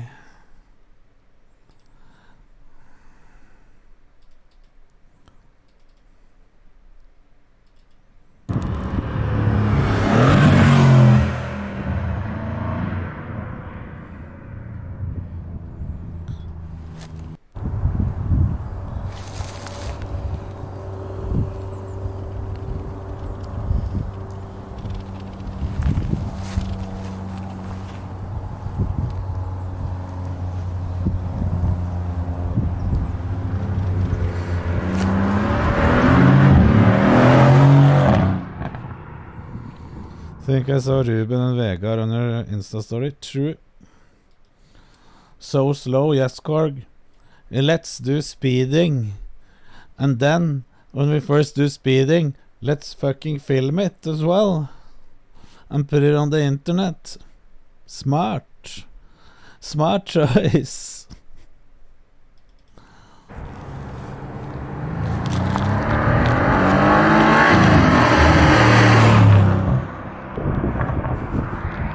We do it in the UK, pal. Maybe we can do it in the UK.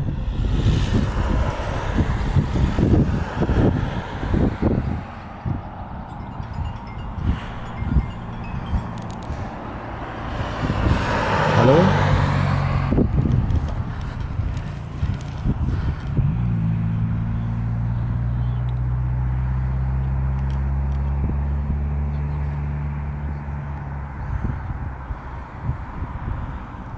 Si hvor mye, send melding med hvor mye av det.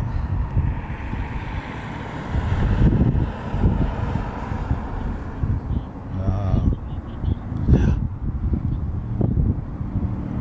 Hva sa du? Ja. Bare send. Greit å ha det.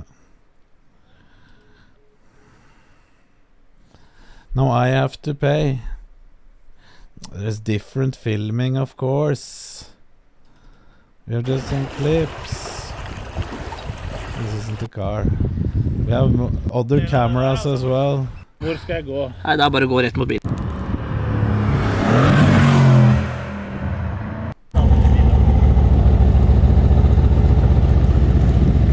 This is one of the cameras.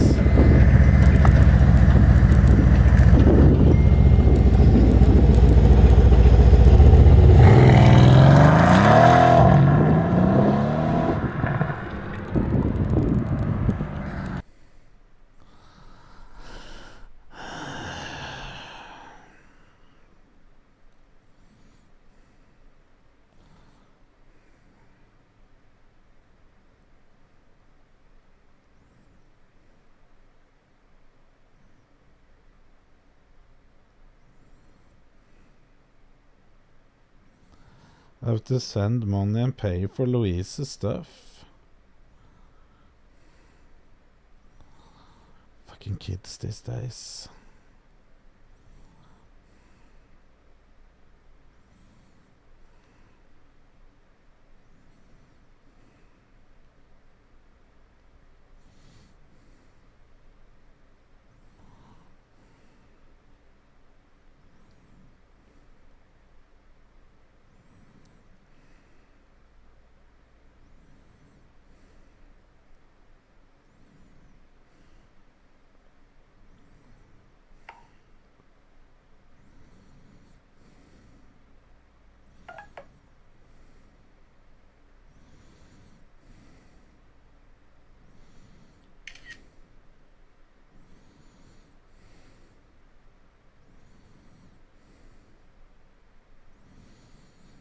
Asking her dad for money.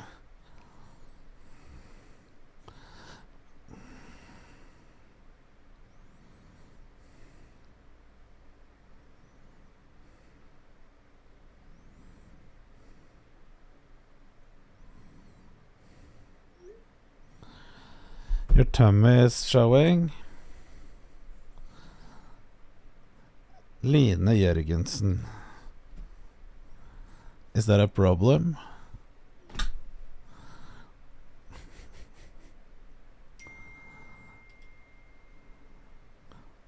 Is that a problem? No smiley face. Do you have any problems that I'm a fat, lazy ass that is falling asleep in my chair? No. You should.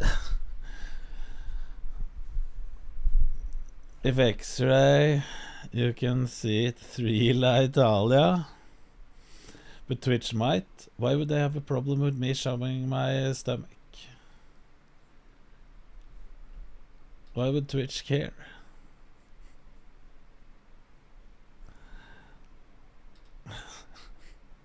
Too much skin? Listen, it isn't ass skin. It's only some.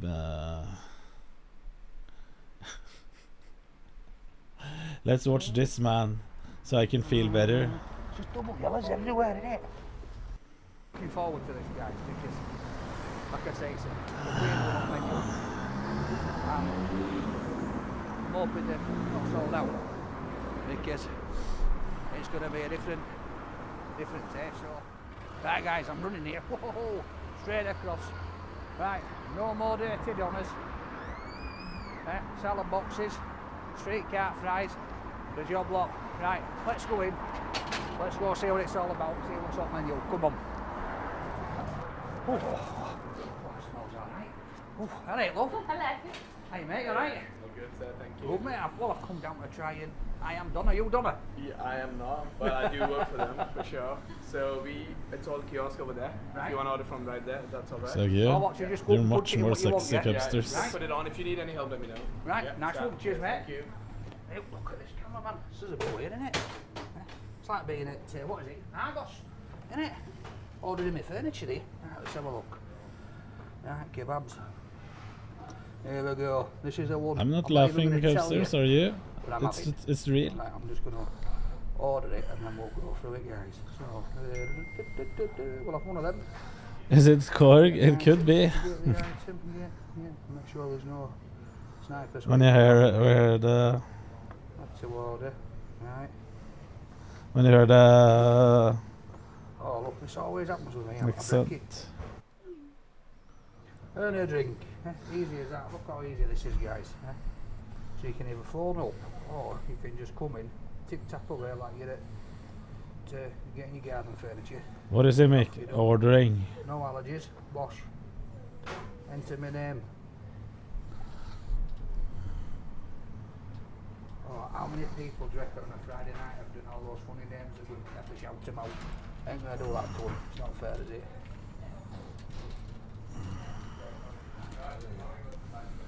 To get you all the way out, caravan, but I've got no have you been out spending again. Been out at pound shop. There we go. Right, guys, simple as that. Bosh. Right. Order number 14. I have done that multiple times, Kier. Order number 14, remember that. Don't you lot be nicking my order 14 now, shout it out. You come to Norway, I'll we'll put it in, ship mate. I'm you going to set a some, table up outside if that's alright. we'll give you some Lovely, cheers, kebabs. pal. Right, come on guys, let's go get set up. Beautiful night for it and all. Might even get somebody to buy me a pint from across the road. Now that was an experience. Like I said, it's like, it reminded me when you looked at Argos and you're looking on screen and you're having to go through. Quite good actually, because Brought me on table. Bending over. Bending over. I think. I need to have this when I'm trying. Now I'm practicing my English accent. With it being Bending such over. a high population of students, I can see it getting very, very busy. On a Friday very, night, very busy. Oh, Saturday night, it does get busy deadly, especially when there's rugby on as well. So, going in doing that, I suppose it's keeping them up with orders, isn't it? Right, knacker crackers away, cameraman. Time for chair test. Both, here we go. Oh, that's it, another day. If I'm honest with you, I'm worried about this chair because there's a little bit of an hole where one of the screws goes in. Alright, pal, how you doing? Nice to meet you. To work on your What do you Texan like? accent, sure. Have you been to this place? I've been past it. No, you haven't been to I Am Donna, no? Have you been? No. You? To I'm Donna? Yeah. No, I haven't. I've been to Donna Summer in town. Alright, yeah. Listen, I'll tell you one thing. As a content creator, I could tell you, if I was sitting like this, making a video, I wouldn't have anyone come up to me and talk to me. Imagine, he has watched some videos, yeah, it might look a bit cool on video, but what are these people thinking? He's like a fan of this guy sitting in the street. Yeah, he's a legend on the internet, but in real life, nah, it isn't that cool. The thing that he doesn't tell us is that he really wants to swap life with this fella.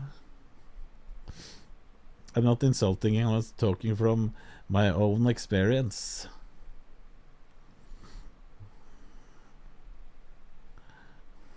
That's what I'm doing.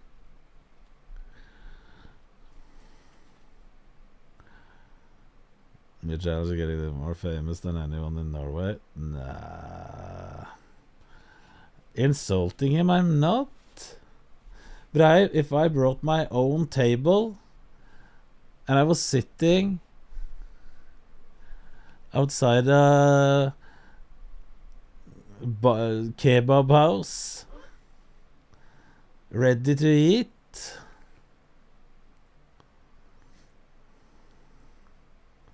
I would look at myself and think, what the hell am I doing?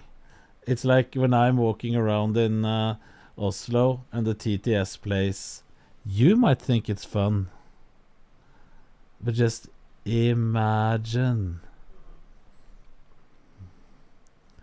how fucking stupid you feel when you're walking around with a speaker.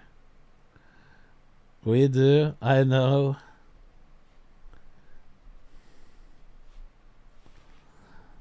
Start doing food reviews. Big day for us Norwegian? Yes, tomorrow it is. Is that nice? Yeah. Is that vegan, that place? Is it, yeah. So is it no meat whatsoever? Is it just Yeah, we like fake chicken and stuff. Is it? I'll have to try that out because I hear it's quite popular. Yeah. Yeah. I'll give it a... If your video is good, we'll have to come and try this then. Yeah.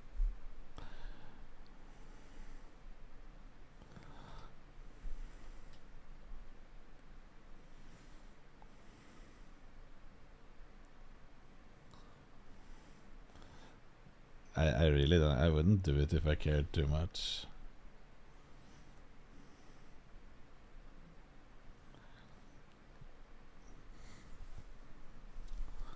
There's no more six-pack either.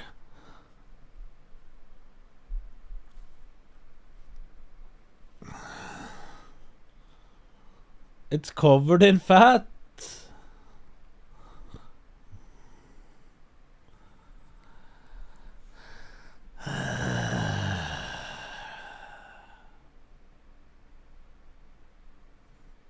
Same. It's easier to relate to the streamer now, okay? It's easier to relate to the streamer now. Fat bastard, yeah. The world is closer than I'll ever be again. Nah.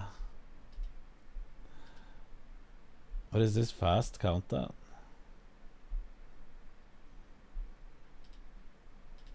Yeah. Can we get a picture? Yeah, of course you can. Nice.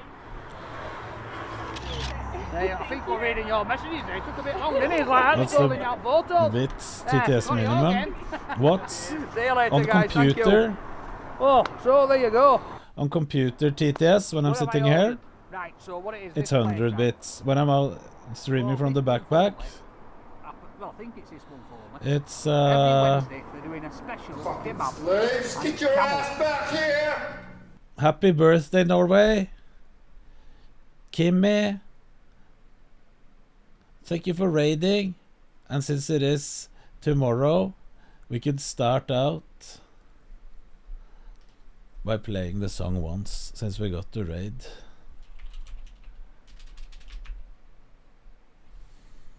Bodø Domkor, is that a good one?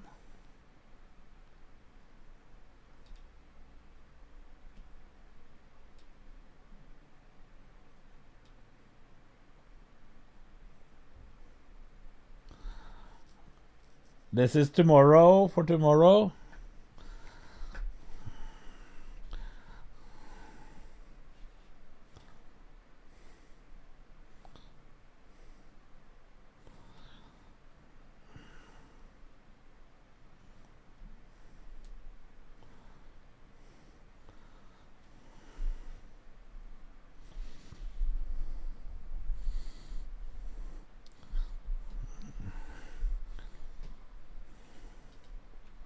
Right.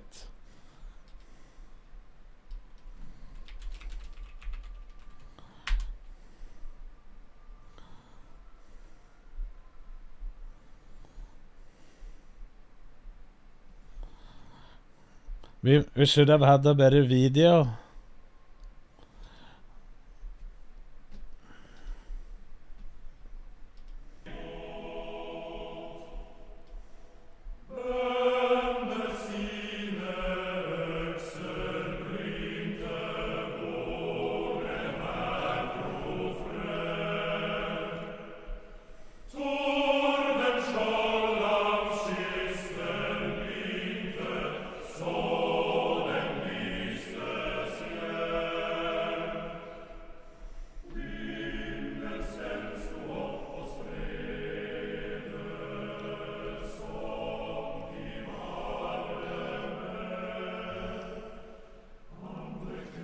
I go on Twitch and they're off this.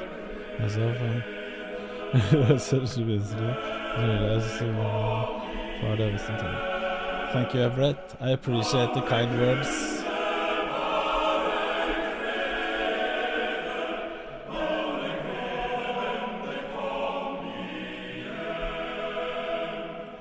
Ruben, wave the flags.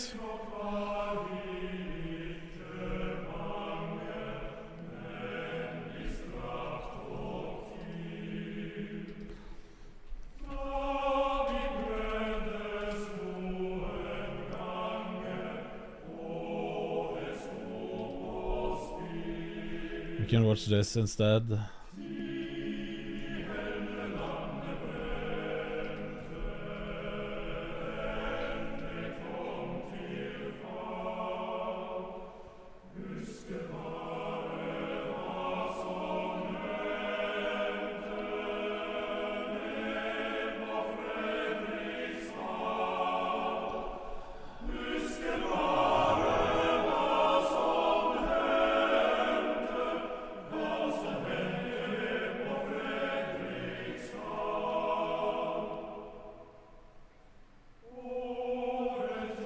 We need the whole song.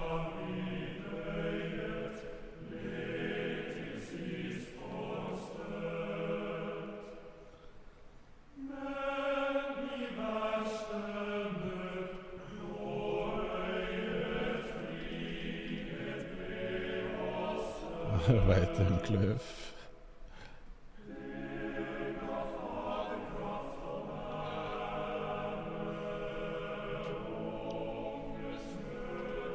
I need to show them that one.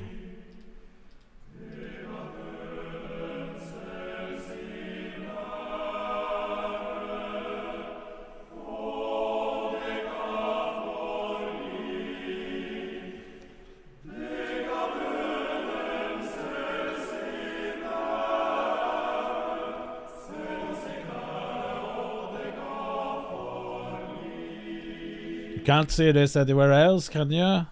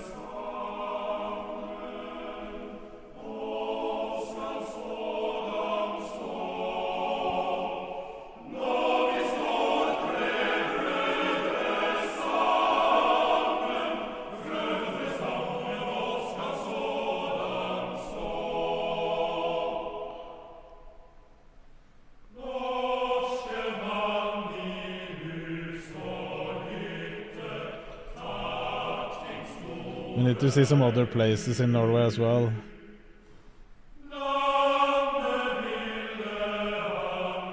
Yes, Ronny, I can share the link to the video.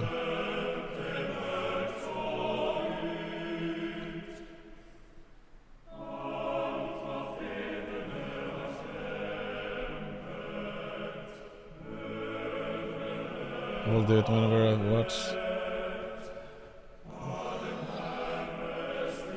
True.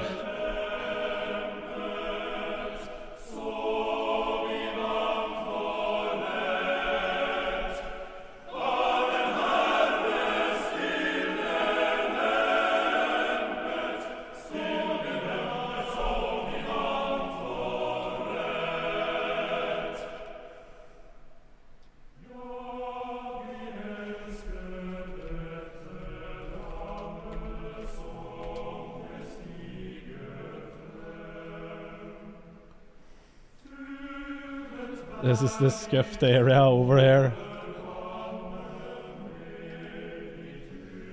Close to Hamar. Right, we can find something better.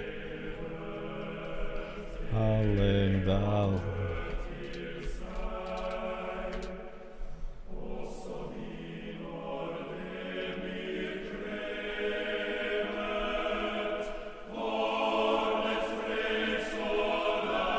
This is better.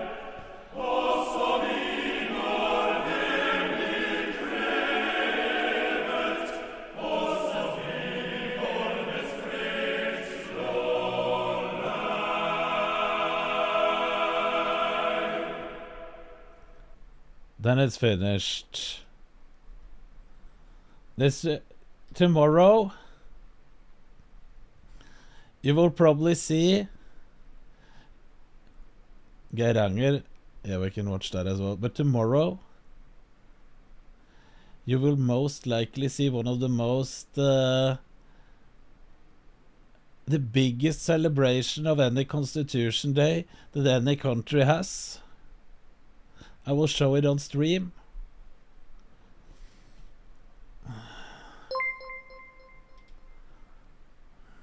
Feels bad, man. I was having a rough time. I lost my job, my wife left me, my dog died Pepe hands, but then I got a subscription to @Canute and my life turned around.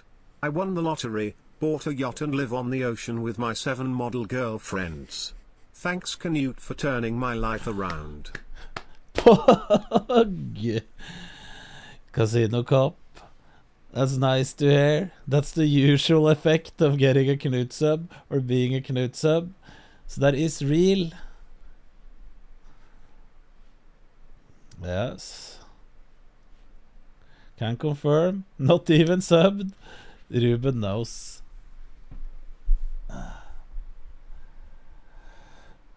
Jesus, Drake has to take the jokes into something weird. Kimmy, thank you for the 5 gifted. Raiding first and gifting 5.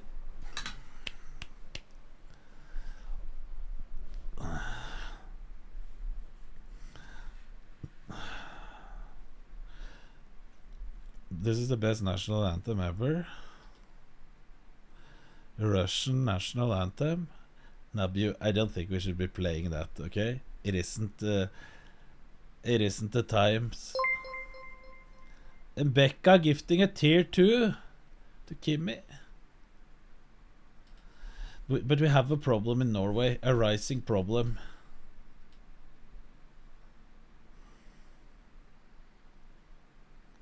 I don't even want to translate. I think this should... Oh, that's good that you can't read.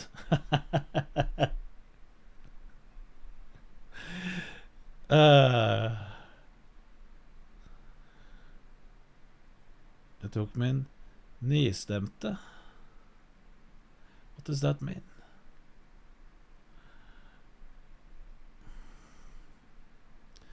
What classifies as fedme? BMI from 30 and up.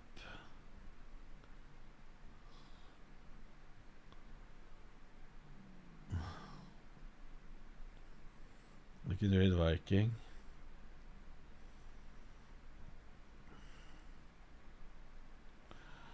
Means that the sugar tag doesn't work, so you should just remove it. I know. No, that's not how it is, Maidos. 23% of everyone in Norway is. And it's growing. Since 2000, it has increased by 44%. Growth of 44% from 2000, correct.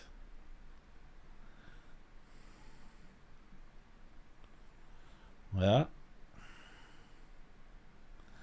23, that's almost 1 million Norwegian people are obese. Red Dragon, thank you for the prime. Thank you for 18 months. And Yoncliff gifted 6 months to Jägermeister. Yoncliff, thank you so much. I must admit. Oh.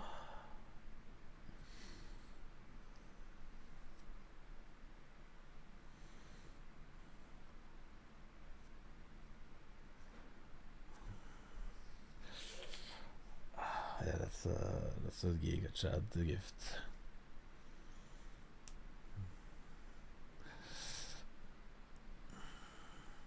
Put some ads on Oslo and sell meal plans. True. Knut can fight obesity.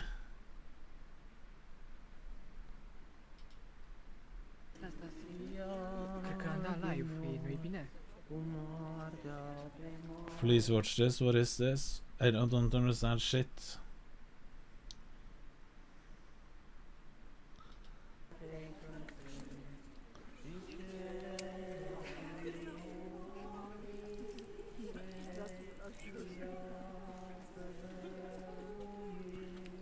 Holy water on face from a Coke bottle.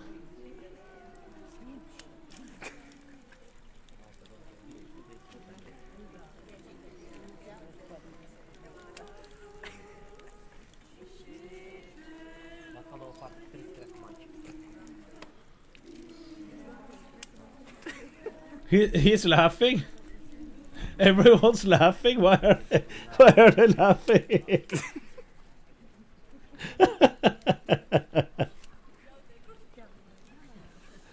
Yeah, I can see he's laughing.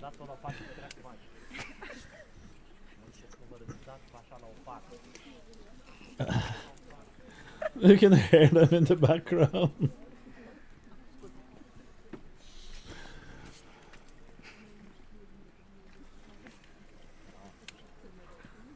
throwing it in their eyes and laughing at them from a Coke bottle.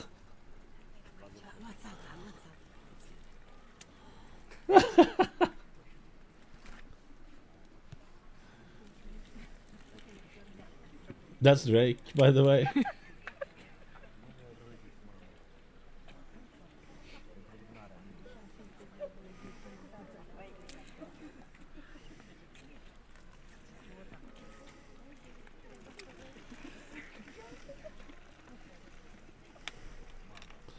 Yeah, part-time job.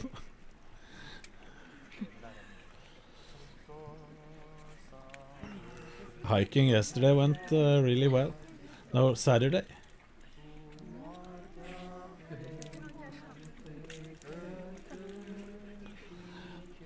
We're not fat shaming. You shouldn't shame anyone. But if they want help, you can help. Guide. Don't shame, but guide. Walk with me, because I am the whole, you know, we shouldn't joke about that while watching these serious people doing their religion. While Pepe laughing. Oh, amigo.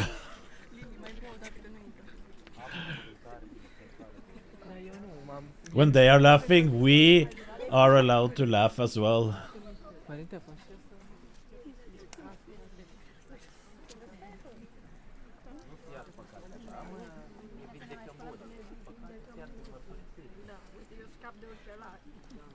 Doing this with protein powder on the college boys enters the gym.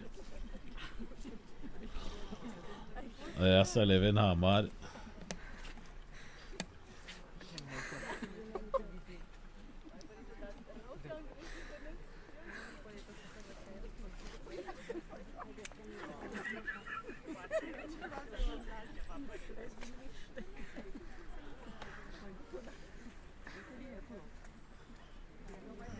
Grandma used to live in Hamar.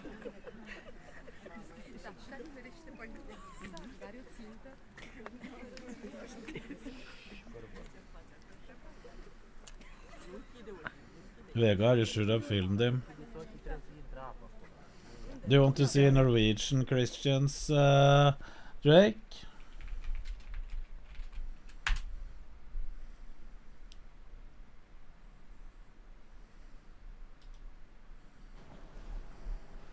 Og så synes jeg det var så fantastisk her I går når vi var ute på gata. Right, Og skulle lese. This guy. Bror, jeg elsker Frank. Han går, bror. Halleluja. Herren skal bruke han mektig her. Jeg har gledet meg. Jeg har så forventningsfull på hva som kommer til å skje her I hans tjeneste.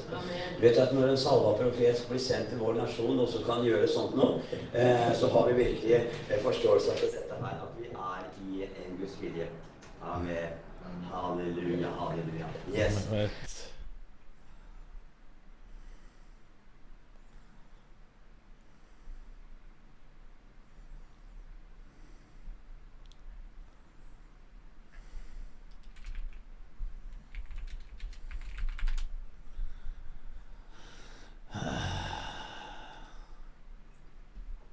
Da kan vi bare begynne.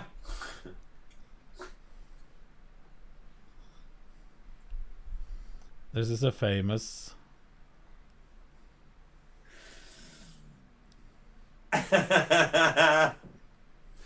Halleluja, Jesus.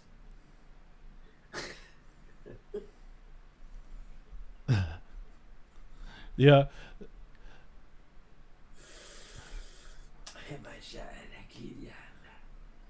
Mike Langell has this guy as a logo.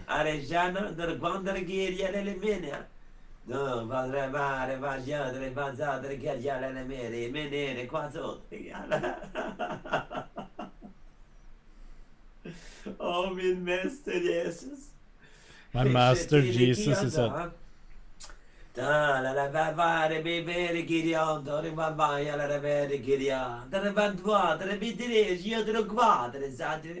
Og det var var og gått gjerne mannare girja. Lære kjære kvada do gjerne mannana do di da. Dan van jandre zandre mi vede galvan analogo. Og det var zandre mi nene. Tatra zada. Tyrio guarda da. Jeg synes jeg...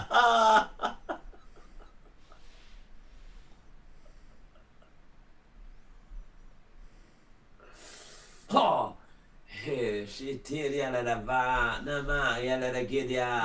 I'm not sure, Brett.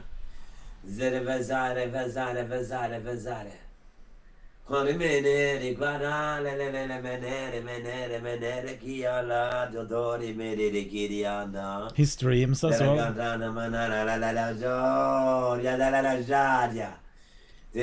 He streams as well. What did you say this was more high dose? Sufis Islam.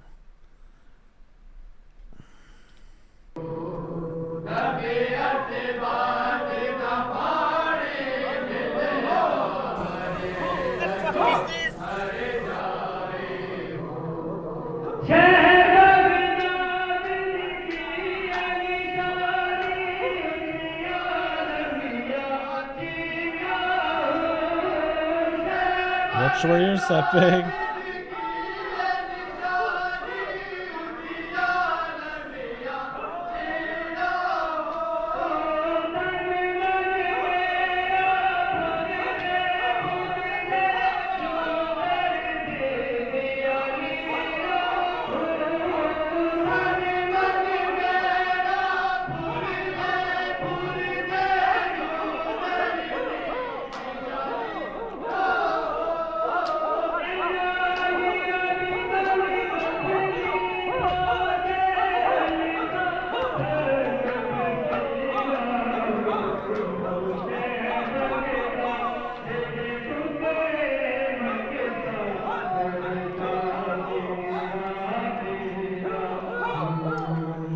Sorry for laughing, Twitch.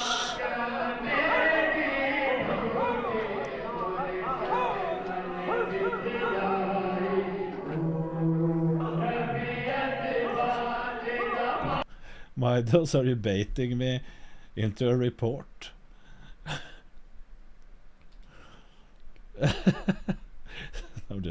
I'm joking. We were just watching some different religions around the world. Nothing more than that. I'll give you a permit.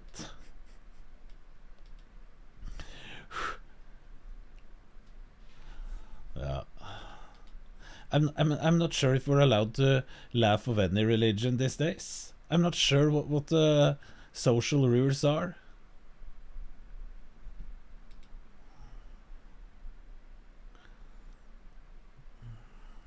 It's not allowed.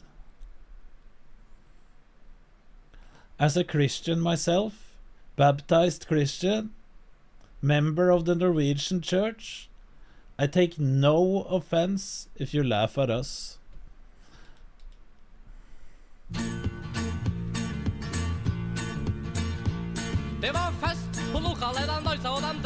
No, we can't. We can't watch that. This video we can't. We can't. I'm not going to show this video on screen.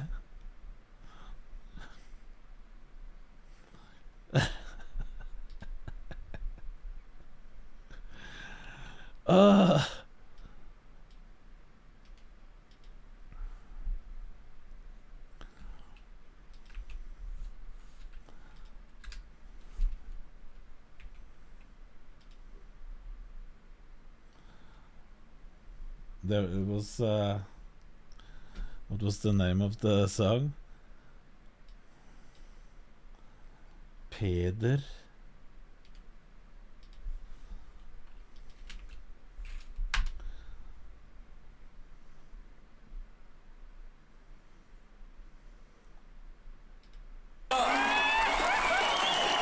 It was this, guys. Jeg må bare innrømme at et biinstrument for meg.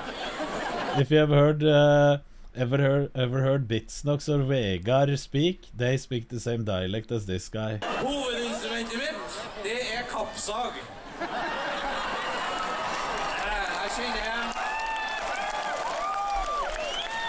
Jeg kjenner en annen fiolspiller også.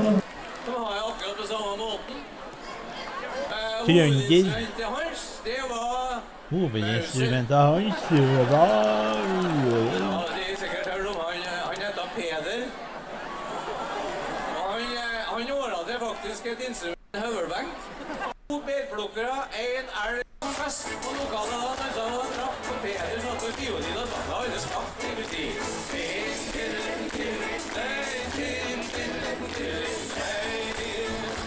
Who's this guy? Isn't that a famous guy?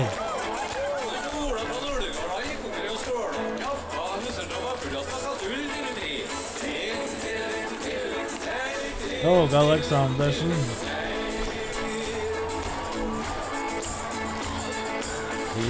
He is one of the OGs in Norway. When is this made? Vær så god, Åge Alexandersen. When is this made? 1984. This is the guy, same guy, just from 84.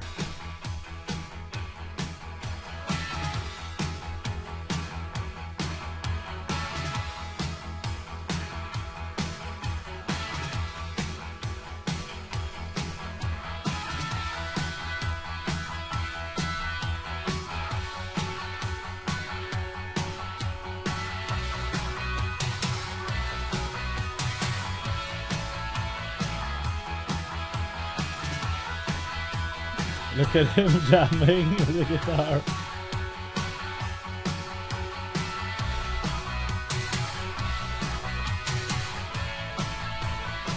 Before I start singing, I have to say, when Norwegian people are drunk out partying and this song comes on, or is being played, everyone starts singing.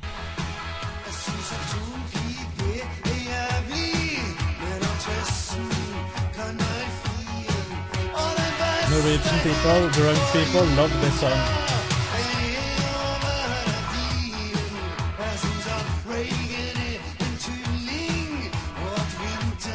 6 years before my mother was born.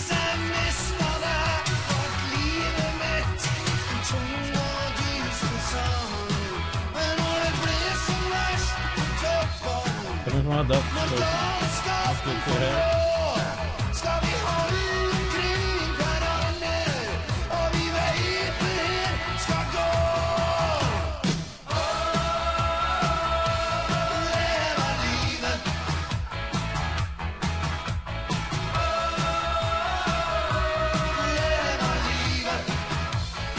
Just so you know, Mr. Dutch person, we don't understand more than you do anyway.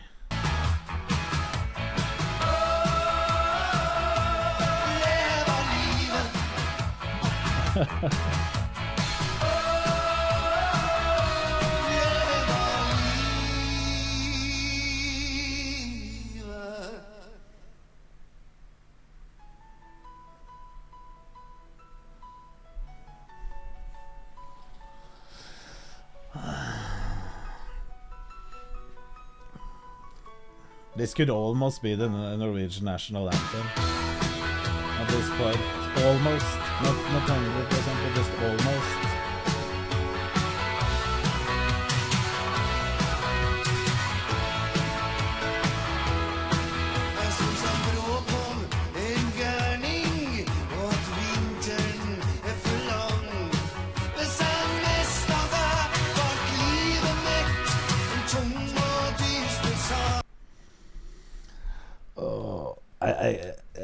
And again, we can't listen to all of this, can we?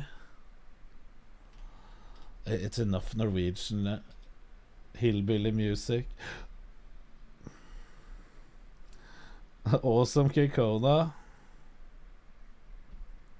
Terje Tysland. I don't even remember his songs. Since it is the Constitution Day tomorrow, we can Listen to some Norwegian music.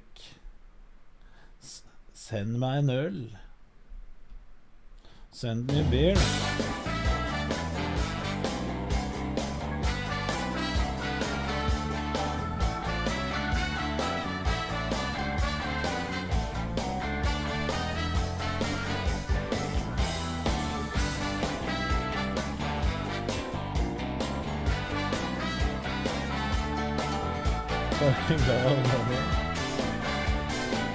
When I see this, we're pretty cold up here as well.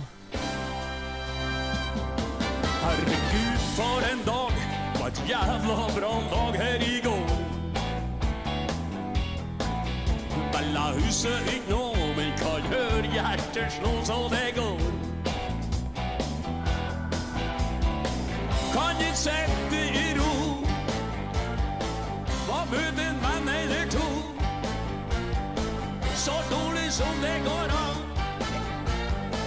Kle på meg og går på restaurant. Og det skjedde en gjeng som jeg kjenner igjen mange gang før. Yes. Sitter på samme plass med likedan glass med samme slør. Bare bryt seg ikke. Bare prøv å være med. Så laget I gang. Med samme visa som før en gang. Og det sing meg en øl, kjære kvelder. Sing meg en øl, du snill. Oh. This fucking pictures up here.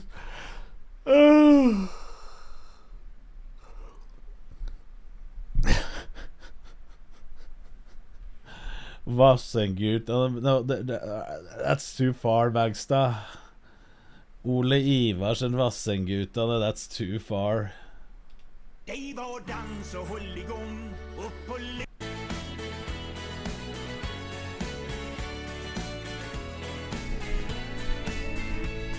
Det en stilla kväll, men jag får ingen ro.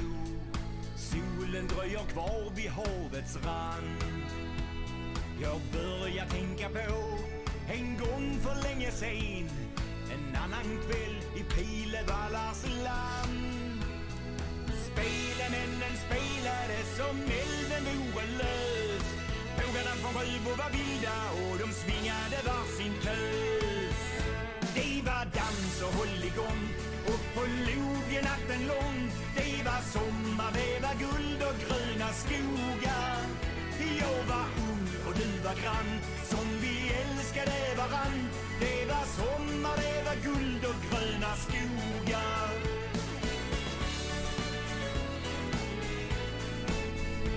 Under eken där vid ån frågade du mig om jag var din I alla våra dagar. This is what I want me to play, or a guy want me to play. Asprun har fått en sånn trekkspill med sånn This is a bit north of Byrkjesland. Skal du opp på fjellet, da må du ha de grønne strikka høer. Du skikkelig milf, og du mannig, og begynner å gå I strikka høy, grønne strikka høy, da det fare på fare, folkens. Og det vil laga sånn om milf og pils.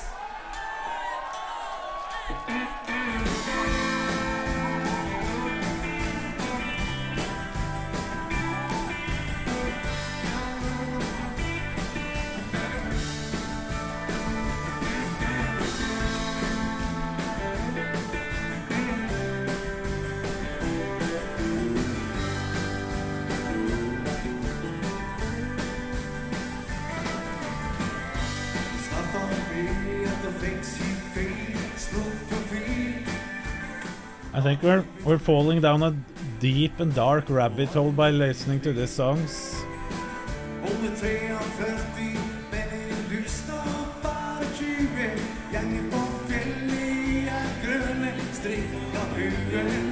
Milf og pils. Legg ut bilder på Facebook och spräckerna ifrån hennes studio vill toppa i tråkig klädd. Frövan tränen väck, vatgakrig vingesläng och funky hälso kom och hänga med yngre. En bild för vits, en bild för vits.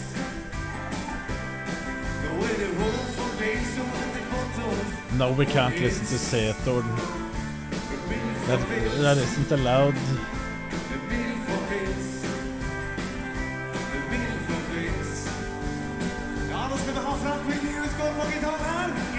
Yes, we can now.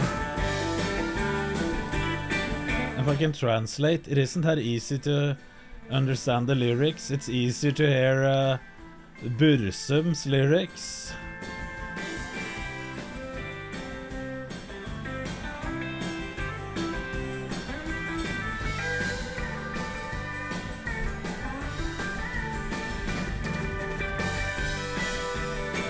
Yes, Birches is clapping, Mikael. That's Birches right now.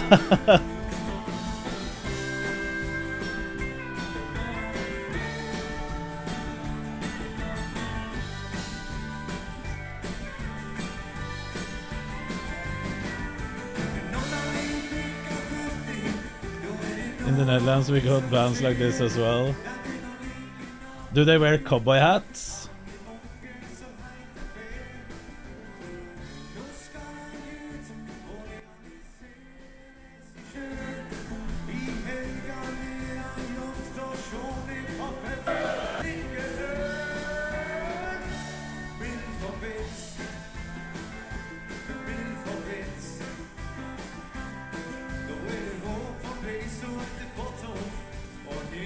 I have to say I'm not a fan.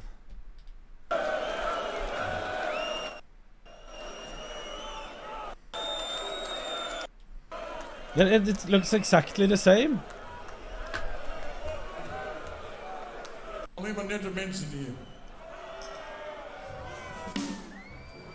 Yo, search up Pornhub.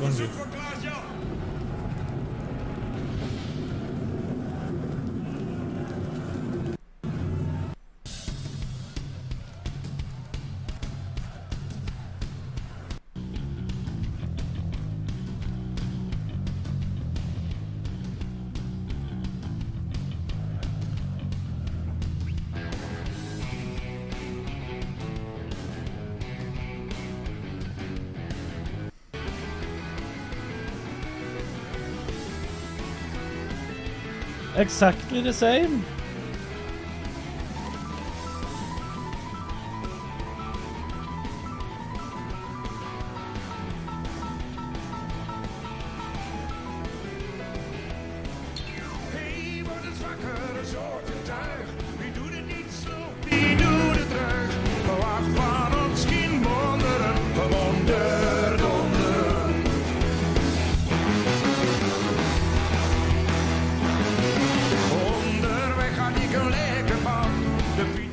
When I hear this, it sounds exactly like the same music, just that they're making up the words as they go. It's like they're just saying some sounds.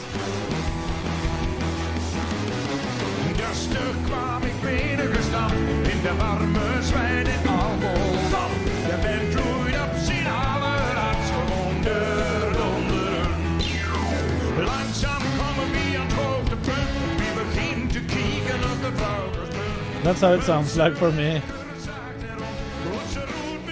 Hooking is actually true. Yes, it is true.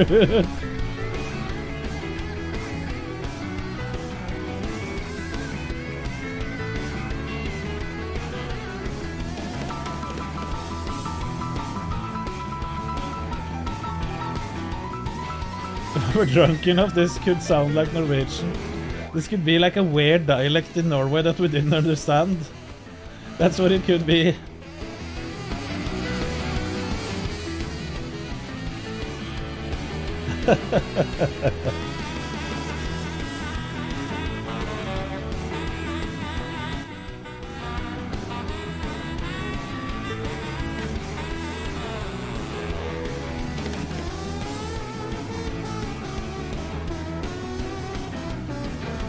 And everyone's loving it. I know it's Dutch.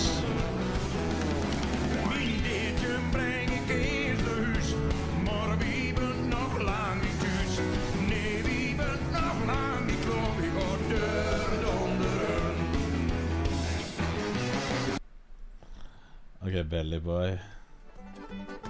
This is a good one. Jeg stod en gris på nabogarden, det var den rar en nurke. Jeg får den opp på kalven, så det gjorde så hatt jeg purke. Jeg skal plukke skjell, jeg har ikke tid til bilfort nå, for purka må ha stell.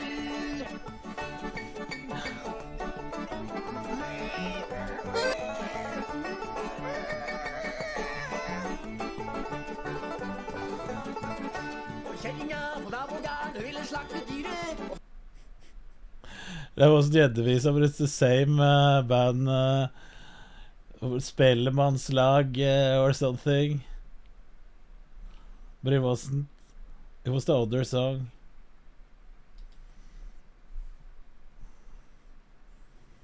Inbreed music. Gjeddevisa. Spyttmyra, tjuvjakt og spellemannslag. That's what it is.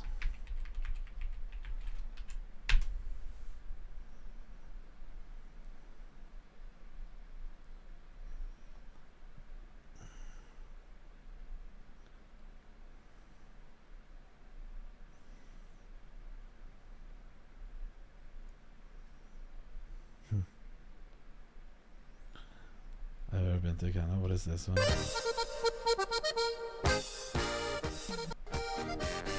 Jesus Christ. Oh, we can't watch more.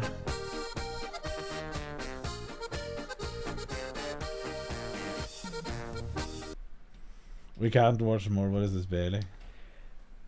Knut said, when you're making the oatmeal, you have to make it not runny. Runny? Not Is too this not runny enough, boys? You're not Like, cooking it. It's almost 90 degrees. And this is taking here. Is that not runny enough? Or, like...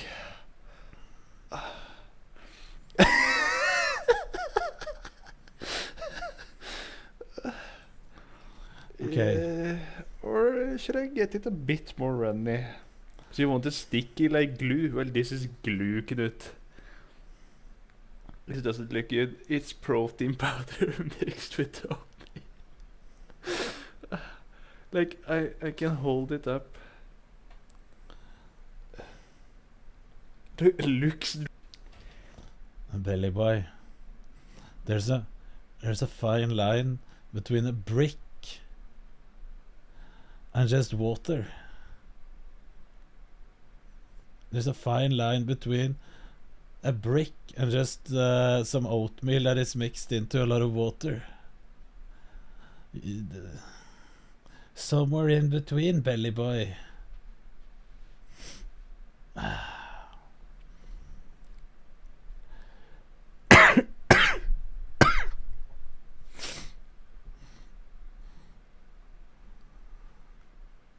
Oh, fucking allergies. It's getting bad these days. Oh, well, this is a good one.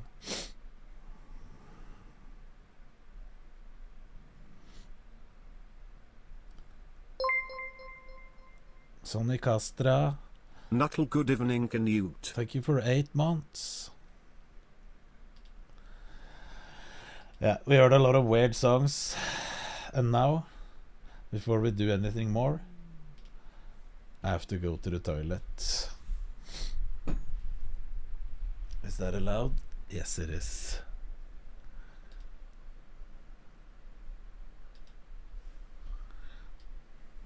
Be right back.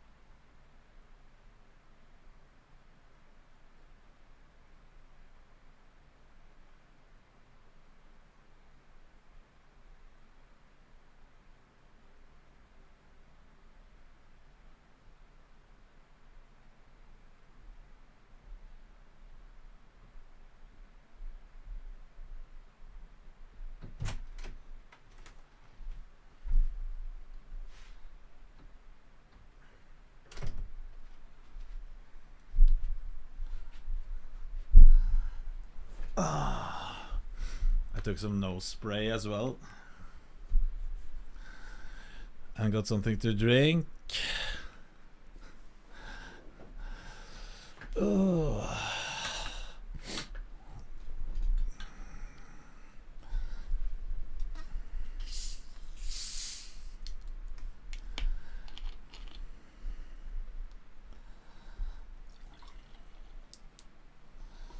What was the name of that norske rednecks guy?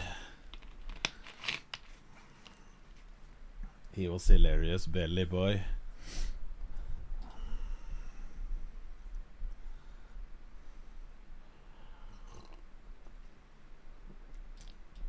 But it was in a language that I couldn't understand shit of. So I... Oh. Was it English?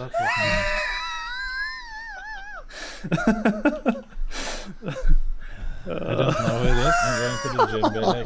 Have a good evening. No, but I'm actually going to the gym. Okay, I'll and see you not because later. of Moldy. Goodbye. Goodbye. I don't know who it is.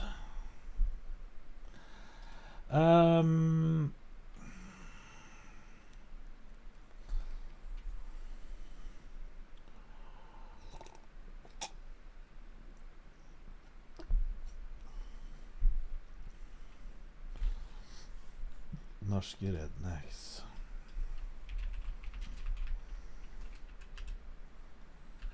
Daniel.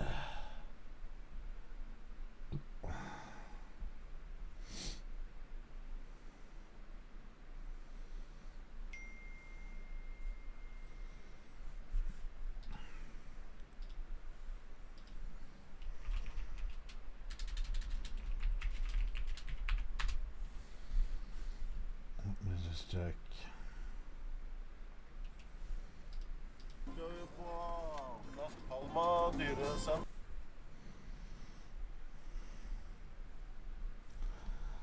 Belek in Sweden. Skal vi på Las Palma dyresenter, vet du? Los Palmitos. Los Palmitos. Det blir spennende å se om de har de samme dyr her som har hjemme. Kanskje jeg skal vurdere Daniels engelskkurs. Skuddsikker glass. Nei, skal vi gå inn da til dyreparken og se om vi finner noe middag til beach party? Og Hilde skal møte slekta si også, for det er ugler her. Ja. Could you provide a link? Fint noen norske dyr. You have some doompap bird? Doompap fogger? Hva er doompap på engelsk? Det må være doompap bird. Jeg tror det er noe bekkeørret her, ja.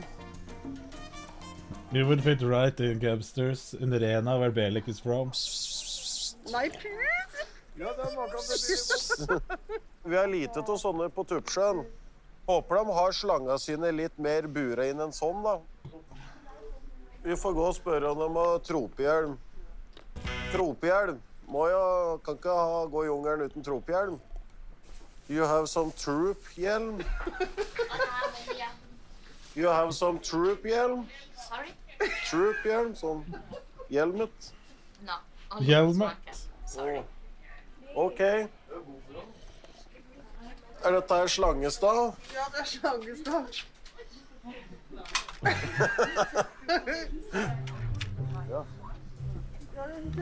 Er det kattunger? Der er en Timon der. Kattunger. Hallo. Herregud, så nydelig. Herregud. Det er bra det er vinteren i Norge. Slipper jeg like husknagere rundt i hagen. Se på de krangler da. Kanskje man får til seg tequila, det begynner å slås. Ja. Maybe they've been drinking tequila. Faen for en Starting to firfisle. fight. Det er den største firfisla jeg har sett. Helt sinnssykt. Den har spist mye turister, jeg er helt sikker på. Nei, nå går jeg, nå kommer den. Nei, hva den fingla? Jeg gjør sånn. Og nå løftet du igjen, det gjorde sånn. Morten sulten. Se den låsen på døra faen ikke igjen engang. Jeg så på gløtt. Fy faen, dette her er ikke trygt.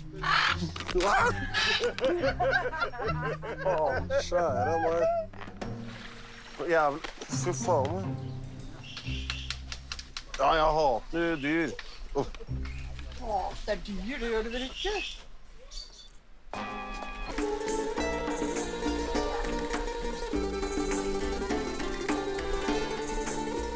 Fascinerende. Han har pulesveis. Ellers har han krasjet inn i en kaktus. I talking you. Sånn, hørte Ja. du den, eller? Prater du? Hallo? Prater du? Cervezas?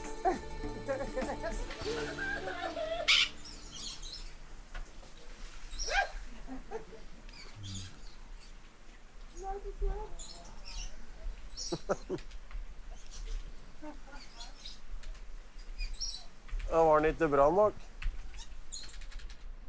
Jeg har sett på sånn National Geographic. De blir flere hundre år gamle. Og biter noe jævlig. Men skal de ikke ha vann, da? Den så noe tørr ut. Jeg prøver å rømme. Landskilpadder, det der. Altså. Hæ? Landskilpadder. Det er forskjell på vann og land. Se den turtles, da. Prøv å rømme. Den busken har en tiss. Så vi henger en sånn liten en, da. Liten en. Og nå slapp av. Ja, da. ja, men de andre er jo store, da. Det var jo liten forhold til de andre, da. Eller var den liten forhold til hølet? Eller var den liten i forhold til hølet? Nei, nå skal du lure meg inn i litt der jævla dødshulet, reptilpark. Slanger og drit. Fy faen, jeg er redd, jeg. Hæ? Ja, de er ikke løse. Seriøst, ille. Nå skal du prate med meg. Du skal ikke ta ut en jævla slange. Har du... Nei, fy faen. Den er i bur. Ja, har du hatt så stor slange? Nei, vi hadde den var baby. Vi hadde akkurat samme tiden. Når har du hatt den, da? Jeg bodde i Lunde. Nei, du har ikke hatt slik. Jo, jeg hadde en sånn en unge, men den var aggressiv, så jeg ville ikke ha den mer.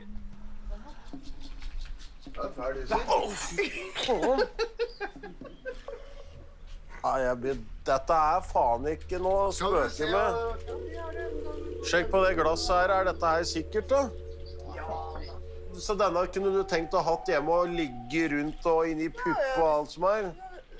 Hvordan i helvete skulle jeg fått den inn i puppene, da? Jeg har prøvd å grave seg ut bortpå der. Ei, se på bena! Den har jo ikke bein! Jeg vil heller ha en sint elgokse på meg enn denne her. Så må du aldri ta på en sånn slange hvis du har holdt på en mus, for eksempel. For da har de den lukta, og da kan de se på deg. Ja, nå kjenner muselukta. Nå må du gå inn og lukke av shortsen. Jeg har alltid visst at kjæring er en reptil. Det er noe merkelig med støtt. Føler av seg hjemme. Det er ikke normalt. But we can watch an episode which he goes to the Kim sent us. He's taking an English course. Engelsk nå. Vi skal til Syden da. Now in summer in Norway, so we have some 20 degrees in. It's not so cold. No, yes. Can I text the pictures of this car? Yes. Yes. Thank you. You're welcome. I have this car. I have some in Norway. Ah, yeah. Toyota. Do you know? Toyota. Yes. I am safeguard from Wolf Valley, Tuppsjön. Jeg tar en sånn, ja. Sausage on the grill. Nei, det er pølser. Sausage, er det pølser på engelsk? Sausage. This is local spiritus. Yes, it's Greek. Greece? Yes, Uso. Vodka. We try this. We think we should eat food and after it, how we go. One dish, jeg prøver en sånn. Cuttlefish. Yes, one cuttlefish for me. Det går greit å prate engelsk, jeg har lært meg, jeg har gått kurs. Det var blekksprøt, jeg trodde det var fisk. Nei, fy faen, dette her heter ikke, det er aldeles helt sikkert. Ja. Men slutt da, å herregud. Hello. I am from Norway. I drive excavator in Norway. I have a same truck in Norway, Mom. Yes. What did they eat? Shit. Mouse. Mouse. I like mouse. Hello. I fått fish today. This is for grandma. For grandma? Yes. Okay. I wife with my... You have something to stand on my wife? Of course. Yes. Hva det for noe? Det lys? Duftlys? Lice? For you. For me eller for woman? No, for both. For body? Yes. Shampoo? Det shampoo. Be very nice and drive litt rundt for a looking, around for a looking. You have some mandel, Rocky? Yes. This never gets old. How do you make Rocky? All homemade. Homemade. Yes? My farm. Oh, yes. My farm 5 Men you broke some sugar and water og gjær. This is the best. Yes, in Norway we like moonshine in Norway. So Yes, Norway. Yeah, spirit in Norway. We like Rocky in Norway. So we like the some water, sugar and gjær. One more some this. These people so coming is friends, families. Yes, there's a lot of families. There's a lot of families that live in Athens. Yes. And there's a lot of families that are out of town, like the US, Canada, Australia, all over Europe. Okay, from Norway. Norway. You have some bigger? My wife is little big ass. This maybe, this can I eat. Sure. Yes. Uten ham. No ham. Yes. Just cheese. Yes. Sure. This one uten ham. Grilled vegetables. Vegetables. Grønnsaker. Det er svidd på månen. I'm a burn on the moon. I'm burn on the moon. This is silver from Norway. Maybe you can make some new laws. And hva er lås på engelsk? Look if I have so big. Da, jeg skal ha two. Fått many not so good Rocky, but this is very good. 9. €8. No. You Bird on the open moon. the sub-tray, so you can få €9. Oh, yes, please. Hallo, Yes. vi skal ha mye rart, vi. Bæsj. Really? Yes. This for fifth minute and... Less.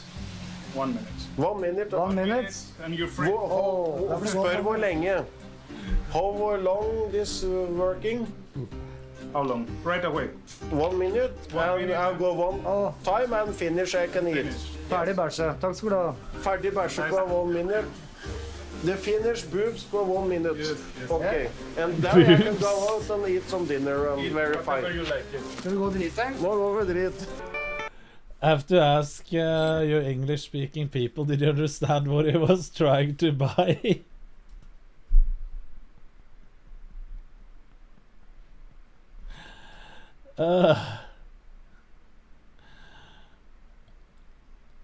No, I don't think so.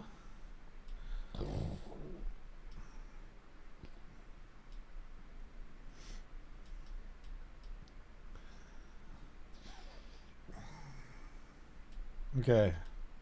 They eat shit. What is he talking about there? I like mouse. What did he just refer to here? What did he try to say here? They eat English-speaking people. Mouse, I like mouse. Cubsters, what does he mean by that? Yeah, but what does he mean? What is he talking about?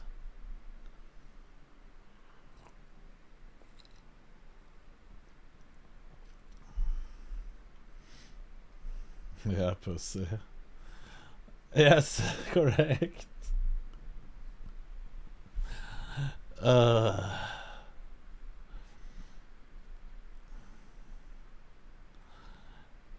like to click on the computer mouse. Boomer humor.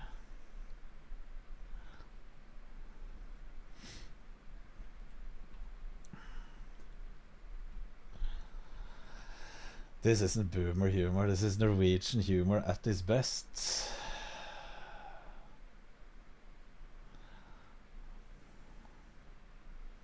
I like his kotelettes.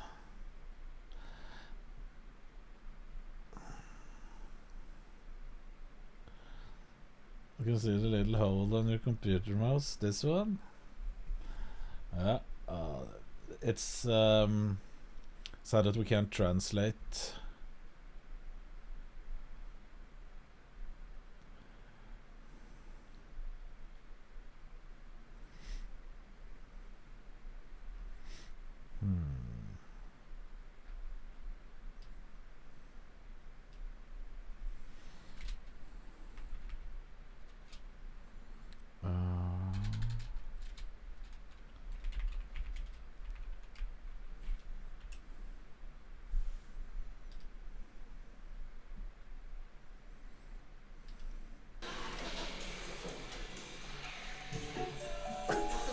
Liken.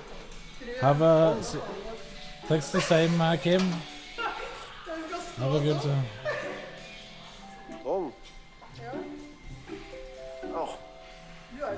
Kan du dra dem fram mot meg?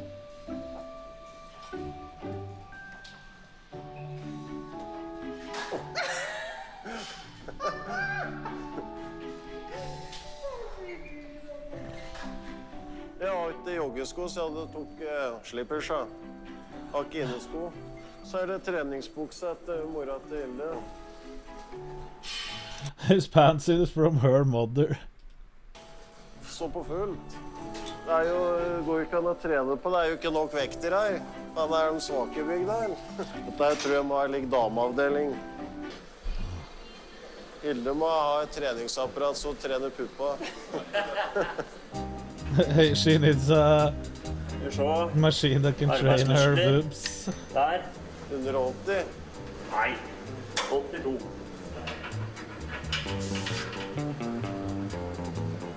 Og helt ned til brystet. Ja, men så styr han. Jeg klarer ikke å bøye armene mer, ja. Det litt slik, ser jeg. Ja, du klarer ikke å ta på seg skoene engang. Kan du ikke hjelpe med å ta på skoene her engang? Han klarer ikke å komme ned. Du burde ha trent magemuskler, egentlig. Hvis du har lyst til å få bort magen, Daniel, så må du løpe på det. På jogge, da. Ja, jogge litt, eller rolig gå. På slipperset? På rullsokker? Skal du på tredemølla i slippers og reiksokker? Ja, det går bra. Jeg har aldri sett en så fin stil på TV-studio noen gang. Det går bra. Jeg har skikkelig dårlig form. Da jeg har ikke kondisjon. Skal konkurranseskille hvem som holder ut lenge skal vi løpe? 5 minutter? 5 minutes, they're going to have a competition. Du må holde her, da, så vi måler. Det ikke farlig.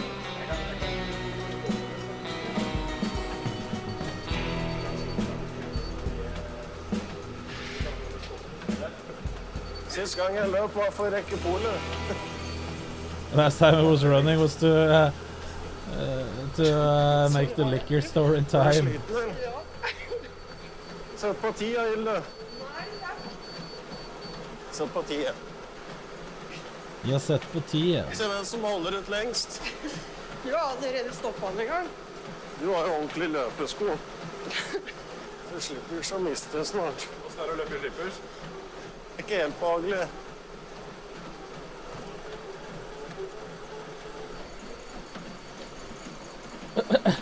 Satt på 15, ja.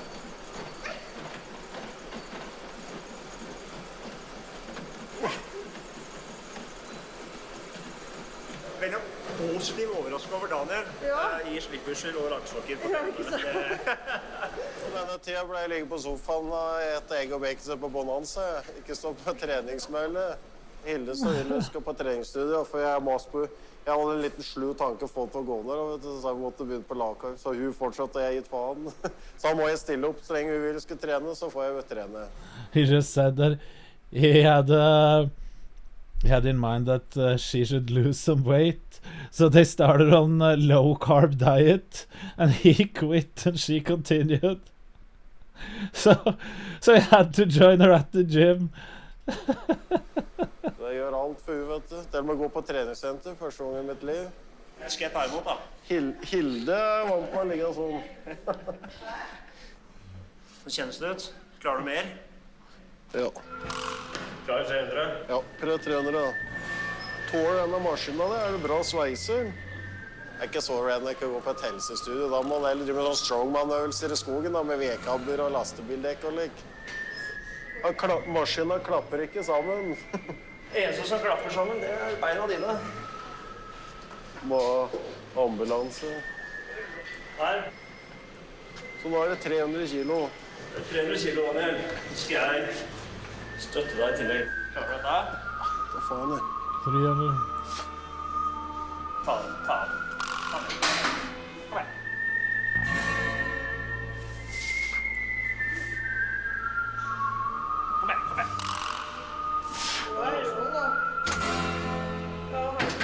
Veldig bra. Bra, Daniel. Da du medlem i 300-klubben. Det bra. Klart å gå. 2 måneder med trening, så skal jeg ta 340, kanskje. 50. Ikke ta 400 kilo benpress innen 2 måneder. This machine is pretty easy. I've tried them. Det jævlig bra, for nå har han tatt deg i hånda på den. Ja. Our price was good, yeah. It was. Jeg veldig imponert. Han imponerer stadig vekk. Du flink, da. Yeah. Ja. Yeah. Det håndballkonkurranse? Ja. I loaded that machine more than you can do. Jeg er helt ødelagt i bena, jeg. His legs are fucked up, he said. Ta meg i håndbak, da. 1, 2,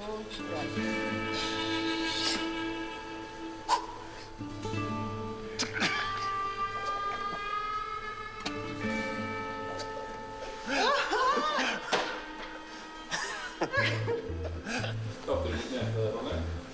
Nei, ikke jente tatt mot Hilde. Hun er ikke jente, hun er mann. He said, the guy in the background said, did you lose to a girl? He said, no, I didn't lose to a girl. She's not a girl. This fucking redneck.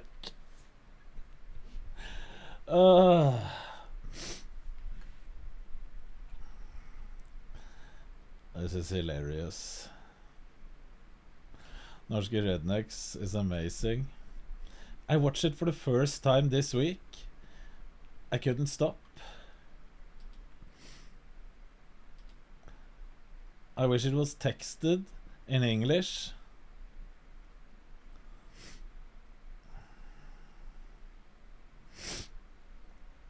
Yeah. That would have been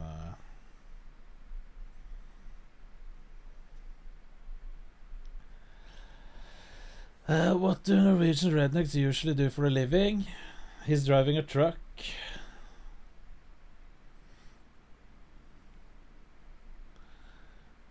We watched all of it. I couldn't, it was too late. Then you're stretching and cardio today. No, I haven't had time. We have been up since early morning. Tuppsjön is the place to go. Where is Tuppsjön? Maps.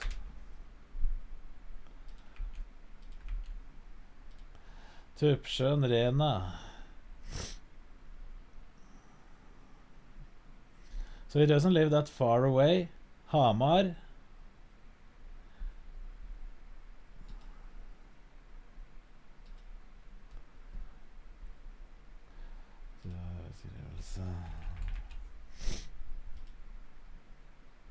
One hour away.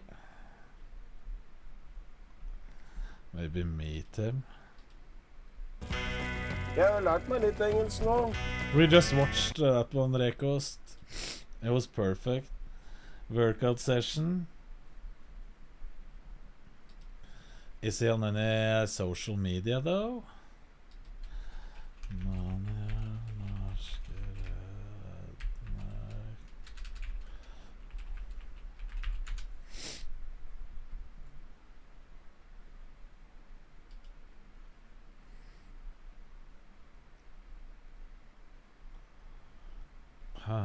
This is a different one.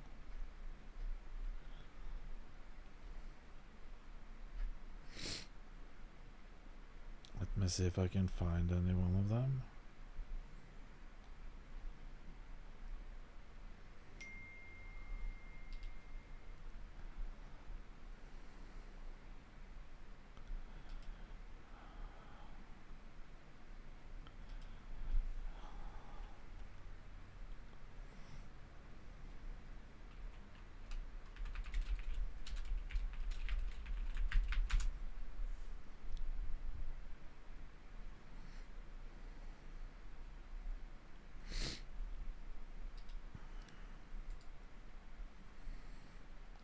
Nick Daniel.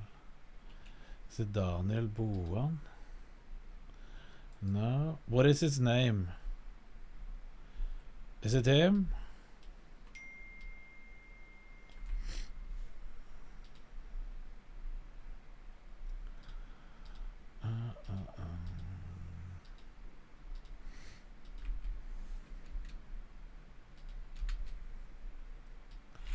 It doesn't look like he has any Instagram.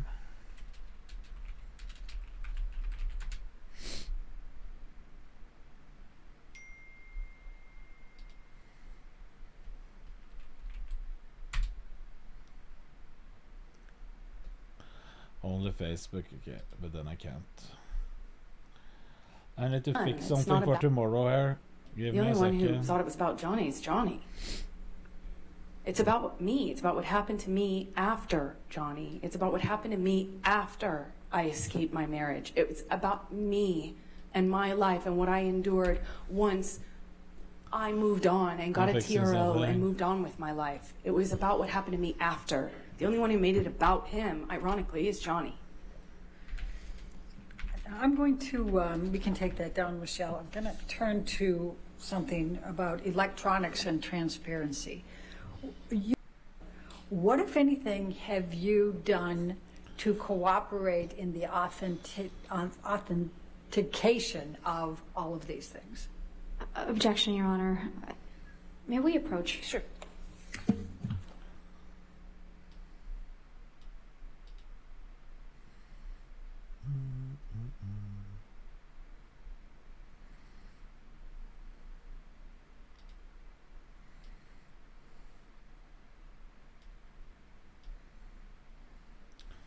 I'm just fixing, and this needs to be fixed.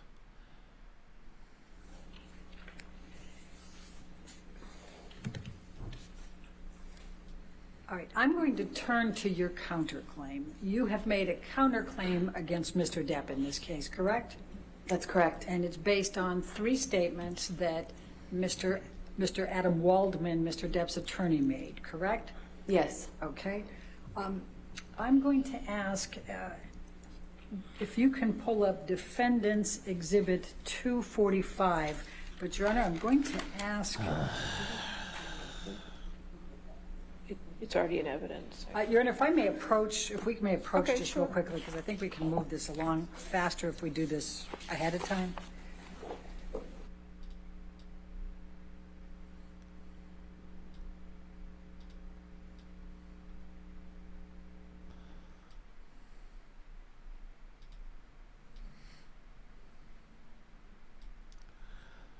You can do it faster.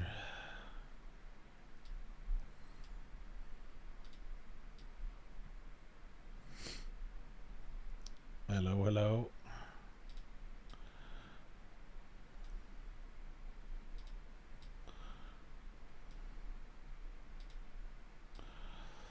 Okay, let's see.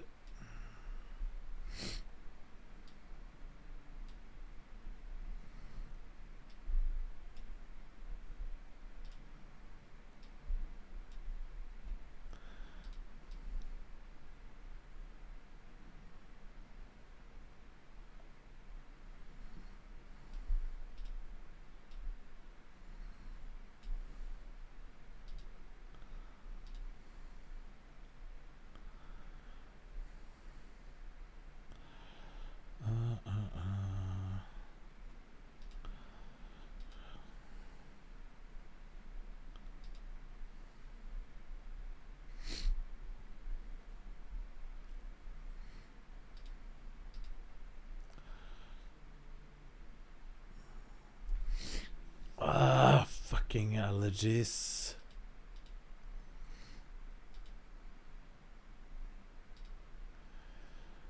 How do you go back on this one?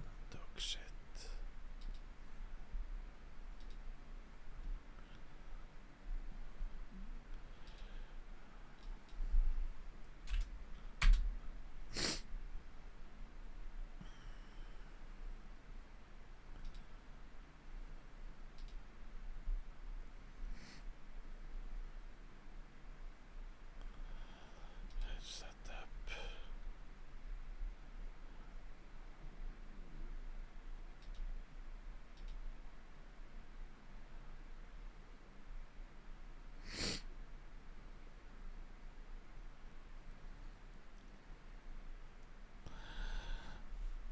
Har du noe som er training split? It's on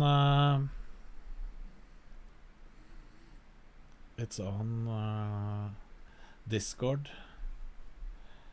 I just have to fix this before we do anything more. Okay, we're going to start by bringing up defendants 1245. All right, and moving that into evidence, no objection, 1245 in evidence. Thank you, Your Honor. And this is an article that was in the Daily Mail on 8 April 2020. You see that? And then, Michelle, if you can move that to the next page, and perfect. It says, Adam Waldman, Depp's lawyer, said afterwards, Amber Heard and her friends in the media use fake sexual violence allegations as both a sword and a shield, depending on their needs. They have selected some of her sexual violence hoax facts as the sword, inflicting them on the public and Mr. Depp. Do you see that? Yes, I do. Is this a true or a false statement? False. And why is it false? Well, you have to use what I've lived through and what I've survived, calling it fake, saying that I'm harming Johnny with this, I'm harming the public with this. This is what I've lived through, and to say that it's a hoax, that these aren't even real things. I need to get this small I things mean, I'm making. Be right back. After everything I've lived through and survived, and also I hadn't even spoken about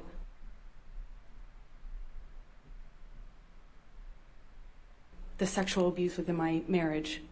I had been protected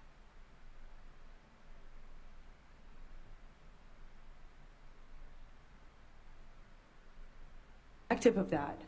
I didn't want to talk about that ever. Adam Waldman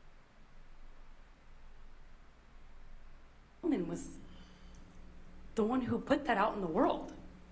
As remarkable as that is, I protected that. I had to go to another country to give testimony, and thankfully they allowed me to do so with confidentiality and some protection.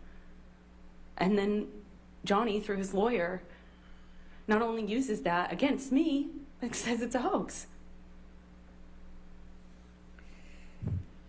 Thank you.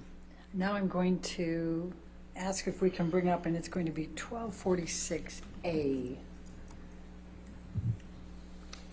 And I think I'm moving this into right. evidence as well. There's no objection, so 1246A is in evidence. You can publish. And this is an article that was published on the 28th of April, 2020. And Michelle, if we can, thank you. And this one says, Depp's lawyer, Adam Waldman, said, quite simply, this was an ambush, a hoax. They set Mr. Depp up by calling the cops, but the first attempt didn't do the trick, he told dailymail.com. And let's keep going.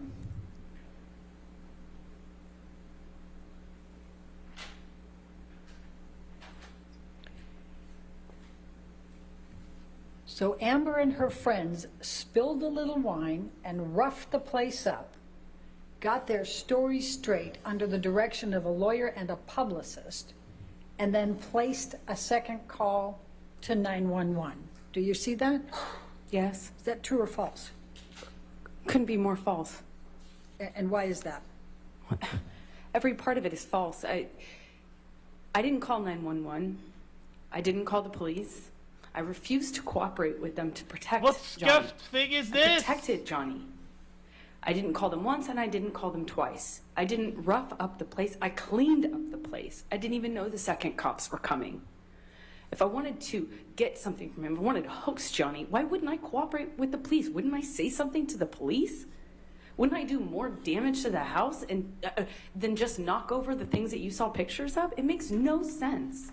And to do it online when there's no fact checking, there's no authorities, there's no one able to, you know, I can't respond, I can't fight this, and use these sorts of media leaks and these comments to re-echo over and over and over again online with a network of people that are intent on helping Johnny through a sophisticated PR machine. Objection, Your Honor. Hearsay, speculation. You are fake news. You are fake news. All right, and so what in fact did you do that night?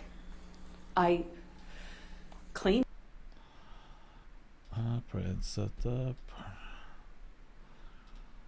up. I protected Johnny. I refused to cooperate with the police, like so many other people do.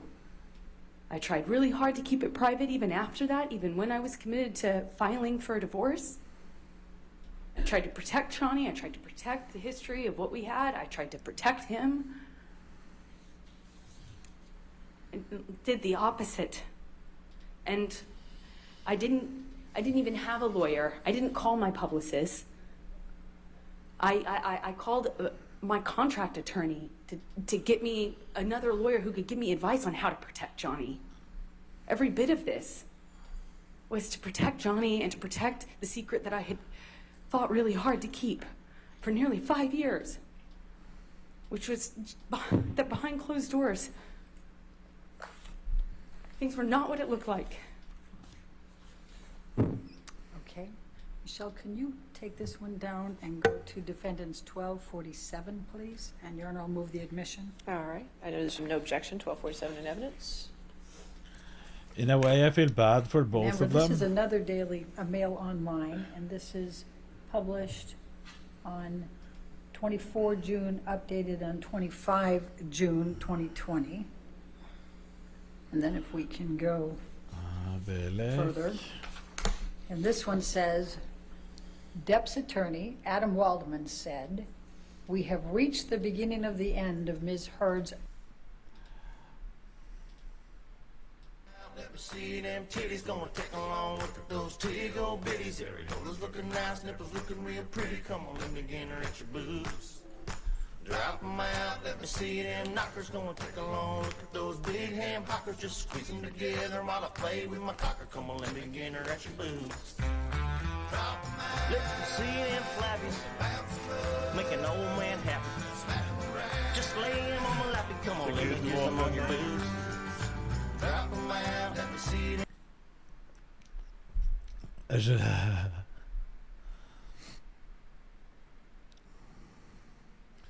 With this national costume, no, I don't have a bunad. I'm making some QR codes so they can. But I survived it. For Louise and their friends to tomorrow, so they can sell stuff. Of evidence, like mountains of proof, and yet it won't be good enough for people who are seeking to make money off of Johnny's success. Objection, Your Honor. Calls for speculation. No, sustain the objection. That's fine. Okay.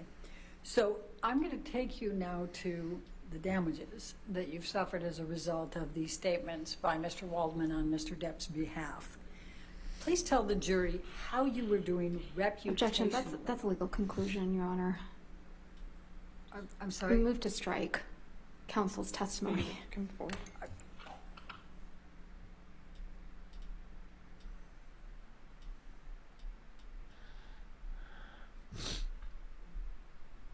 Her acting is painful, obvious, yeah. For seeing this, give me a second, Longender. These women. I just need to fix this so we have it ready.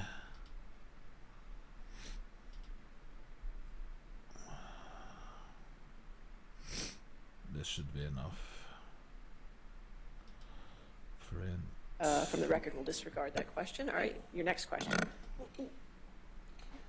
What was your understanding of on whose behalf Mr. Waldman was making those three statements? Objection. Lack of foundation. Calls for speculation. If you want to approach again, that's not what we just said here. I just want.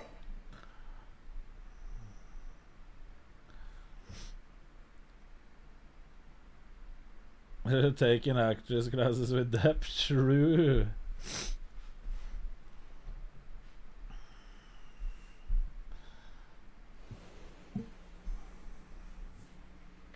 So we'll move forward to my other question here. How were you, please tell the jury, how were you doing reputationally before these 3 statements? Was were woman made? find attractive? This, I've seen it. It's hilarious, boys. Just look. Things women find unattractive in modern day men. Guys who do not work out or stay in shape. Girl wants a boy who can pick them up. My boy's arms were smaller than mine. 1, that would make me feel self-conscious. And 2, it just would not be attractive.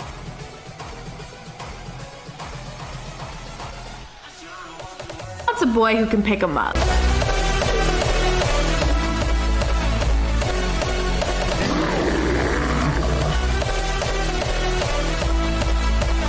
My boy's arms were smaller than mine.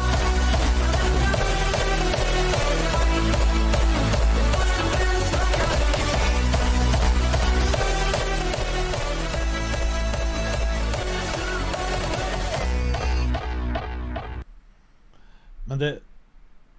Still... There's nothing that beats his most viewed video. This is the best video that has been on the internet ever. This is the best video made on the internet. Everyone, sit down and watch closely and see the best. I'm not even sure if it is a meme. The best video ever made. I was afraid of the retaliation. I know the power of patriarchy. I know what men can do when they're angry.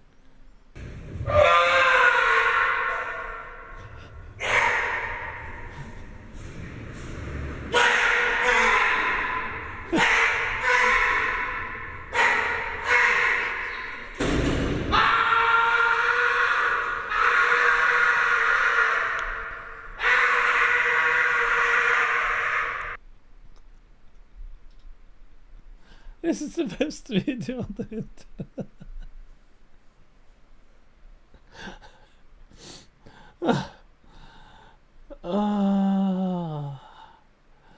It's so good. That's the United States meets Europe. And no, United States, you don't get the end of the video, you get the beginning. I'm sorry.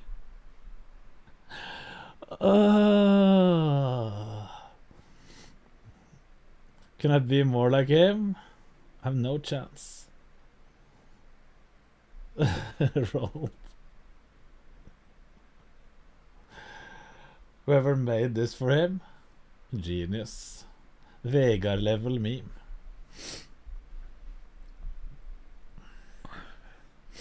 Yui Murphy trying to do Grizzly.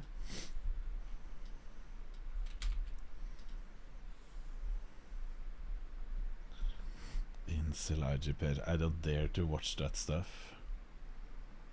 A red pill hub. Woman goes from being a hot 25-year-old to being a completely unattractive 60-year-old. Like, no one wants to have sex with you. Imagine if your personality was based, like a lot of these Insta hoes, like, think about the fucking future that they're looking at. Because if you look at them when they're 25, like, their entire existence is about, you know, videos of them doing squats from behind and, you know, inspirational quotes and music, and they're just flooded with attention.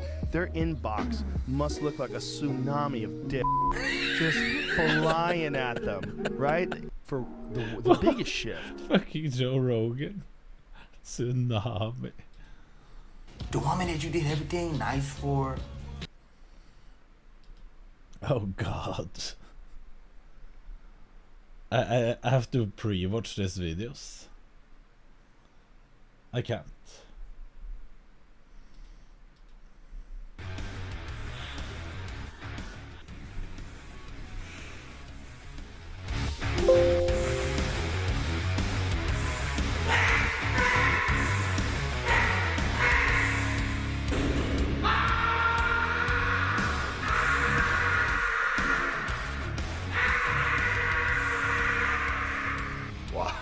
Breathing the grizzly.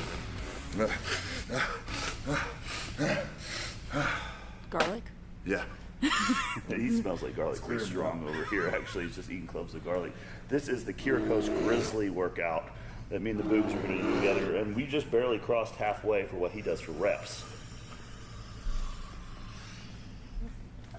The mindset has it. Jesus, dude. I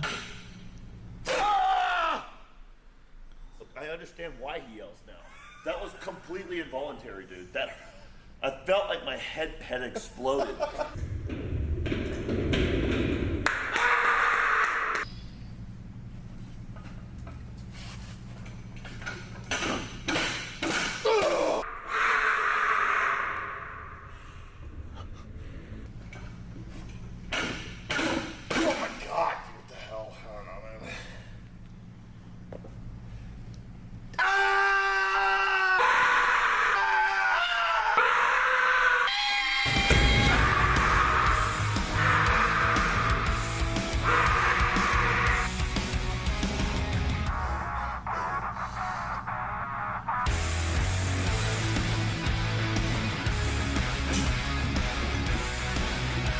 Good. It's good. Good lift. Good lift. At this point, the plates are just anchoring the bar down, which is pulling the whip out of the bar with every rep. Johnny, still with us? The news junkie, thank you so much for raiding.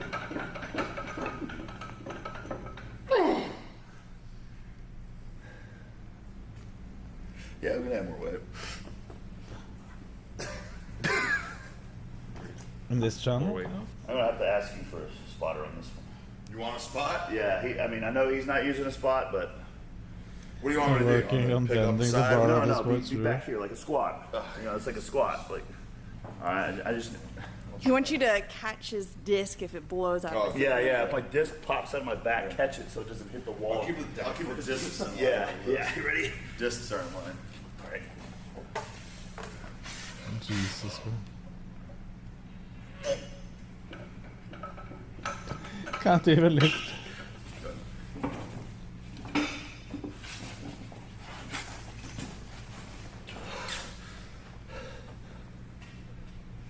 I thought I was gonna blow an eardrum on that one. I was worried about my eyeballs too. They're gonna pop out of the sockets, man. Do you want heavier? I mean, we have to. This squat box is built for the guy with the biggest ass on the planet. I think we can both sit here. Oh, is it a buddy lift? It's about to be a buddy lift. Yeah. All right. Well, I need to go down and get those notes again. Give me 2 minutes. Or that's what I printed.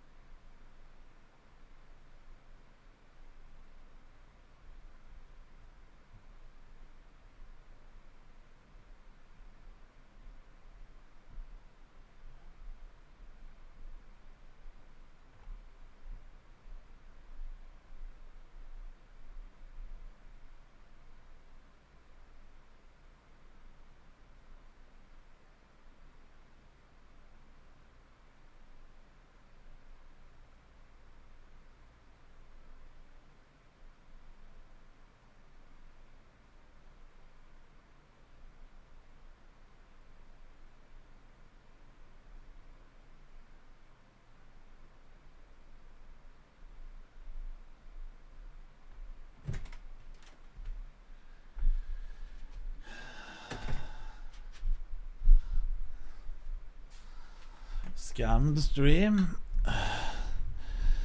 Listen, boys, we have a lot of stuff to do before tomorrow. I need to close down stream really soon.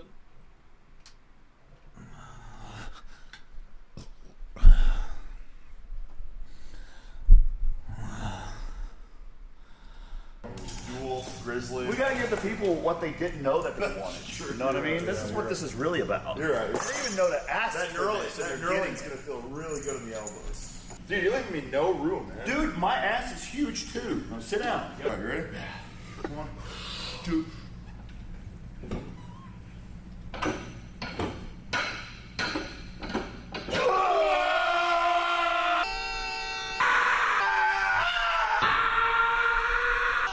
We're going to Oslo tomorrow. No, I'm going to Hamar. Louise is going to be in the parade with her school. One ass cheek on the box. Alright, let me just feel. You want to go? First, we picked it up, and I wasn't even repping it yet because I could just see these plates were sliding. I was just like, all right, here we go. Yeah. In Hamar, yes. Yeah. Dude, look at your side versus mine, bro. You want to switch sides? You want to switch sides? I'm just saying. You got stability. Supposed to be one of the Walgreens scales, huh? Full. You're full too. Yeah. You want to do the behind the back? Sure. Behind the back wrist curl thing? Yeah. All right. We're trying to do this at the end of the day. We're not trying to do this. You know what I mean? Squat it up and like, yeah. I mean, this makes way more People sense. after parade now. Good. I'll eat some more right You now. smell like I'm garlic. gonna go eat some more. I got us all some garlic here. Oh boy. We're gonna do garlic cheers. Ready? Here, Boots. Guess you. Peace, yeah. Garlic cheers. Cheers. Cheers. Cheers. Yeah.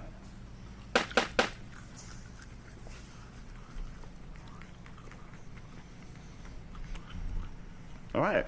Now we won't.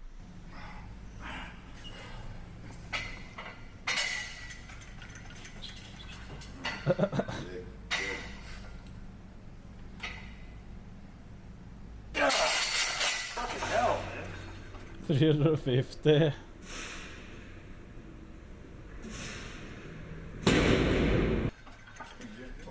Too many reps. Well, he's doing like sets of 20, Yeah, but man. he's a pro, dude. That's all he does. He trains this way. And so you say he does this every day, this exercise. Yeah. Like this is part of his routine. I'm like, sure it is. Daily Shrugs, thing he does. wrist curls, kick pads. Side splits. Bro pushes. This Wait, man, what it is this must when be the such a Grizz comes beast. into the gym? Everyone else must submit weight, like with the plates. So if you're squatting or bench Yeah, if pressing, you're squatting, you see that big bloat lord walk through the door, you're like, oh man. You got some time. Here. Yeah. Here are my Make your donation. Make your donation to them. Here. Oh, what's this? Let's go give it to the bloat lord. Oh, the blow lord. Yeah. Thank you, good sir. You ever been at like a 24/7 Anytime Fitness? 8 plates total. In the entire room. Yeah. In the entire room, they got 845. Every. Yeah.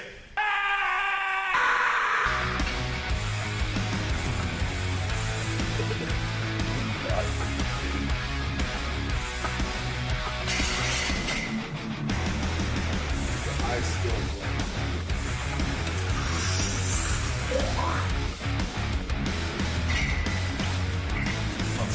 Skill. Those reps?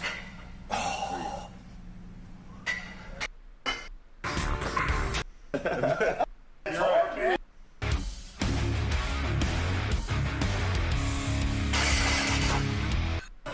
Eyeball popping. It's rusty. You want me to sing for you? Pick a song on the jukebox. He's a jukebox. You want me to just exploded? Grizzly ones. That was good.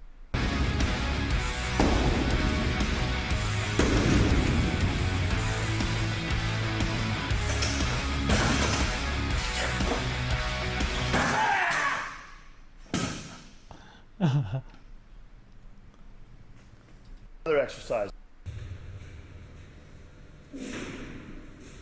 The hell is this? Got it? Yeah.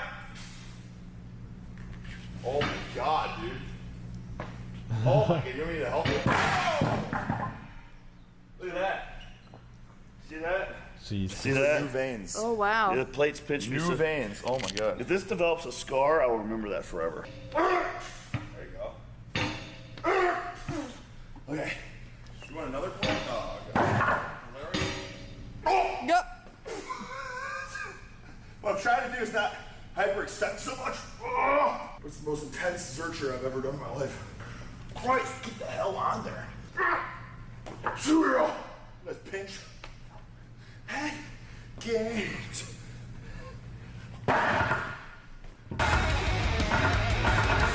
Yeah. It was the perfect length not to help. Right. Jesus. I could. Finish them all. He's got too many of them. It's an encyclopedia. You have to conquer one chapter at a Yeah, time. we're trying to do too much at one time, you know Yeah, what I mean? we're good. You admire the Grizzly, it sounds like. Yeah, I do. I'll put him over all day because he's a tough guy. Some mutual respect. Yeah, I do. Yeah. Yeah, there's no war between me and him. It's pure One meme lord to another. pure admiration, that's for sure. That's good. Yeah. What a fucking Yeah. beast. It's yeah, yeah, exactly. And then I'm coming at you, and then you're letting me kick. Yeah, exactly. Kick coming at you. Kick. Boys, it is 9 of the today. Is a short day of streaming. We have to get ready for tomorrow.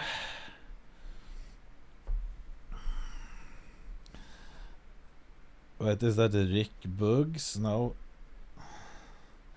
Eric something. Plan for tomorrow. I will stream when it is time, probably from the phone. Everyone, have a good 17th of May. Is there anyone we know that we can raid today? Let me check if I know anyone. Let me check.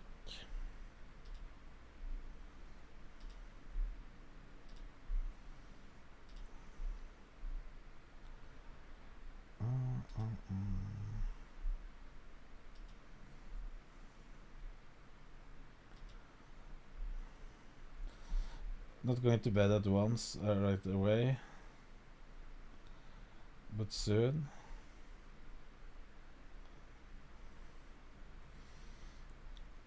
Should we raid Par?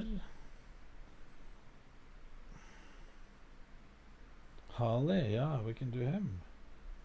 Is he streaming? There he is. I see him. No, I'm tripping. You need a K2 or anything? Nothing I'm gonna run for. Okay. I'll I find don't know why something you're down raising here. your voice to me. It was a question, Halifax. Don't ask the question if you don't like the answer. Whoa.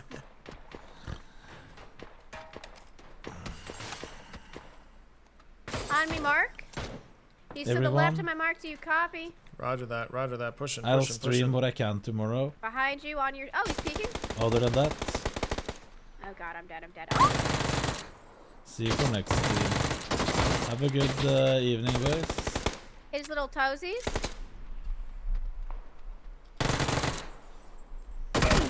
Ah, nice move.